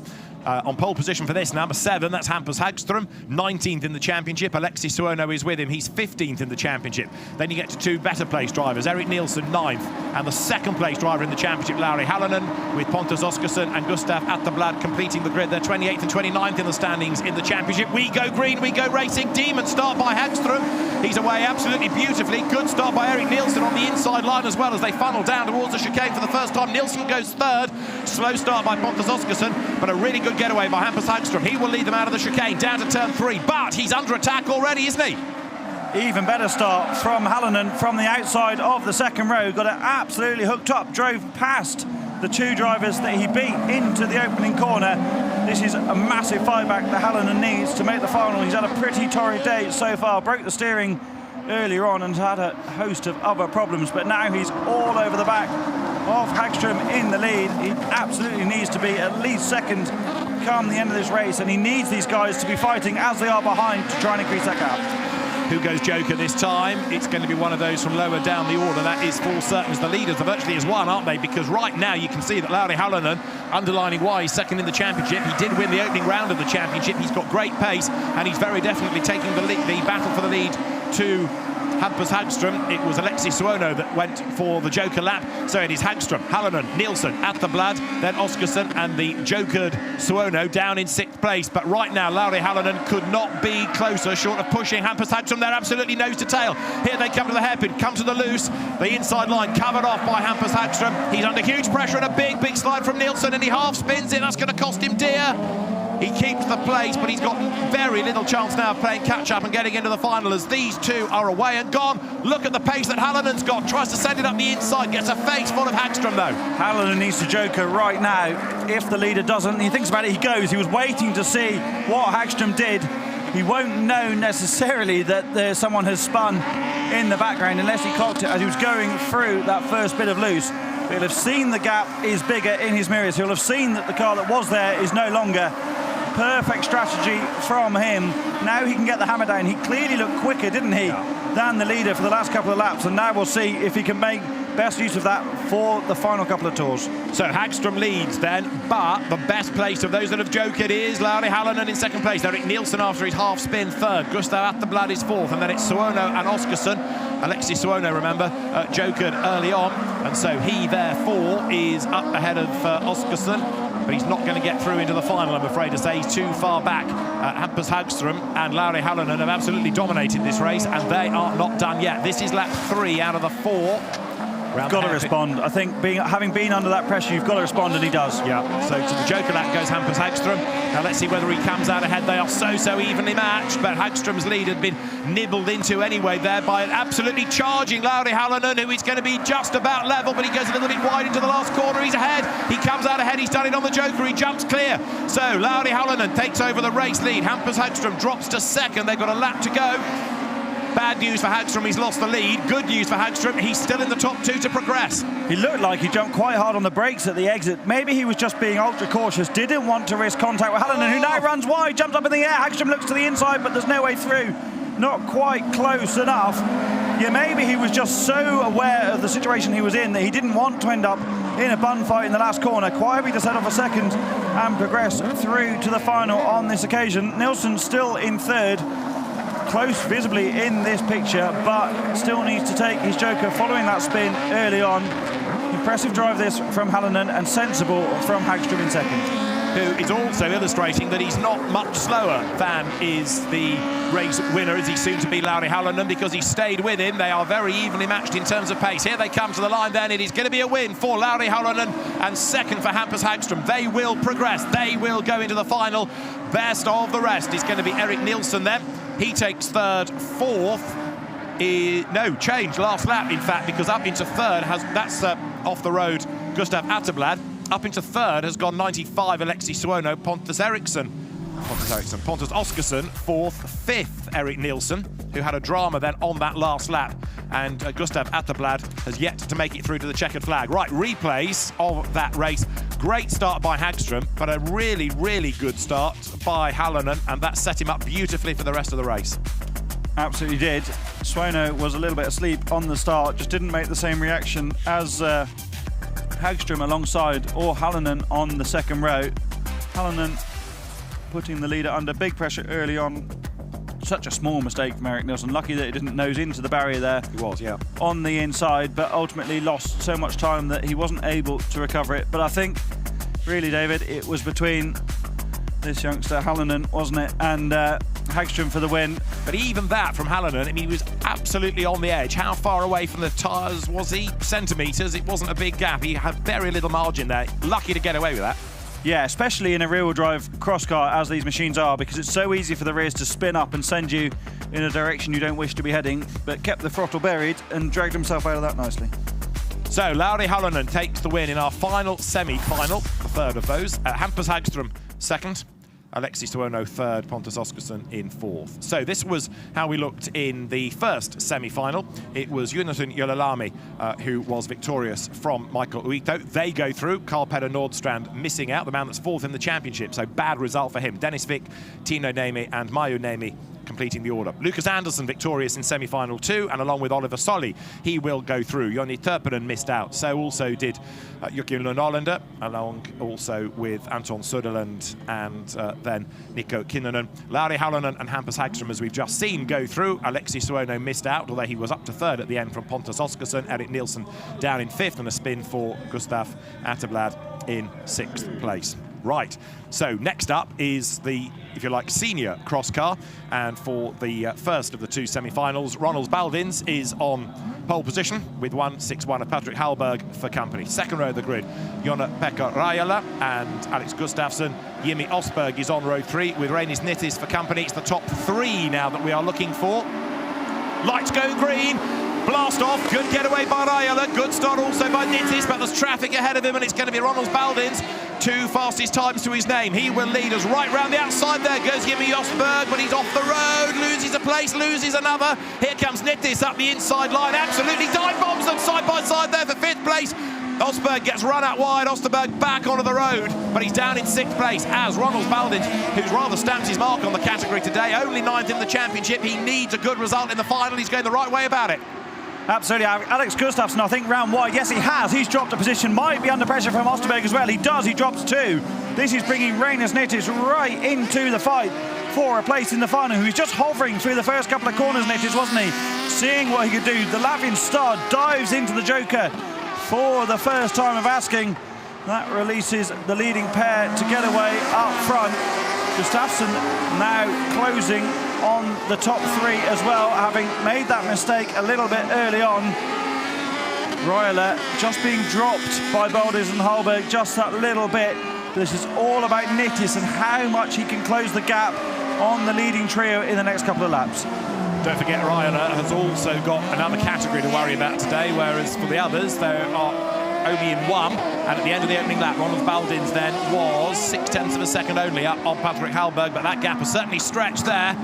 The nose way up in the air from Ronald Baldins as he hit that jump very, very hard indeed. So Raila has dropped away, hasn't he, from that third place? He's had a moment. So Raila, who was third over the line, has fallen back. Gustafsson is making progress. So is Nittis, as the car's then come up towards the end of lap number 2. Way up the curve goes Patrick Hallberg. He's got the speed here to come back, I reckon, at the leader. Ronald Baldins comes over the line.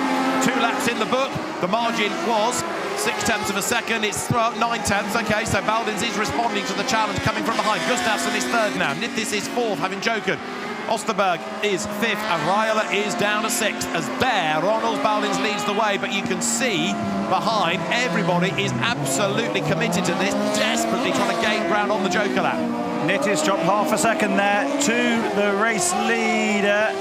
Sorry, he didn't. Osterberg dropped half a second to the race leader. Nittis actually made a couple of attempts with the fastest lap of the race so far.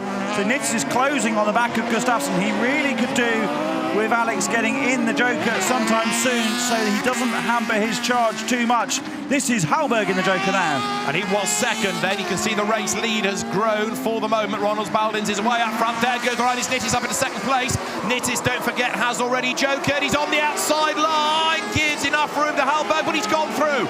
Really good move that. Rallyx Nittis round on the outside line, goes second. That's enough to put him through into the final. This could be a great return to the circuit, to the package, and indeed to the top step of the podium for Rallyx Nittis. He's going after Baldins. He was pretty self-critical in his interview with Molly after Q3, wasn't he? Talking about how high his expectations were for this weekend, but he just wasn't delivering. Had made a mistake like a junior driver, he said, in Q2, to stick it in the wall and break the steering. But now he's found his rhythm and he's really pushing hard.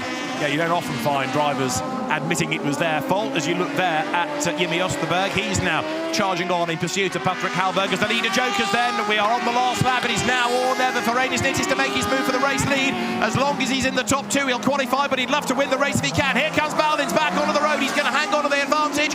Ronald Baldins will win, but only just. Baldins it is who takes the checkered flag ahead of Rallyx Nittis. The margin, 0.445 of a second. And then for third, Patrick Hallberg. He goes through as well. So Jimmy Osterberg misses out. Gustafsson misses out completely because the car is on the road, but only 3 wheels are connected. So that brings up into 5th place Joni-Pekka Raila and Alex Gustafsson. Broken suspension, out of the race on the last lap. He wasn't going to qualify anyway because he was outside the top 3, but there's going to be repair work before they can hit Riga tonight and go and have a beer. Interested to know what he hit or who he hit to make that happen, but we might be able to piece it together. But a great drive by Baldins, and what about that from Rallyx Nittis, up from last on the grid. Yeah, look at him hovering in the background here, Rallyx. So experienced in the world of rallycross, waiting for the opportunities to open. This was the first opportunity that did open in front of him. Osterberg got sideways, then ran wide. Nittis immediately pouncing up the inside. In the next couple of corners, we're going to see Gustafsson make a small error too, and really that was what massively helped Rallyx's race, because he was able to get the Joker done early on and get the hammer down. This is the merge with Patrick Hallberg. Hallberg hard on the throttle and the opposite lock, but couldn't get the traction. And then this is the same move again. This is Hallberg on the inside. Nittis running around the outside, keeping the wheels nice and straight, getting on the throttle a lot earlier, carrying that momentum around the outside. Couldn't quite do it against compatriot Baldins at the end, but nevertheless, Reynolds will be pretty delighted to make it through to the final, starting from the 2nd row.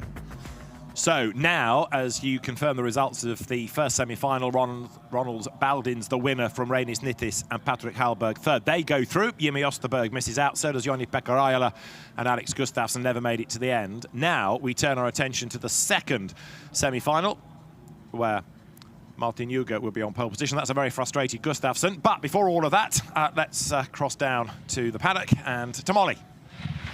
Ronald, just continuing this perfect run today. You seem to have a huge advantage at home. Yeah, I'm really happy. First final for this year in home. It's amazing. What is it about the track that you love so much? The track is, for everyone, is like, I would say, track is very nice, only full gas. Good luck in the final. Thank you. Well, he's certainly shown pace. Whether he needs luck, we'll have to find out. But so far, he has looked mighty. 2 fastest times. The other fastest time came in Q3, set by Martin Juger, and we're going to see him in the next race. But the fact that Rallyx Nittis gets faster and faster and faster each time we see him on track, I think makes him a big factor for the final now. Yeah, I mean, he was close to the winner there, Baldins, wasn't he? Despite having to fight his way through the pack at the start of the race. I hope that they get a clean final because these guys are so level. It'll be fascinating to see how it plays out. Martin Juger is on pole for the second semi-final, and with him on the front row is Oscar Andersson. On the second row is the championship leader, Thomas Mustard, and then it is Yannis Baumanis alongside him. Pasi Penttinen is on the third row, and Elias Svensson is alongside. Oscar Andersson in the white car on the front row has had a win. He's third in the championship. Don't forget also that we've had a win out of the championship leader, Thomas Mustard, and also a win out of the man that's last on the grid, Elias Svensson. So liquid has been put down in that incident from Alex Gustafsson. That's being addressed by the officials. Cement dust goes down and the sand goes down to soak it all up, and as soon as the road is clear, then we'll be good to go. So Thomas Mustard, it is on the second row, man to watch as the championship leader. He's got to be in that top three. Trying to work out where that cement dust is going down. Wonder if we can see a wider shot of it to work that out. Still don't really. Is it on the Joker lap? It's towards the end of the lap, yeah, isn't it? I think it's after the jump, coming on the Joker lap. Yeah, I think you're right. We don't normally see that shot, do we? Because we're looking at it from the other angle. But that shouldn't really, you know, that cement dust is off the line, so it shouldn't affect anyone. Yeah, exactly. We still haven't seen how Gustafsson got there, but it certainly wasn't by design. That much we do know. Martin Juger was an absolute gun in the third qualifying race that he had, so if he can match that pace again now, he's going to be hard to beat. Oscar Andersson then with him at the front of the grid. Thomas Mustard, Yannis Baumanis row 2, Pasi Penttinen, and Elias Svensson on that back row. Top three will progress. Marshals go back to post. We are almost ready to go then in the second, I should say, semi-final for Crosscar. So we know half of the grid for the final. Now we look for the other half. Drivers patiently wait. In the background, you can see the Supercar Lights. They're going to be out for their two semi-finals coming up shortly. And then we'll turn our attention to the finals. No semi-finals required, incidentally, for two-wheel drive open, nor for supercars, given the size of the entry. So we're looking straight at the finals now for them.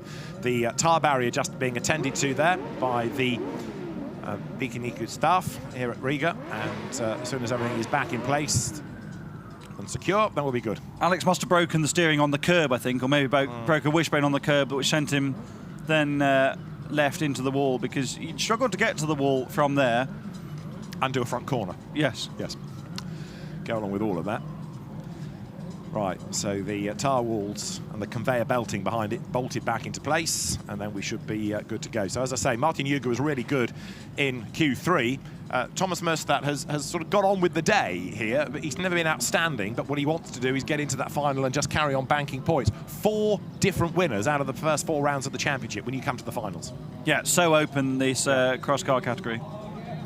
Let's quickly go to Molly before we go racing. Molly?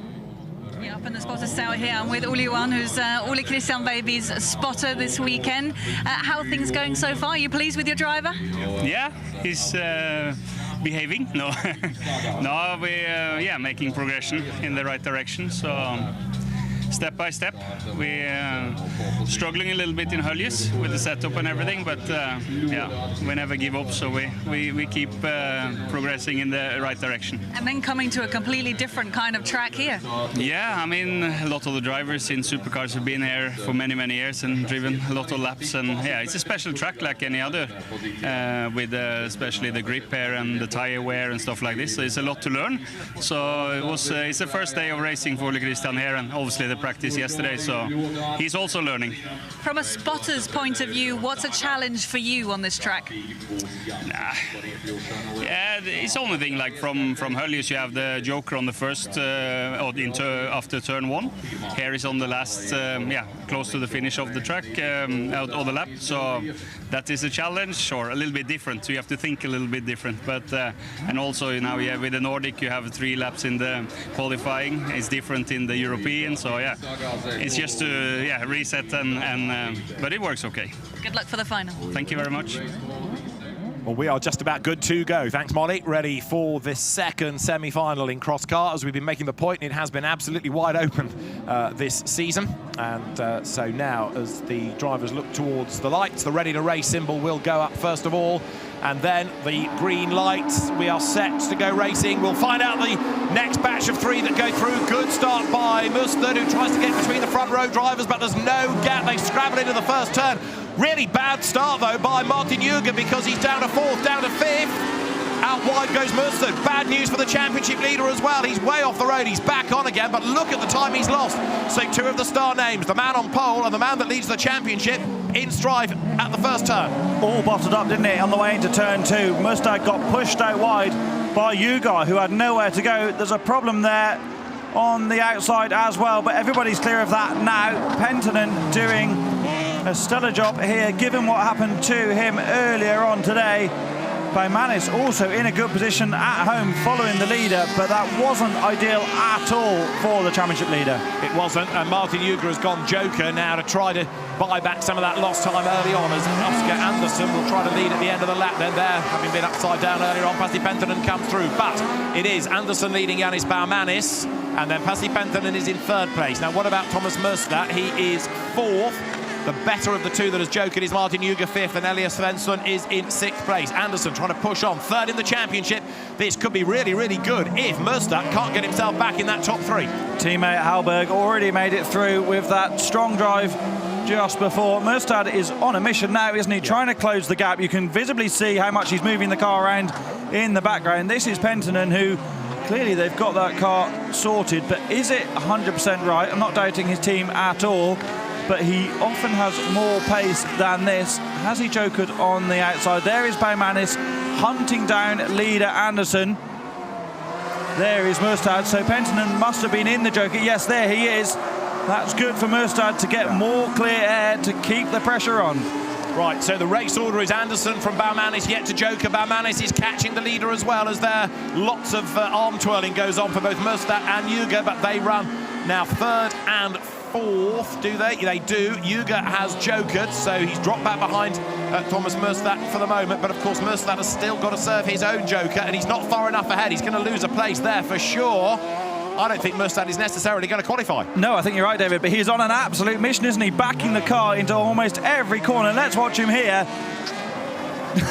It's almost like he's grabbing the handbrake to get the rotation done. Such is the agility of these cross-car machines. The leading pair go into the joker this time around, but really it's about what happens to Mustad and Juger. Yeah, Juger has done the fastest lap of the race last time around. Mustad goes joker as well, so Martin Juger should be up into 3rd place, and he is, and he's right on the tail now of Andersson and Baumanis, and Juger has got pace enough, I reckon, to have a go. They come across the line, 3 laps are in the book. Here are the top 3 with a lap to go. If they tangle, it throws a lifeline to Mustad, but I don't think it's going to happen. And in fact, Pasi Penttinen has jumped up into 4th place as well. So Thomas Mustad, the championship leader, is going to be in 5th place only in the semi-final. That's his day done.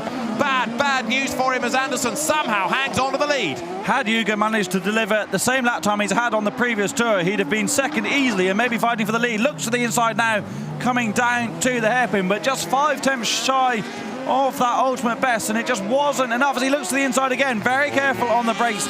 You're at such risk at this moment to give away your final position, so he needs to be careful through the last couple of corners. He does indeed, but again, he's showing the speed. Had he not made that daft start, he'd have been right up there at the front. He's going to be 3rd, 2nd is going to be Baumanis, and a win will be that for Oscar Andersson. 2nd, Yannis Baumanis. 3rd, Martin Juger. They will qualify. 4th, Pasi Penttinen. 5th, a very disappointed Thomas Mustad, and 6th, Elias Svensson. Of course, there's another round of the championship on Sunday. It's not totally the end of the world for Mustad, but very, very frustrated indeed that he's not made it through into the final. And this is going to set us up really nicely, not only for a good final itself, but for a really good jumble grid and a good mix of drivers. Yeah, and I think anyone there in the final could win. Mustad looked out badly there, didn't he? Juger made an awful start. Mustad was collateral damage from everybody else, having a bit of a moment in turn 1. The Norwegian having locked up into the opening corner. Juger was the star of the race, wasn't he? Fighting back after that early misdemeanor. Sensible on the final tour as he needed to be. 3 Latvians in the final as well. Great for the home drivers. It shows how critical track knowledge is here as well. It's such a technical circuit. You can't get away with living on your wits and sending it sideways like you can at some of the looser gravel venues. Good day for the Latvians. So far, so good. More to come. Let's just confirm the results of that second semi-final. Oscar Andersson, the winner, from Yannis Baumanis and Martin Yuga. Third, fourth, Pasi Penttinen.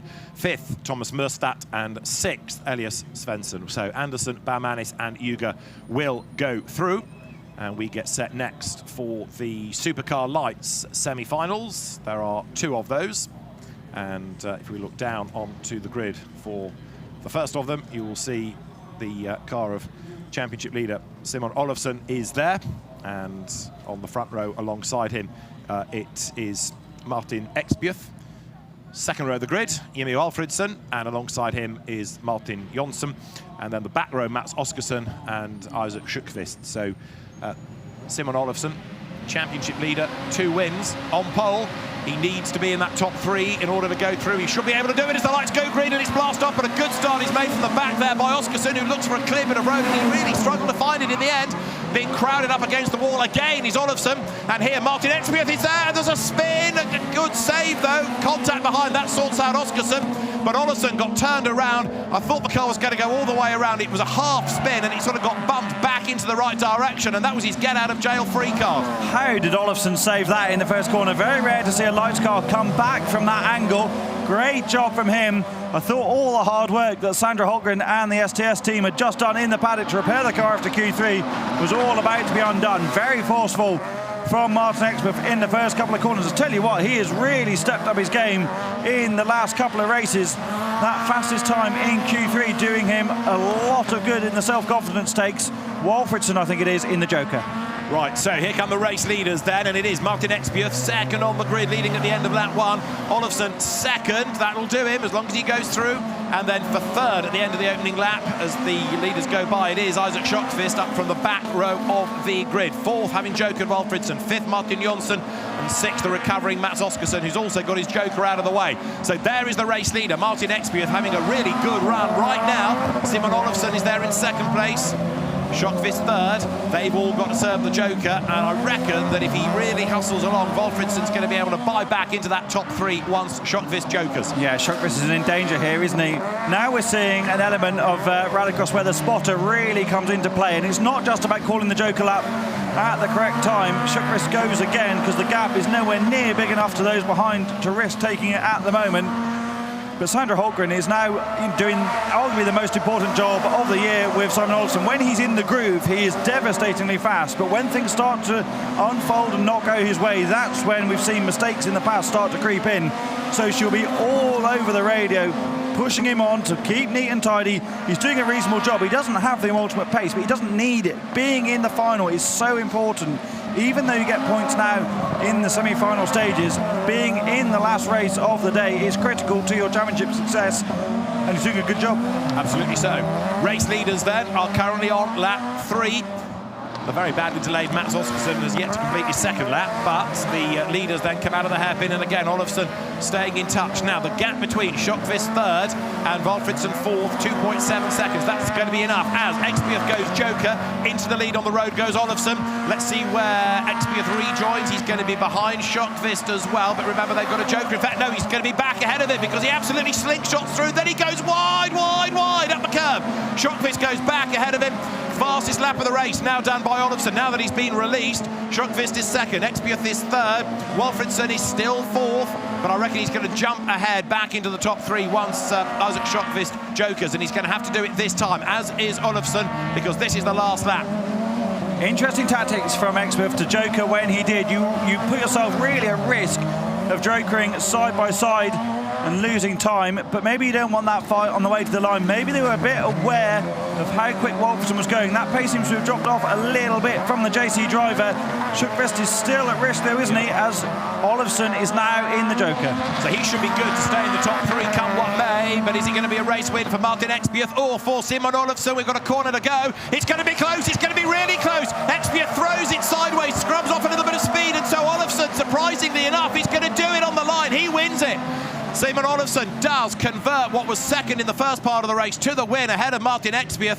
Third across the line was Jimmy Walfridsson, so he does go through. Isaac Sjökvist fourth, Martin Jonsson fifth, and in the end a retirement posted by Mats Oskarsson. He didn't get to the end.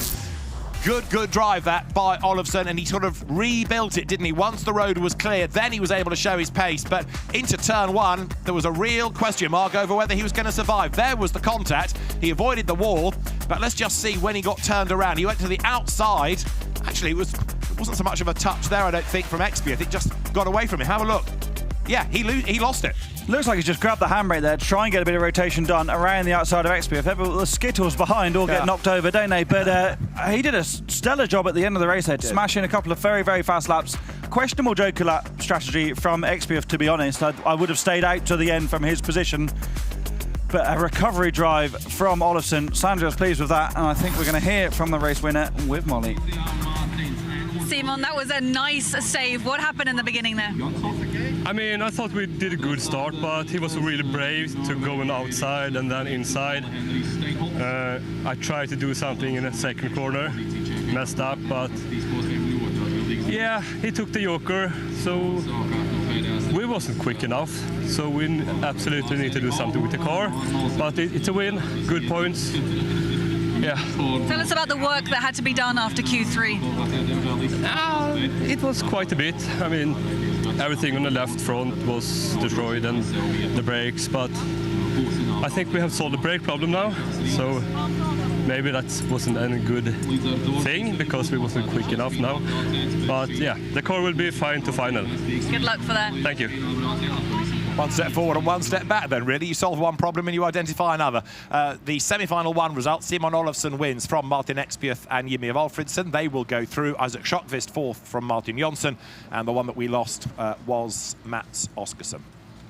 So now we turn our attention to the second grid for Supercar Lights. Martin Enlund is on pole position with Mattis Janssen alongside him. It's Eric Berget on the second row alongside Ole Henry Steinsholt. Last, Eric Haug, who rolled earlier on in the day, shares row 3 with Ida Thornholt. And again, we're looking for the top 3 here. And this perhaps is going to be one of the more open races. Hard perhaps to really know for sure which of the 3 that might go through. But Martin Enlund on pole position, then looks for the lights. Go green, go racing, bit of wheel spin from him, but on the second row, Eric Berget couldn't quite nail that gap either.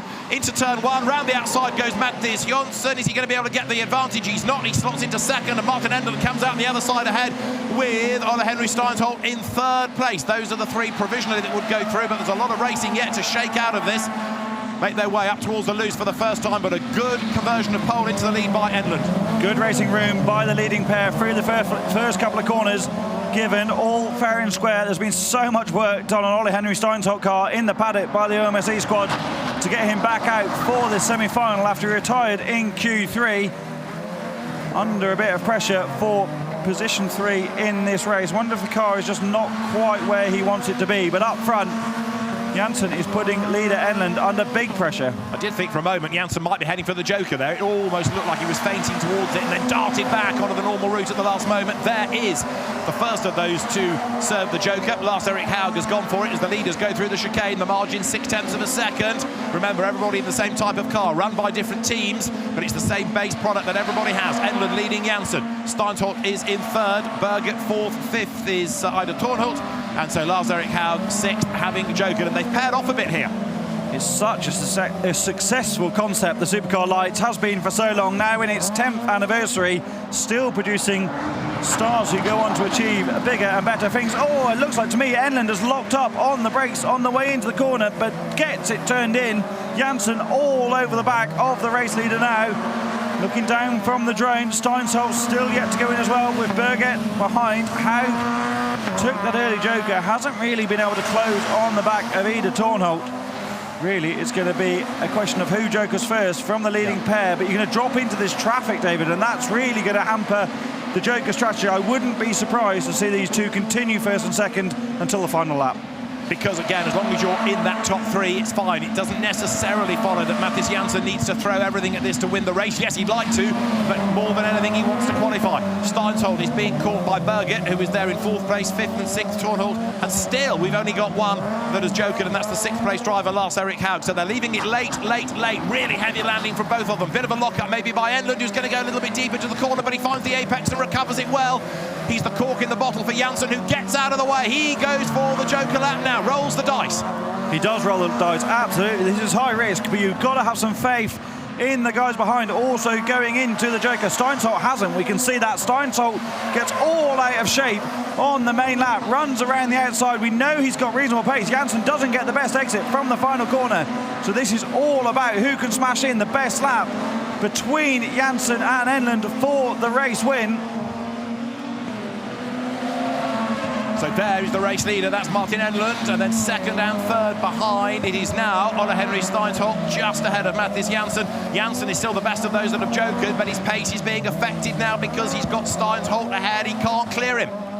It's a risk, isn't it? You take that risk in the bid to get those couple of, or that one extra point for winning the semi-final and that critical front row start for the final, but that he's lost so much now behind Steinsholt. I think he's not going to do it. So, checkered flag this time, top three we are focusing on, and it is going to be Martin Enlund, but only just because here comes Mathias Janssen. He's not that far adrift up towards the checkered flag. Enlund it is that does convert pole into the win.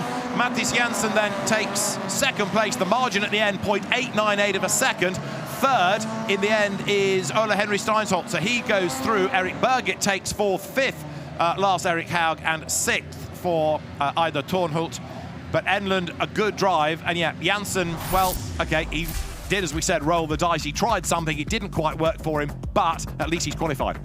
I mean, ultimately, the net result was the same as it would have been had he just followed to the end, so it all worked out okay in the end. I think had Steinsholt taken the Joker at the same time, Janssen's overall position may have been that little bit different. Only lost out by 8 tenths at the end. It was all a bit close in the first couple of corners. Haug had a good run into 2, couldn't quite get the traction, then very fairly got out of Birgit's way on the outside. That early Joker didn't work for him either in this all Swedish and Norwegian affair. Enlund was neat and tidy, did exactly what he needed to do out front. And another race win, quietly going about his business, Enlund, this year, and it's been pretty impressive. Let's see what he can do in the final. First open, let's go to Molly. Martin, well done, under quite a lot of pressure there in your semi-final, but now putting yourself on the front row with Simon Olofsson. Yeah, of course with Simon again, so it's quite hard to beat him, but we will try to do it in the final. We had some problems, we had a puncture in Q3, so that puts us down a little bit on the points, but yeah, we did quite well right now, so I hope to do good in the final also. Now, how do you think your pace will match his? His pace is good, but mine is better. Good answer, thank you. Thanks.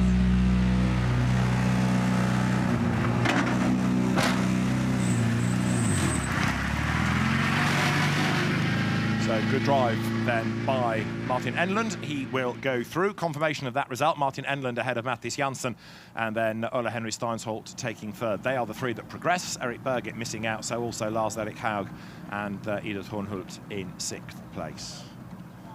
So, semi-finals done. Now we get to the really serious bit of the day. We can look at the finals. The Crosscar Juniors will be the first, and then the order is after that. Crosscar, 2-wheel drive, the Supercar Lights, now that a grid is being formed, and then the Supercars. Let's just look forward to that Supercar final, because it's going to be Niklas Gronholm and Thomas Brinterson on the front row. You've got Ola Christian Veiby and Juri Balevsky on the second row, Philip Gehrman and Enzo Eid on the third row of the grid. So a real mix across drivers that have shown good speed, not only today, but also in previous rounds of the championship. But Niklas Gronholm starting off pole position, Hal, you've got to think he's pretty much a shoe-in for the win. But Brinterson and also particularly Enzo Eid have shown good speed, and they're going to be after him. They are. They are, and it's all about tyre management as well. Okay. You get 4 new tyres for each round of Rallyx, and you carry 4 from the previous rounds. They don't have to be from the previous event, but they're the 4 best of the scrap you've got left. Right. And I think come Sunday, it is going to be a pile of scrap that they're trying to work out those other 4, because it's so abrasive around here. Yeah. That's not to say the tyres are of poor quality, but it's such a hard surface, especially on the loose. It's almost like a lot of little stones sticking out of a flat surface as opposed to tarmac or loose gravel. So it's very hard on tyres.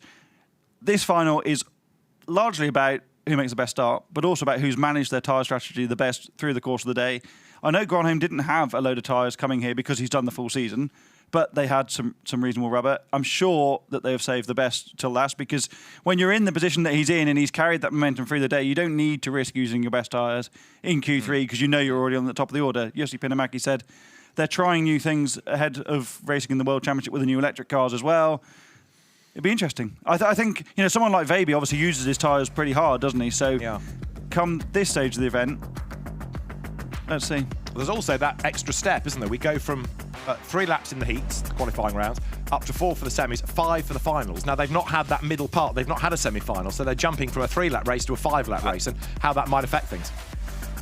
It certainly makes the strategy easier because you're not trying to condense all of your Joker strategy into such a short period of time. Of course, you've done one less race, so the tyres haven't had to endure that period. They've got a longer race to do, but yes, they've missed a race. Yeah, I think the 3-lap races are not neither good or bad. I'm indifferent about how long the race is, but I think you get into a better rhythm over a 5-lap race because 3 laps are done and dusted in no time, aren't they? So, yeah, I think it's going to be interesting. Certainly the strategy plays a different part because you can risk taking the Joker earlier on because you know you've got more time to catch that time back up. Well, we will see what pans out in the Supercar final in due course. We've got the Supercar Lights final to look for before that. Of course, in the 2-wheel drive open final, we've got a completely wide open race there because there isn't a single driver on that grid that's had a win in the previous event. Yeah, I think Simon Tiger is a shoe-in for leading into Turn 1 based on how good his starts have been so far, but I think he's starting from the second row. Yes, he is starting from the second row. So Victor Johansson, we know how good he is on the brakes. It'll be very interesting into the first corner. Of course, Timmy Entland in there as well, and we know how good he is. Ryla hasn't had the pace today for me, but he's so consistent. He is always so consistent. He's right there too. How much of a handicap or a benefit is it jumping from category to category? You get the track time, but you've got to keep resetting your brain. It's twofold, isn't it? Yeah, you do get the track time. You're race sharp all the time, but they are very different machines. They might be both rear-wheel drive, but I think, to be able to... In Finland, he was on the podium in both classes, and for me, that's remarkable. So we've got the Crosscar Junior final coming up shortly, the stars of tomorrow. We've had some really good racing out of the juniors over the course of the day. And for this, you've got the championship leader, Mikael Uitto, right at the back of the grid. Well, OK, good news, he's made it to the final, but he's still got a lot of work to do. He's got to get his elbows out here to try and muscle his way through. He has, but if his performance is anything like Q3 was earlier on, where he passed 2 people in the space of a lap, and then the semi-final, you can't write him off at all. Definitely a podium contender. Who knows what he can do if the leaders get stuck in. Equally, Hallinan was great in the semi-finals as well, wasn't he? So, yeah, I just think it's wide open. Let's quickly go to Molly before we go back racing. Talking about the stars of tomorrow, I found Isak Reiersen, who was a cross-car driver, who now is a very promising rally driver. Isak, what brings you to Birkenäki and Riga this weekend? I'm here coaching some youngsters in cross-kart, working together with JC Race Technique, with the team, and so that's what brings me here. And you rocked up here just now because the juniors are about to go out and drive their final. So who is it you're coaching? Now it's Lucas who's driving the final. Unlucky we didn't have 2 drivers in the junior final today, but we'll see about Sunday. Eric had good speed, but didn't make it. So what do you do? What do you say as a coach? Always analyzing onboards, trying to give some tips and tricks, and I've been driving these cross karts, so I have some tricks and try to do my best to help them, and I hope it works. And you've raced cross-car here once before, yeah? What can you say about this circuit? I loved it, absolutely loved it, and I remember how we changed the car to be as a go-kart, and it was actually a very different track compared to others, but yeah, I loved it. Now, just to let you all know, as we're stood here talking, it's starting to rain a little bit. What are your thoughts on that? Do you know anything about what's coming? We'll see. I'm always ready on the call down to the pre-grid if they want to change some damper clicks or something, but I think now it's okay. Okay, thank you. Good luck. Thank you. So it's going to be the juniors that we send out into these now changeable conditions. There is Jonathan Jelalami, who lines up on pole position. Lucas Andersson then is with him at the front of this grid. The second row is Lauri Hallinan, and alongside is Hampus Hagström. And the third row has number 195, you can see in the background of Oliver Solli, and the blue car, number 30, that of the championship leader, Mikael Uitto. The ready-to-race symbol will be on in a moment. We've had 3 wins to Uitto and 1 to Hallinan. It's blast off, and a good start by Halonen, and a good start by Uito in the blue car on the outside line. Halonen tries to get the ground on the inside. It's going to be Ylilami that leads, and here comes Uito, 6th, 5th, 4th into the first corner, and he might get another place on exit because he looks for the outside line, can't do it. Sends it up the inside, down to turn 3. There's just about room. He brakes late, he gets sideways. It doesn't quite work, but he hangs onto a slide. How late can you brake going in there, backing the car in, just avoids contact. What wonderful car control. Up front though, Ylilami got the start he absolutely wanted. He's been great today so far. This is all about trying to execute a brilliant first couple of laps to try and extend your advantage. So earlier on in the day, they had to think about a good time, and they had to think about where they were going to be ready to get into the semi-finals. Then they had to think about being in the top 2 to get into the final. Now it is about this race and nothing else. This is the one that is going to count for points within the championship of any significance, and they all want to win it. And it is Yunatun Ylilami that leads at the end of lap 1 from Lauri Halonen in 2nd place, and there 4th is Mikael Uito. We've only had one that has gone joker, and it was Oliver Solli on that first lap. He gets out of the traffic. Interesting that so few of the others have done so. I love that shot through the final corner where you're looking directly into the windscreen of these little machines as Anderson's having a look at the inside of Halonen. Halonen jumping on the brakes. Look at the suspension compressing as he turns in to that long left-hander under big pressure. Uito is so smooth with the inputs. I wonder if he's struggling for power because he's great on the brakes and through the corners, but he's just losing out a bit on the exits, isn't he? Halonen is under massive pressure from Anderson. Oh, Anderson makes the last minute. Wall. Late decision not to joker, and he's collected the tyre stack. Disaster. Oh, I've done that myself, and it's the most frustrating thing, making that last minute decision. Of course, he was trying to mix up the strategy. Halanen's in the joker and has dropped down to 3rd on track, but what a shame. Well, it's purely down to the driver there, isn't it? He decided at the last moment not to do it, and he misjudged where the car was on the road relative to that tyre barrier. So Yunatun Ylilami leads. Up in a second now is Mikael Uito. What can he do to bring down that gap? 3rd is Hampus Hagström. 4th is Lauri Halonen. Well, he did go joker. He stayed ahead of Oliver Solli, and Lucas Andersson in the tyre barrier out of the race. Halonen might have handed Uito a podium here by joking at that point. If he gets stuck in traffic behind Hagström, it depends when Hagström jokers, because Halanen's not on the rear of him yet.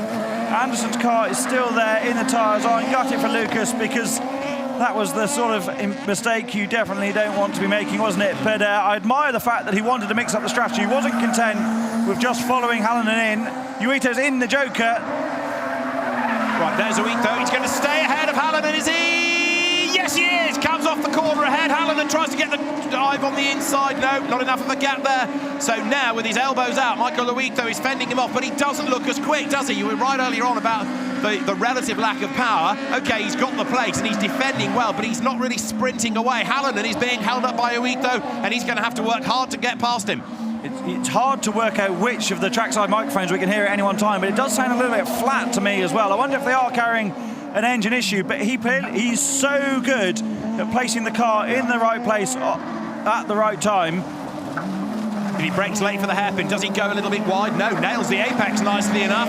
So these two, they both jokered then as they come now up towards a yellow flag zone. That's where the car of Anderson still is. Now, the race leader, Yunatun Ylilami, is still clear of Mikael Uito, but Ylilami has yet to serve that joker as he comes now over the line. That puts 4 laps in the book. Joker lap is about 3 seconds, and he's 4.8 to the good. So right now, Ylilami is looking as though it is going to be a race win for him. And now, look, Halonen has dropped back a little bit. Yeah, Halonen didn't look like he had the pace early on, did he? Uito now pulling away. This has been a stunning fight back from Uito. Halonen, good damage limitation as well. Like you say, there's some raindrops on the camera lens. Doesn't look to be affecting the track, and he has lost some ground, Halonen. He has indeed, and Yunatun Ylilami then looks as though this is going to be his victory. There's that yellow flag zone once more, and so Ylilami, who is 5th in the championship, is going to be a race winner, seemingly. He jokers on the last lap. Checkered flag is being made ready. He was 4.8 seconds ahead. There in the background is the blue car of Mikael Uito, but it's not going to get close enough. From pole to the win, Yunatun Ylilami wins the Crosscar Junior final. That was some drive. Second across the line is Mikael Uito, and 3rd goes to Lauri Halonen. Hampus Hagström takes 4th ahead of Oliver Solli. The one we lost, of course, was Lucas Anderson, but that was a really, really impressive drive, and Jonathan Ylälami made most of the work done off the line, got the lead, and everybody else squabbled behind him. Yep, what a drive. I'm pretty sure that is a first victory for the youngster in this category as well, and what a way to do it. Dominated from the front, wasn't gifted a thing. Yuito has such amazing car control, doesn't he? Backing it in to that tight left-hander, and this is where it went wrong for Lucas Anderson. Well, he hit the barrier pretty hard, didn't he? Yeah. He was never going to get out of that situation once he turned to the right. Great car positioning again from Yuito to cover Halonen off on the outside. I'm interested to go and speak to both of them later on and see if they were indeed carrying an issue. But none of that affected Ylälami. What a performance. A fantastic drive, 2.2 seconds clear in the end. 3rd different winner out of the 5 rounds that we have had. And there is Jonathan Ylälami making his way then off the circuit and into the paddock.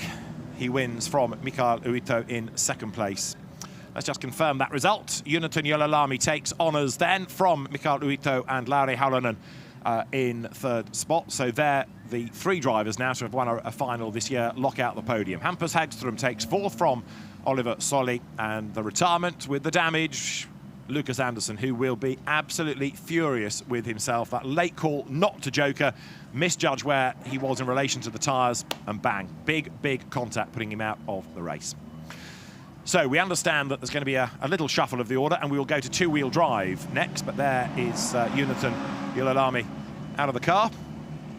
2.2 seconds to the good. It is indeed 2-wheel drive. Remember, we have a grid full of, as yet, non-winning drivers in terms of the finals, because we've had Jonas Dahlstedt Jakobsen taking 2.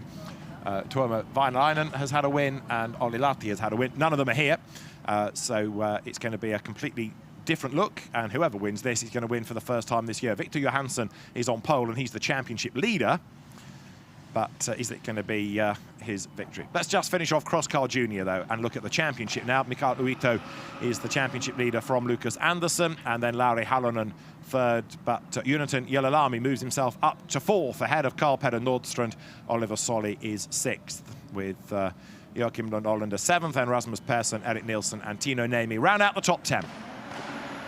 So Mikael Uitto hangs on to that championship lead, and we'll do it all over again on Sunday. And you can join us, of course, for all of that action on Rallyx.tv as well. So that is the lower order within the championship, and the 2-wheel drive open final coming up in a moment. The grid is forming.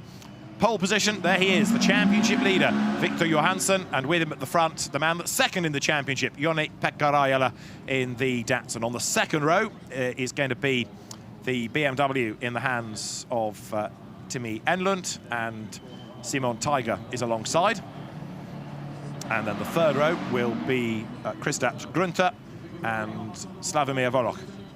The 2 BMWs, the more recent BMWs on that 3rd row, and of course they tangled in Q1, which led to Grünter being excluded from that race. So hopefully it'll be rather less fractious between them this time around. 5 laps in prospect.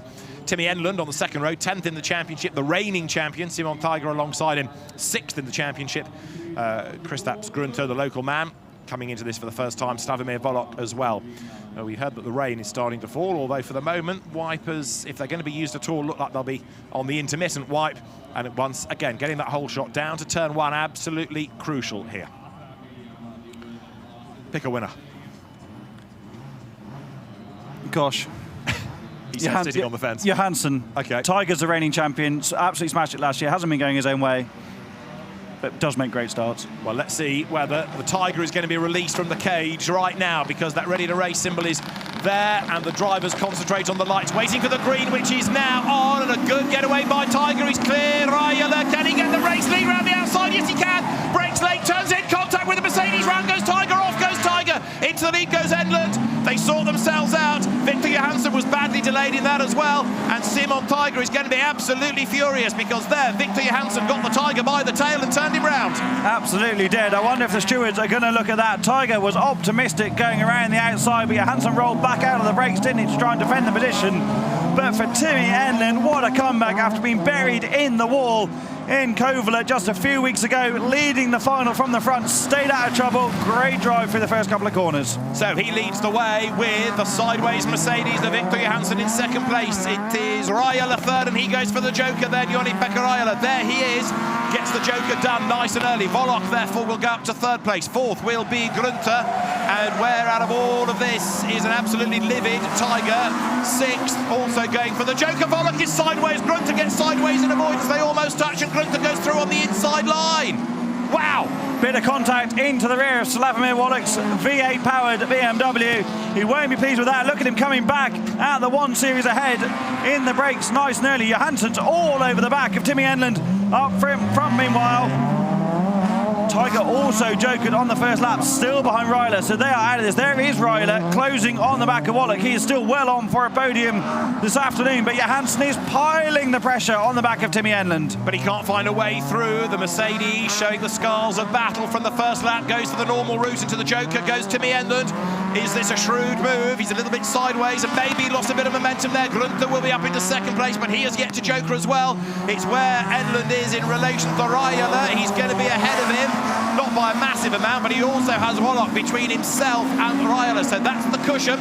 He's up the curb, so of the jokered drivers, it is Enlund ahead of Raiola, and a really, really irate Tiger down in sixth, and stone last right now.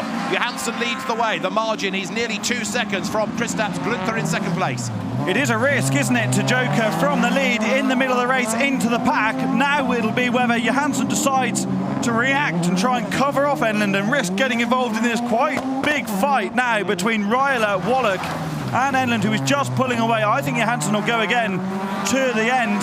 Grunter also set the fastest lap of the race so far last time around. Enlund has the legs on Wallach. Wallach jokers now. So that gets him out of the draft for the moment as the leaders come down towards that last corner, riding the curb, set the car up, it stands on its nose, turn left. That's Wallach sideways, which is his normal style. He drops back behind Raiola, and he will keep Simon Tiger behind him. Over the line goes Wallach, still learning about this circuit. But that car, nicely developed now, getting better and better as the day has gone on. Right, Johansson leads the way. Now, he is 3.8 seconds ahead of Enlund, and on that last lap, he was fractionally quicker. Timmy Enlund needs to find about 4/10, and that is Tiger. He's stationary. Simon Tiger's rather miserable season continues. Enlund needs to close a bit more on Johansson in order to jump him when the Mercedes jokers. But really, really bad news for Simon Tiger. Tapped into a spin, and now the car is stranded on the track. Grunter is on for a podium here. It's going to be very close between him and Raiola when the Latvian takes a Joker, which is right now behind the race leader. This is all about Timmy Enlund on the standard lap. Here he comes out the inside, over the jump. He's going to be on the outside as he comes back onto the start-finish area. There's Johansson on the inside. Grunter on the inside as well. Enlund's going to get run out wide. He's up the curb. Grunter not only on for a podium, he fancies a race win. He's gone second. So that's bad news for Enlund. There's the yellow flag. They can't overtake there. And good on the power coming out of the corner is Enlund. He's gone second, and up to third goes Raiola. Grunter didn't get back on the power in time, and now Enlund sets off in pursuit of the Mercedes. Last lap. I don't think he's going to get there in time, is he? He's going to throw everything at it, but it looks as though finally the championship leader, Victor Johansson, is going to be on for a race win, barring any post-race discussion about turn one. I really think the Enlund Motorsport team ought to have left Timmy out, because while they rolled the dice and it almost worked, with having the leading pair then Joker together, he wasn't able to get the undercut on the exit, was he? Because Grunter's car was sitting behind Johansson. It hasn't really worked out for them as they wanted. Well, it's been a good idea, but a good effort, but not quite enough. As here they come up towards the end. The gap's coming down, but Victor Johansson is going to win it. He comes up towards the line then. Victor Johansson wins the two-wheel drive open final from just on the line. Timmy Enlund second. There was a very, very sideways Joni-Pekka Raiola who hung on to third ahead of Kristaps Grunter, and the margin between them was about 0.3 of a second when they crossed the line. Slavomir Voloch taking fifth place, and the one retirement, the reigning champion, Simon Tiger. He is going to be so, so disappointed. There is Victor Johansson's Mercedes. Well, let's have another look at what happened at the first corner. Brilliant getaway by Tiger. Totally unleashed as the lights changed. He was just about ahead of the Mercedes, turned in, and there was the contact. In fairness, there was nowhere that Johansson could go. It was either, into the wall or stand the car on its nose. Look, Tiger is ahead. He moves across for the line for the corner, and he was just about ahead, but, There's already rotation in the car when he's on the brakes, heading. I think it is ludicrously optimistic to get to the wall on the inside, starting from the second row to come across the pack. I just think you put yourself in such jeopardy, it's not worth the risk, and that's absolutely proved dividends because I'm sure he had the pace to at least challenge for the victory. This is what I mean about Enlund. They had the strategy, didn't they? And I think he probably would have got the undercut done there on Johansson, but with Grunter's BMW there, he wasn't able to pull that off. No. Grunter then had a bit of a problem. He was on for a podium, did some stellar laps in the middle of the race, but Ryler is always there, isn't he, and picked up the pieces when Grunter had that small problem. Well, there is Simon Tiger limping back to the paddock, and he'd nearly done it, he'd nearly cleared, but what I think he was hoping to do was almost terrorise Johansson into standing on the brakes, wasn't it? I am taking this line, you will brake to avoid contact, and Johansson didn't brake enough, so that was another roll of the dice from Simon Tiger, and it didn't quite work because Johansson did make contact with him. The car's going into that Parc Fermé area. And let's just confirm the way they came across the line. Victor Johansson, the winner, from Timmy Enlund in second place, and Joni Pekka-Raila third. Kristaps Grunter has had a good day, missed out on the podium, but only just. He's fourth. Slavomir Volok fifth, and Simon Tiger didn't make it to the end. So next up will be the Crosscar final. After that, the Supercar Lights, and then the Supercars. We've had some mega racing all day, and we are not done yet. In the championship, it is Victor Johansson then that leads in open two-wheel drive from Joni Pekka-Raila and Simon Tiger third. The absent Jonas Dalseth Jakobsen is fourth equal now with Timmy Enlund, another driver missing this weekend. Mika Nielsen is sixth. Simon Engsvik didn't qualify for the final, but he is now seventh, and we'll see him come Sunday. So Victor Johansson takes an overdue first win of the year, and he's with Molly. Victor, that's a huge smile on your face. Congratulations with the win here in Riga. How was it? Yeah, it was great. Very good fun. Talk us through the final. Yeah, it was. I saw Tiger on the right. He then made an awesome start, and maybe was a little late on the brakes, but it was pretty tight, so I touched him a little. Sorry for that, Tiger, but that's the name of the game. Kept it in the lead all the time, and the car was working great.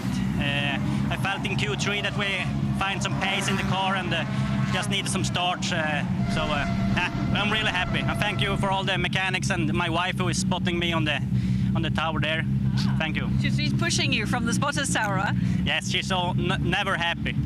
Maybe now. Hopefully, congratulations. Yeah. Thank you very much. So big smiles and thumbs up from Victor Johansson. Strides back to the car, and Joni Pekka-Raila goes to say well done, and other drivers wander over as well to congratulate him, as we turn our attention next then to the Crosscar final, where Ronald Baldins is the man on pole position. With him at the front of the grid is Oscar Anderson. The second row is Yannis Baumanis. Not that one, but it is the Reinis Nittis who is alongside. Then on the third row, Martin Juga, and alongside him it is Patrick Hallberg.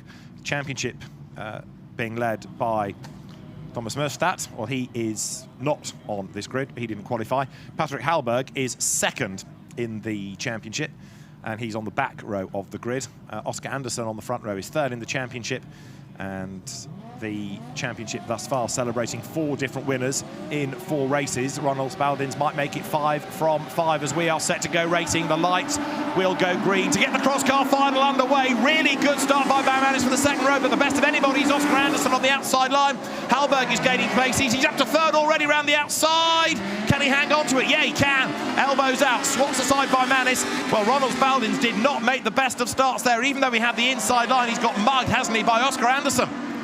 Reinis Nittis in the background, look to the inside of Baumanis into the tight left-hander. We'll call it turn 4 for now, shall we? I know that's up for debate.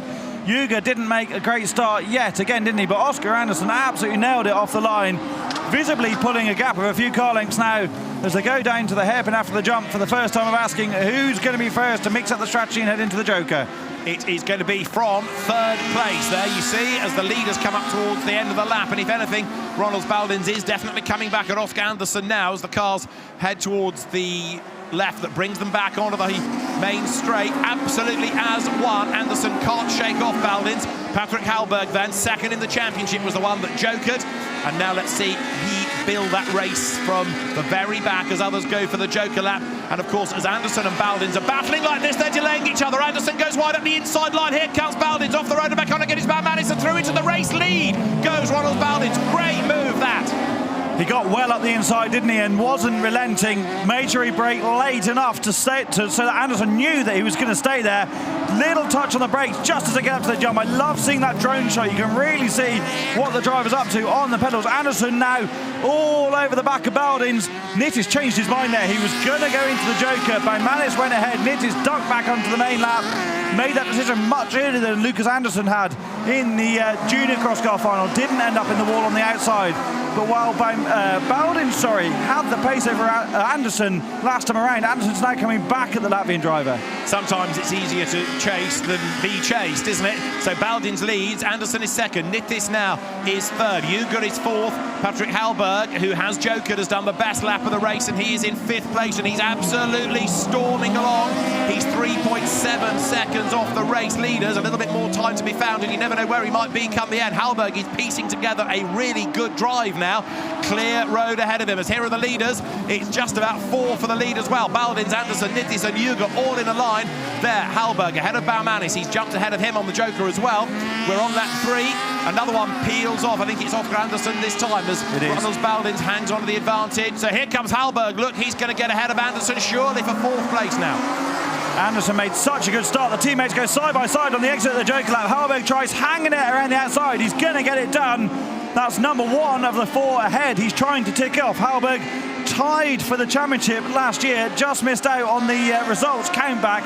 Nittis running in second. I don't know if this is going to be enough, because the guys behind are going so quick. They really need to pick the pace up over the last couple of laps up front. And Hallberg now, again, look, clear road ahead of him. Now, Nittis did the fastest lap last time. Hallberg is 3.6 seconds off the lead. If he can find another 3-4 tenths, he's going to jump ahead on the joker, potentially. Out of the hairpin they come. Lap 4, 1 to go at the end of this. Baldins is holding up Nittis now, and Nittis goes for the joker. So does Uger. They are together. Ronald Baldins leads the way, but here comes Hallberg up the inside. He's on standard lap. On the joker lap is Nittis. It's going to be close when he feeds his way back onto the circuit. Now he's going to jump ahead of Hallberg. Uger up the inside line as well.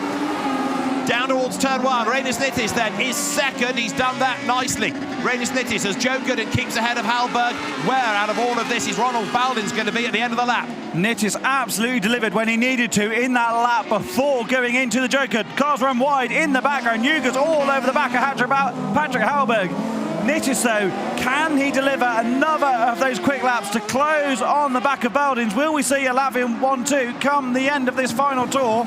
He was 3.2 seconds back last time, and between 3 and 3.3 is the delta. He might have done enough. So Ronald Baldins goes for that joker lap. Here comes Reinis Nittis up the inside. Ronald Baldins has been so good across the day, but I reckon he might just lose out of the last corner. Here they come. He's on the joker lap, on the standard lap, and ahead of him is Reinis Nittis, who is going to win the cross-car final. What a drive. Reinis Nittis it is that wins by 7/10 of a second from Ronald Baldins. Patrick Hallberg third, from Martin Uger in fourth. Janis Baumanis fifth, and Oscar Anderson sixth. But Reinis Nittis delivered in style, didn't he? What a drive. His last lap was 1,000th of a second slower than the absolute best of the race, so he was consistent, that's for sure. He stops in front of the fans, and Reinis Nittis wins the cross-car final. What a drive. Yes, absolutely. What a drive. He's had a tough day, hasn't he, Reinis? Was really hard on himself after Q3. Absolutely delivered there, didn't he? I think, as we saw in the Open two-wheel drive final, that cluster on the exit of the first corner meant that the undercut wasn't possible for Hallberg, and ultimately I think that helped Reinis out. But he loves his rallycross. He doesn't need to be competing this weekend. He does it because he absolutely loves it. Look how much it means to him. And the fans love him as well. Look, what a reception. He stops in front of them then on the main straight, the home straight, out of the car, celebrates, and they respond. Well, it didn't look like a mega start from him, but he did gain ground as the cars accelerated out of the chicane. But look, he was at the back of the pack. He actually lost out badly off the line, didn't he? I'm trying to work out whether that was a plan to keep out of trouble or whether he just got mugged. No, I think he just got mugged. He'll need to work hard on his starts for Sunday. And tomorrow, of course, he's racing in the Latvian-Lithuanian Championship tomorrow as well. Had a look to the inside of Baumanis. into the left-hander there. Lost out a little bit. And at this stage, he's fighting for 6th. Yuga's having a look up the inside. That's where his battle was. Up front, almost forget that Oscar Anderson led early on. Such was the drama during the race. This is Baldins having a look up the inside. Such a good exit. Baumanis running wide onto the grass. This is that move again. Baldins swerved to avoid any contact, still got it done. Picks up the throttle, look at the nose of the crosscar rise into that very long left-hander. This is what I was talking about by the bun fight at the end. Hallberg had no option but to go for the undercut.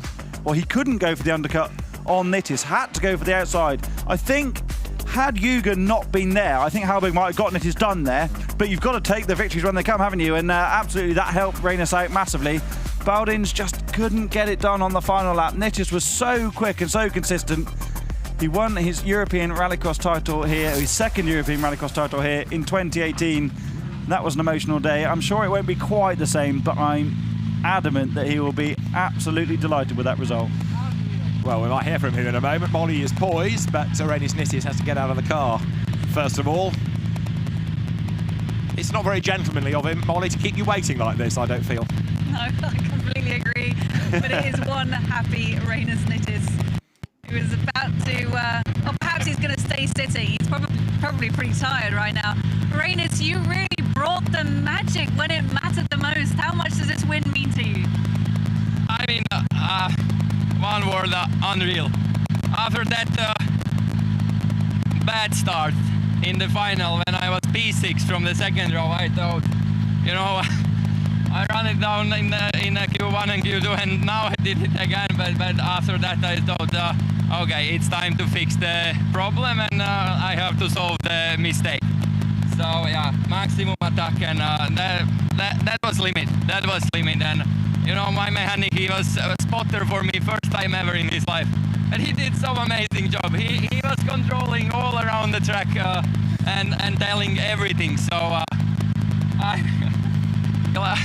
one beer for mechanics and for myself in the evening. You really love this, don't you? Yeah, and fans and everything, home track, and you know, Latvians on top in the buggies. So this gives motivation to live. Thank you. So Rallyx Nittis it is that takes the win, and well, that answers one question. It was his bad start, but it was also his win. These are the results. Rallyx Nittis wins the cross-car final from Ronalds Baldins, and then 3rd, Patrick Hallberg. Martin Yuga, 4th, Yannis Baumanis, 5th, Oscar Anderson, finishing in 6th, having also been fined €500 after the semi-final when he was found not to be wearing FIA-compliant underwear. So that's €500 less for the bar tonight. Riga won't be able to be in profit as a town. Rallyx Nittis, after a mega drive then, comes through to win. He didn't really look all that sparkling during the day. Others were setting the fastest times, but he delivered when it mattered. And Patrick Hallberg's 2nd place in the championship, closer now to Thomas Murstad going into Sunday. And of course, with only another round after Sunday, this is building up nicely. Yeah, absolutely. It's Murstad can count his lucky stars, I think, that Hallberg didn't get the points he wanted in the final, and Murstad hangs on to top spot overall. Rallyx, I said he wasn't going to be emotional, didn't I? But he was. There was a degree of emotion there, and good for him. Fantastic to deliver in front of his home crowd, and I'm sure there'll be more than just one beer for him and the mechanics this evening. I'll have another go at that championship table, because that was before this weekend, so that was what it was. It'll be affected after that, so we'll come back to that in due course. But for now, let's go to Supercar Lights, because this is going to be an absolutely storming race. They've had everything thrown at them today, not only great racing, but also mixed weather conditions. Simon Olofsson is the championship leader. He's on pole, double winner. Martin Enlund, 2nd in the championship, is alongside him. 2nd row, Martin Ekspjuth and Mattis Janssen. 3rd row, Jimmy Valfridsson and Ola Henry Steinsholt, who is 3rd in the championship. The grid is formed. We are good to go. The ready to race symbol is there. The Supercar Lights final. 5 laps is go. Who makes the best getaway? It's going to be very, very tight to turn 1, because Olofsson has only just got his nose in front. Contact for 2nd. Steinsholt dives up the inside, tries to find the gap. Walfridsson goes 3rd. That was a good move. exactly what Olofsson needed there. Got the start he wanted, got out of the trouble. Expeth again being physical in the first corner. Got the job done up the inside to move into second. Walfridsson, a stellar job as well. He's really found his groove this weekend, Jimmy Walfridsson. Trying hard to convert that into a podium. Martin Enlund, though, badly lost out in turn one. He did, absolutely right. And now he's going to have to try and work out how to buy back these places as Walfridsson tries to squirt up the inside of Expeth there. Who jokers? Walfridsson at the last moment dives out of the toe. So he goes for the joker lap. That releases now Martin Enlund to see whether he can close on Expeth. But in turn, he has got all over the back of him. Steinsholt, the man that's third in the championship, looking for a way through, but he can't quite do it. And then you've got Mattis Jansson in fifth. Walfridsson then down in sixth, having jokered that longer, slower first lap. But Simon Olofsson is looking for 3 final wins on the bounce and try and pull away in the championship from Enlund. To a degree, the joker strategy is so much easier in the final. Martin Enlund runs wide. Steinsholt looks to the inside. There's no way through. Enlund's getting a little bit ragged. I wonder if he's running out of tyres, because the car looks very oversteery on corner entry, especially on the tarmac. But you don't risk falling into the traffic quite so badly in a final situation like this, because the guys are all fast. You know the pace is there. So Walfridsson able to take that risk early on, get the joker done and out of the way, get the hammer down, try and pick off places. So this time it's Steinsholt that goes for the joker, but you can see the way that Expeth is coming back at Olofsson. He's caught him up, hasn't he? So they were 0.6 of a second apart at the end of the previous lap. They're virtually nose and tail now, as here, coming off the joker lap, you've got both Steinsholt and Jansson, but Walfridsson stays ahead of both of them. There are the leaders, and it is Olofsson to Expeth. The gap was down only fractionally, only by a 10th. Martin Expeth then throwing everything at this as you look down from the drone as the cars then turn their way out of turn 4 and now towards that loose section of the track. Enlund also matching the leading pair for lap time to the nearest 10th. Walfridsson not quite there in ultimate pace, is he? A few tenths behind the leaders. He might be able to get Enlund in this fight, but I think based on pace alone, that's where his challenge may end. It really depends what happens to the front two. Expeth's decided now is the time, ducks out into the joker, followed by Enlund. So there's not much to choose between those two. Olofsson now doesn't have to worry about defending. He can concentrate purely on his own lap, which therefore should be a quicker one. Expeth has done the fastest lap of the race. Here comes Walfridsson. Is he going to be able to benefit? He's not. He slots in behind. Now he'll send it up the inside line down to turn 1. He's almost overlapping. He's on the inside. They're going to touch, are they? They just avoid making significant contact. Walfridsson looks for another angle. He goes to the outside line now. He's alongside Enlund. He's got his nose in front down towards turn 4. Wrong line. Switch back to the inside. Enlund's off the road. Walfridsson goes through. There's contact there between Enlund and Steinsholt. And more contact as up the inside goes Enlund. He hits Walfridsson, spins it, loses it, goes to the back of the pack. Wow, high drama. And Martin Enlund from second on the grid goes to the flat last. What a move from Jimmy Walfridsson. He had that set up for 3 corners before the move came off. I think Enlund ultimately put himself in the wall by making that move. That's Simon Olofsson in the joker. Has Expeth come back at him? I suspect he might have been delayed, but it's still going to be very, very close with a lap to run. Expeth needs that inside line down towards turn 1, but he can't quite get up alongside him. 4 laps are done, 1 lap to go. Olofsson leads the way. The championship leader is ahead of Martin Expeth. What can he do now then as the cars accelerate down towards turn 4? You can see Expeth got that little bit too sideways on the exit of the final corner. You lose the momentum in these Supercar Lights machines. You need to keep that forward momentum all the time. That's really played into Simon Olofsson's hands, but he's just got to withstand this pressure for the last half a lap now. Over the jump, little touch on the brakes. Oh, Expeth looks to the inside. He's on the looser gravel, avoids a contact, runs deep. That was his last roll of the dice. It was indeed. It's the first time he's been in a final this season in Supercar Lights in Rallyx. He desperately wants to win it. You're right, that was his last roll of the dice. It didn't work, it's delayed him, he's lost time, and so Simon Olofsson is going to make it 3 in a row. Martin Expeth is going to be second, and third, Jimmy Walfridsson. Simon Olofsson wins the Supercar Lights final. Another absolutely stonking race. In the end, 11/10 of a second, the margin doesn't really tell the whole story because he was gifted some of that gap, wasn't he, by that little mistake by Expeth. He braked so late, there was a hint of a gap, but it just was not to be. I have to say, Expeth stepped up massively this weekend. Much better than any of his previous performances I've seen in Rallyx. There is more damage for Steinsholt. His guys have had a busy day and they've got some more work to do before Sunday. This is the start though. watch Enlund, the second place driver on the grid, and Expiaf, the yellow car in the middle of the pack.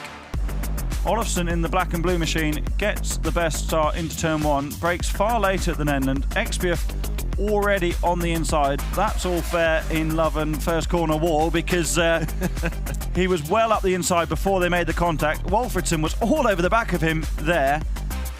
Little bit of rain on the camera lens, but certainly not wet as it was earlier on. This is Enlund getting wildly out of shape later in the race, but Steinsholt wasn't able to do anything about it. Oh, that was on the exit of the first corner, wasn't it? Because Wolfridson has joked already. So this is the move between Enlund and Wolfridson. So this is just after Enlund has joked. Wolfridson backs out of that, looks back to the inside, goes to the outside, gets a great run in the run to the next tight left-hander, but thinks, I'm not going to go round the outside, that's too risky. I'm going to brake early, switch back, go up the inside.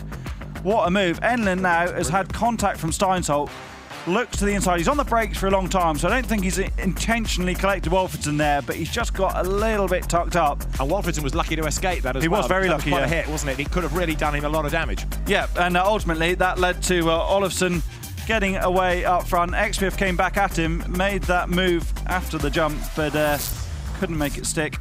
Simon Olofsson, 3 wins from the last 3 rounds. He's all yours, Molly. Well, as the rain is coming down here now before the Supercar final, congratulations, Simon. It wasn't the easiest of starts to this round, with the brake problems yesterday continuing today. Just how strong did you feel in that final? We finally did a good start, so we could just pick our own pace. We did a better setup for the final than the semi-final, for sure. The car felt really good. The team have done a good job. I have brakes now, so maximum points, that's amazing. And I'm sure this is a big thanks, like you mentioned, to the team. Absolutely. Without the team, we are just nobodies. Now, share with us the work that they've been doing today. I mean, they put every hour in the day, put work on the car, like the road we did in England, like the brake problem here. They do everything in between, so we will be able to put on a good show for all the audience. So just a great team, amazing team. You're really on a roll now, aren't you? Yeah, it's going pretty good, yeah. Pretty good? Yeah. No, for sure, I mean, we're super happy, so just keep going. Enjoy it. You have a day off tomorrow. Yes, thank you. Might be a day of recovering from the celebrations there, having dragged it over the line and then the car expired on him. Ole Henry Steinsholt's car is being lifted, and Simon Olofsson then can celebrate another race win. That is his 3rd victory of the season. Martin Expiaf's best of the year. He's in a final for the first time. He's on the podium for the first time. Jimmy Wolfridson takes 3rd. Mathias Jansen 4th from Martin Enlund, and then Ole Henry Steinsholt comes home in 6th place with the damage, which was largely sustained in all of that drama coming out of turn 3 up to turn 4. So, as far as the championship is concerned, Simon Olofsson is ahead of Martin Enlund, and that gap extends. Ole Henry Steinsholt is still 3rd. Martin Jonsson is still 4th, but up to 5th now, Mathias Jansen, and into the top 6 comes Jimmy Wolfridson. But yes, the point has been made. Simon Olofsson very much is on a roll. Don't bet against him winning again on Sunday.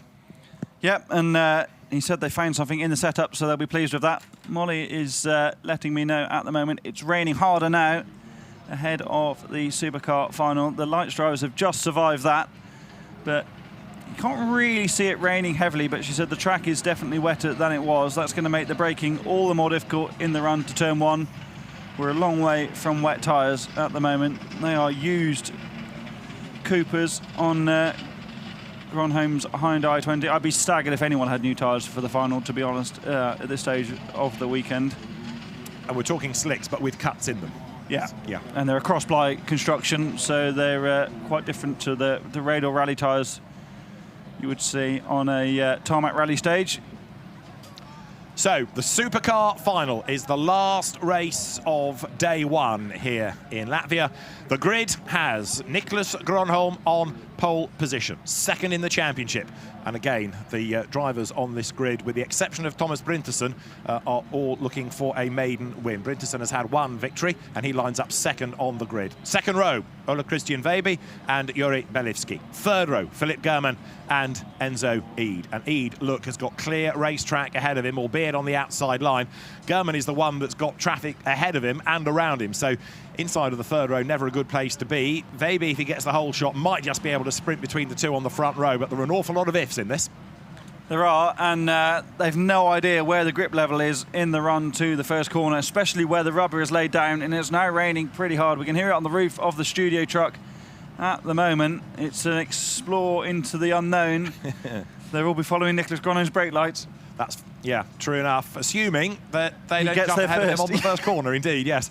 You were slightly getting ahead of everybody there, which is what Gronholm wants to do. But it is time now to find out whether this is going to be true to form. He's been fastest in Q1, Q2, Q3. He's on pole. We're ready for the Supercar final then. Round 5 of Rallyx about to get underway for the Supercars in Riga. It is blast off, a dreadful start by German, a good start by Gronholm. Good start also by Belivski. He's up into second place and has a go at the race leader. Bryntesen is third. Eid on the inside of him, and they're down in fifth is Vejby. German staggers off the line, but it's Gronholm ahead of Belivski, who's going to have a go on the inside line. Is he? He thinks about it as contact. He gets into the side of Gronholm, and off he goes. Gronholm in the wall. He spins and spins, and he gets collected by Vejby. This might well be a stoppage, but big damage out of the car. He's livid. Gronholm, he's out of the race.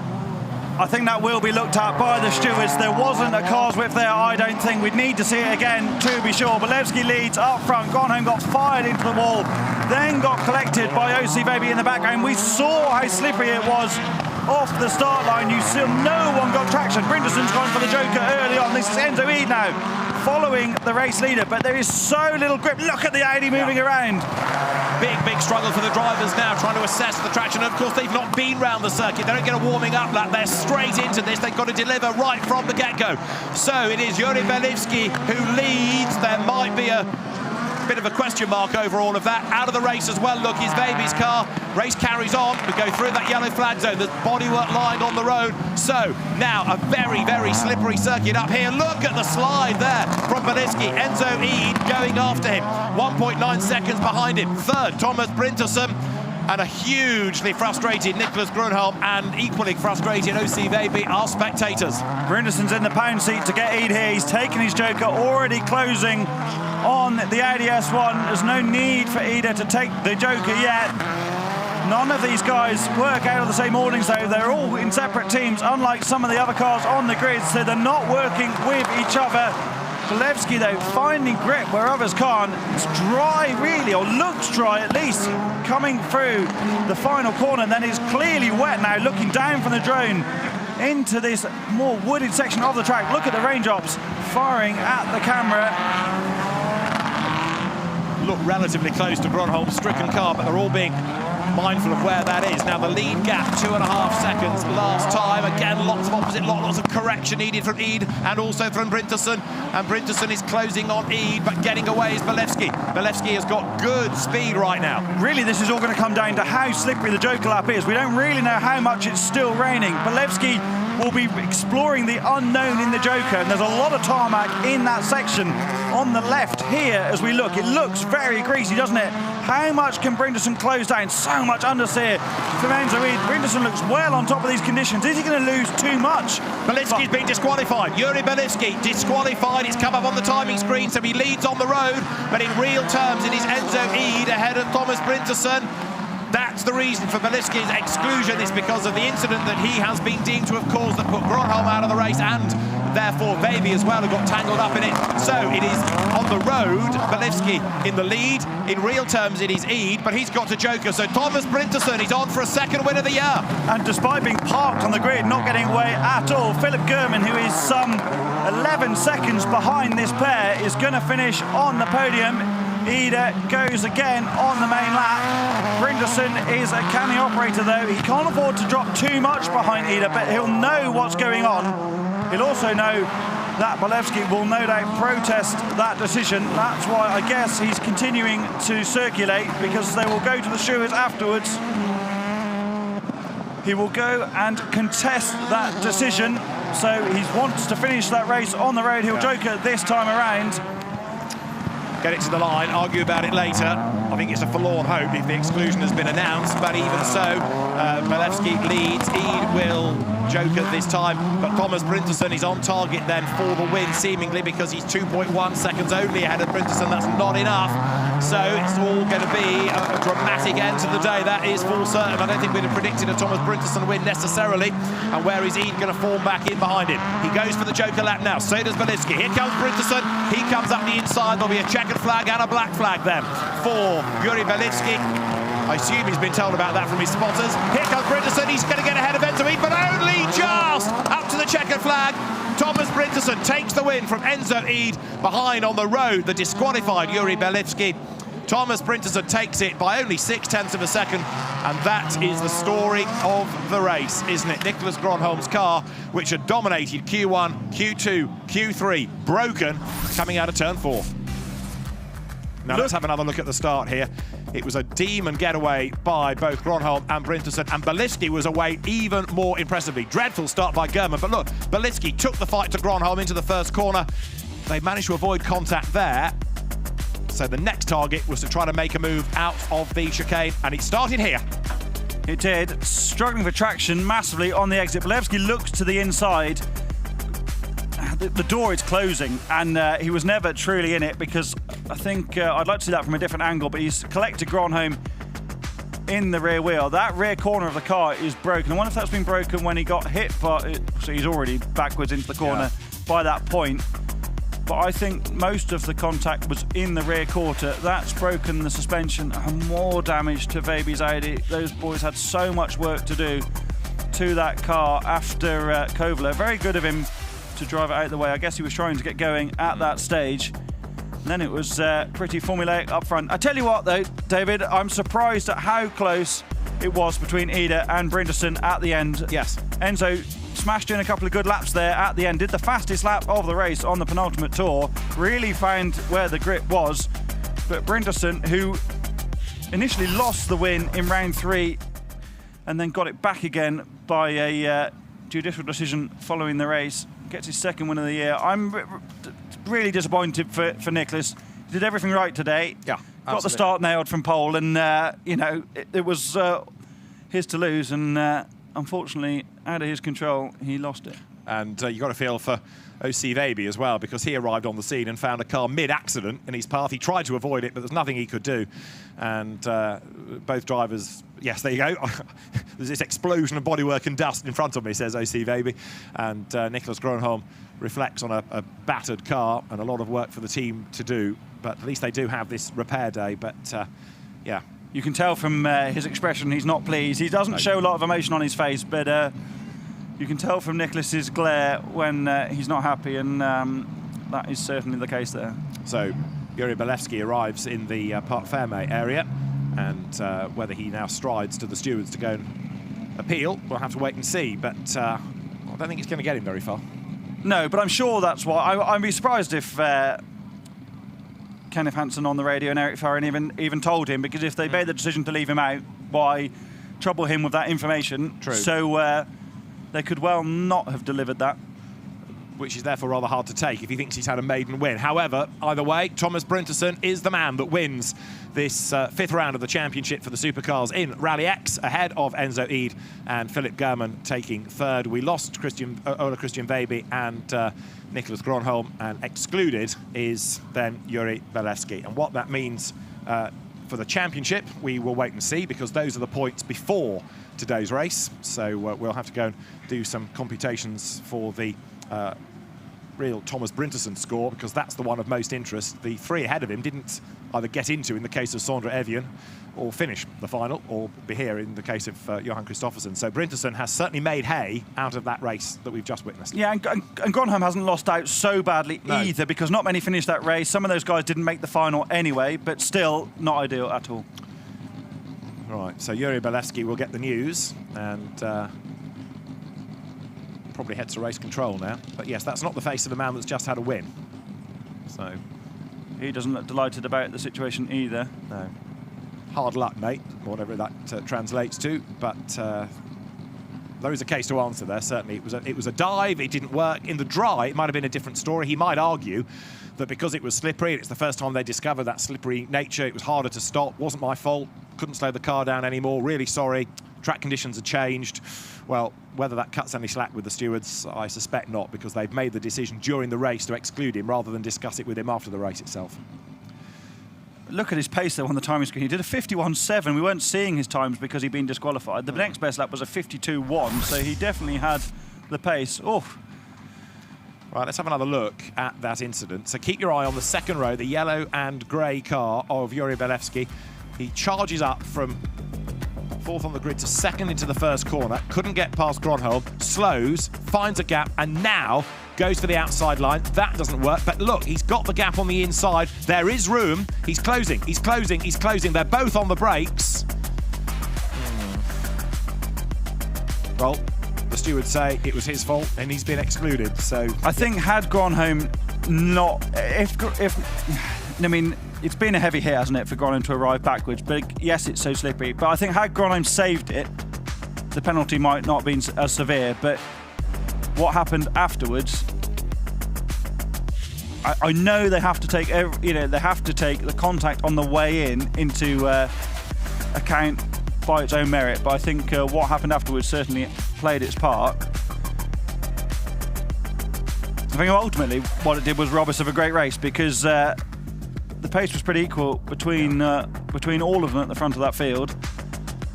Can't take anything away from Brinderson though. Had to deal with what was the cars that he was dealt, and did that admirably well. You can only beat the people you're racing against, and he did just that. He might not have had the pace of Belevsky, but hat tip to Enzo Ede as well. You're absolutely right. He did put in some very good laps. He got the best of the race, of those that were classified, because obviously Yuri Belevsky's laps didn't count. So there we have the top three. Thomas Brinderson, Enzo Ede and Philip German, who we didn't really see, but what that now does is bring Thomas Brinderson up into third place in the championship.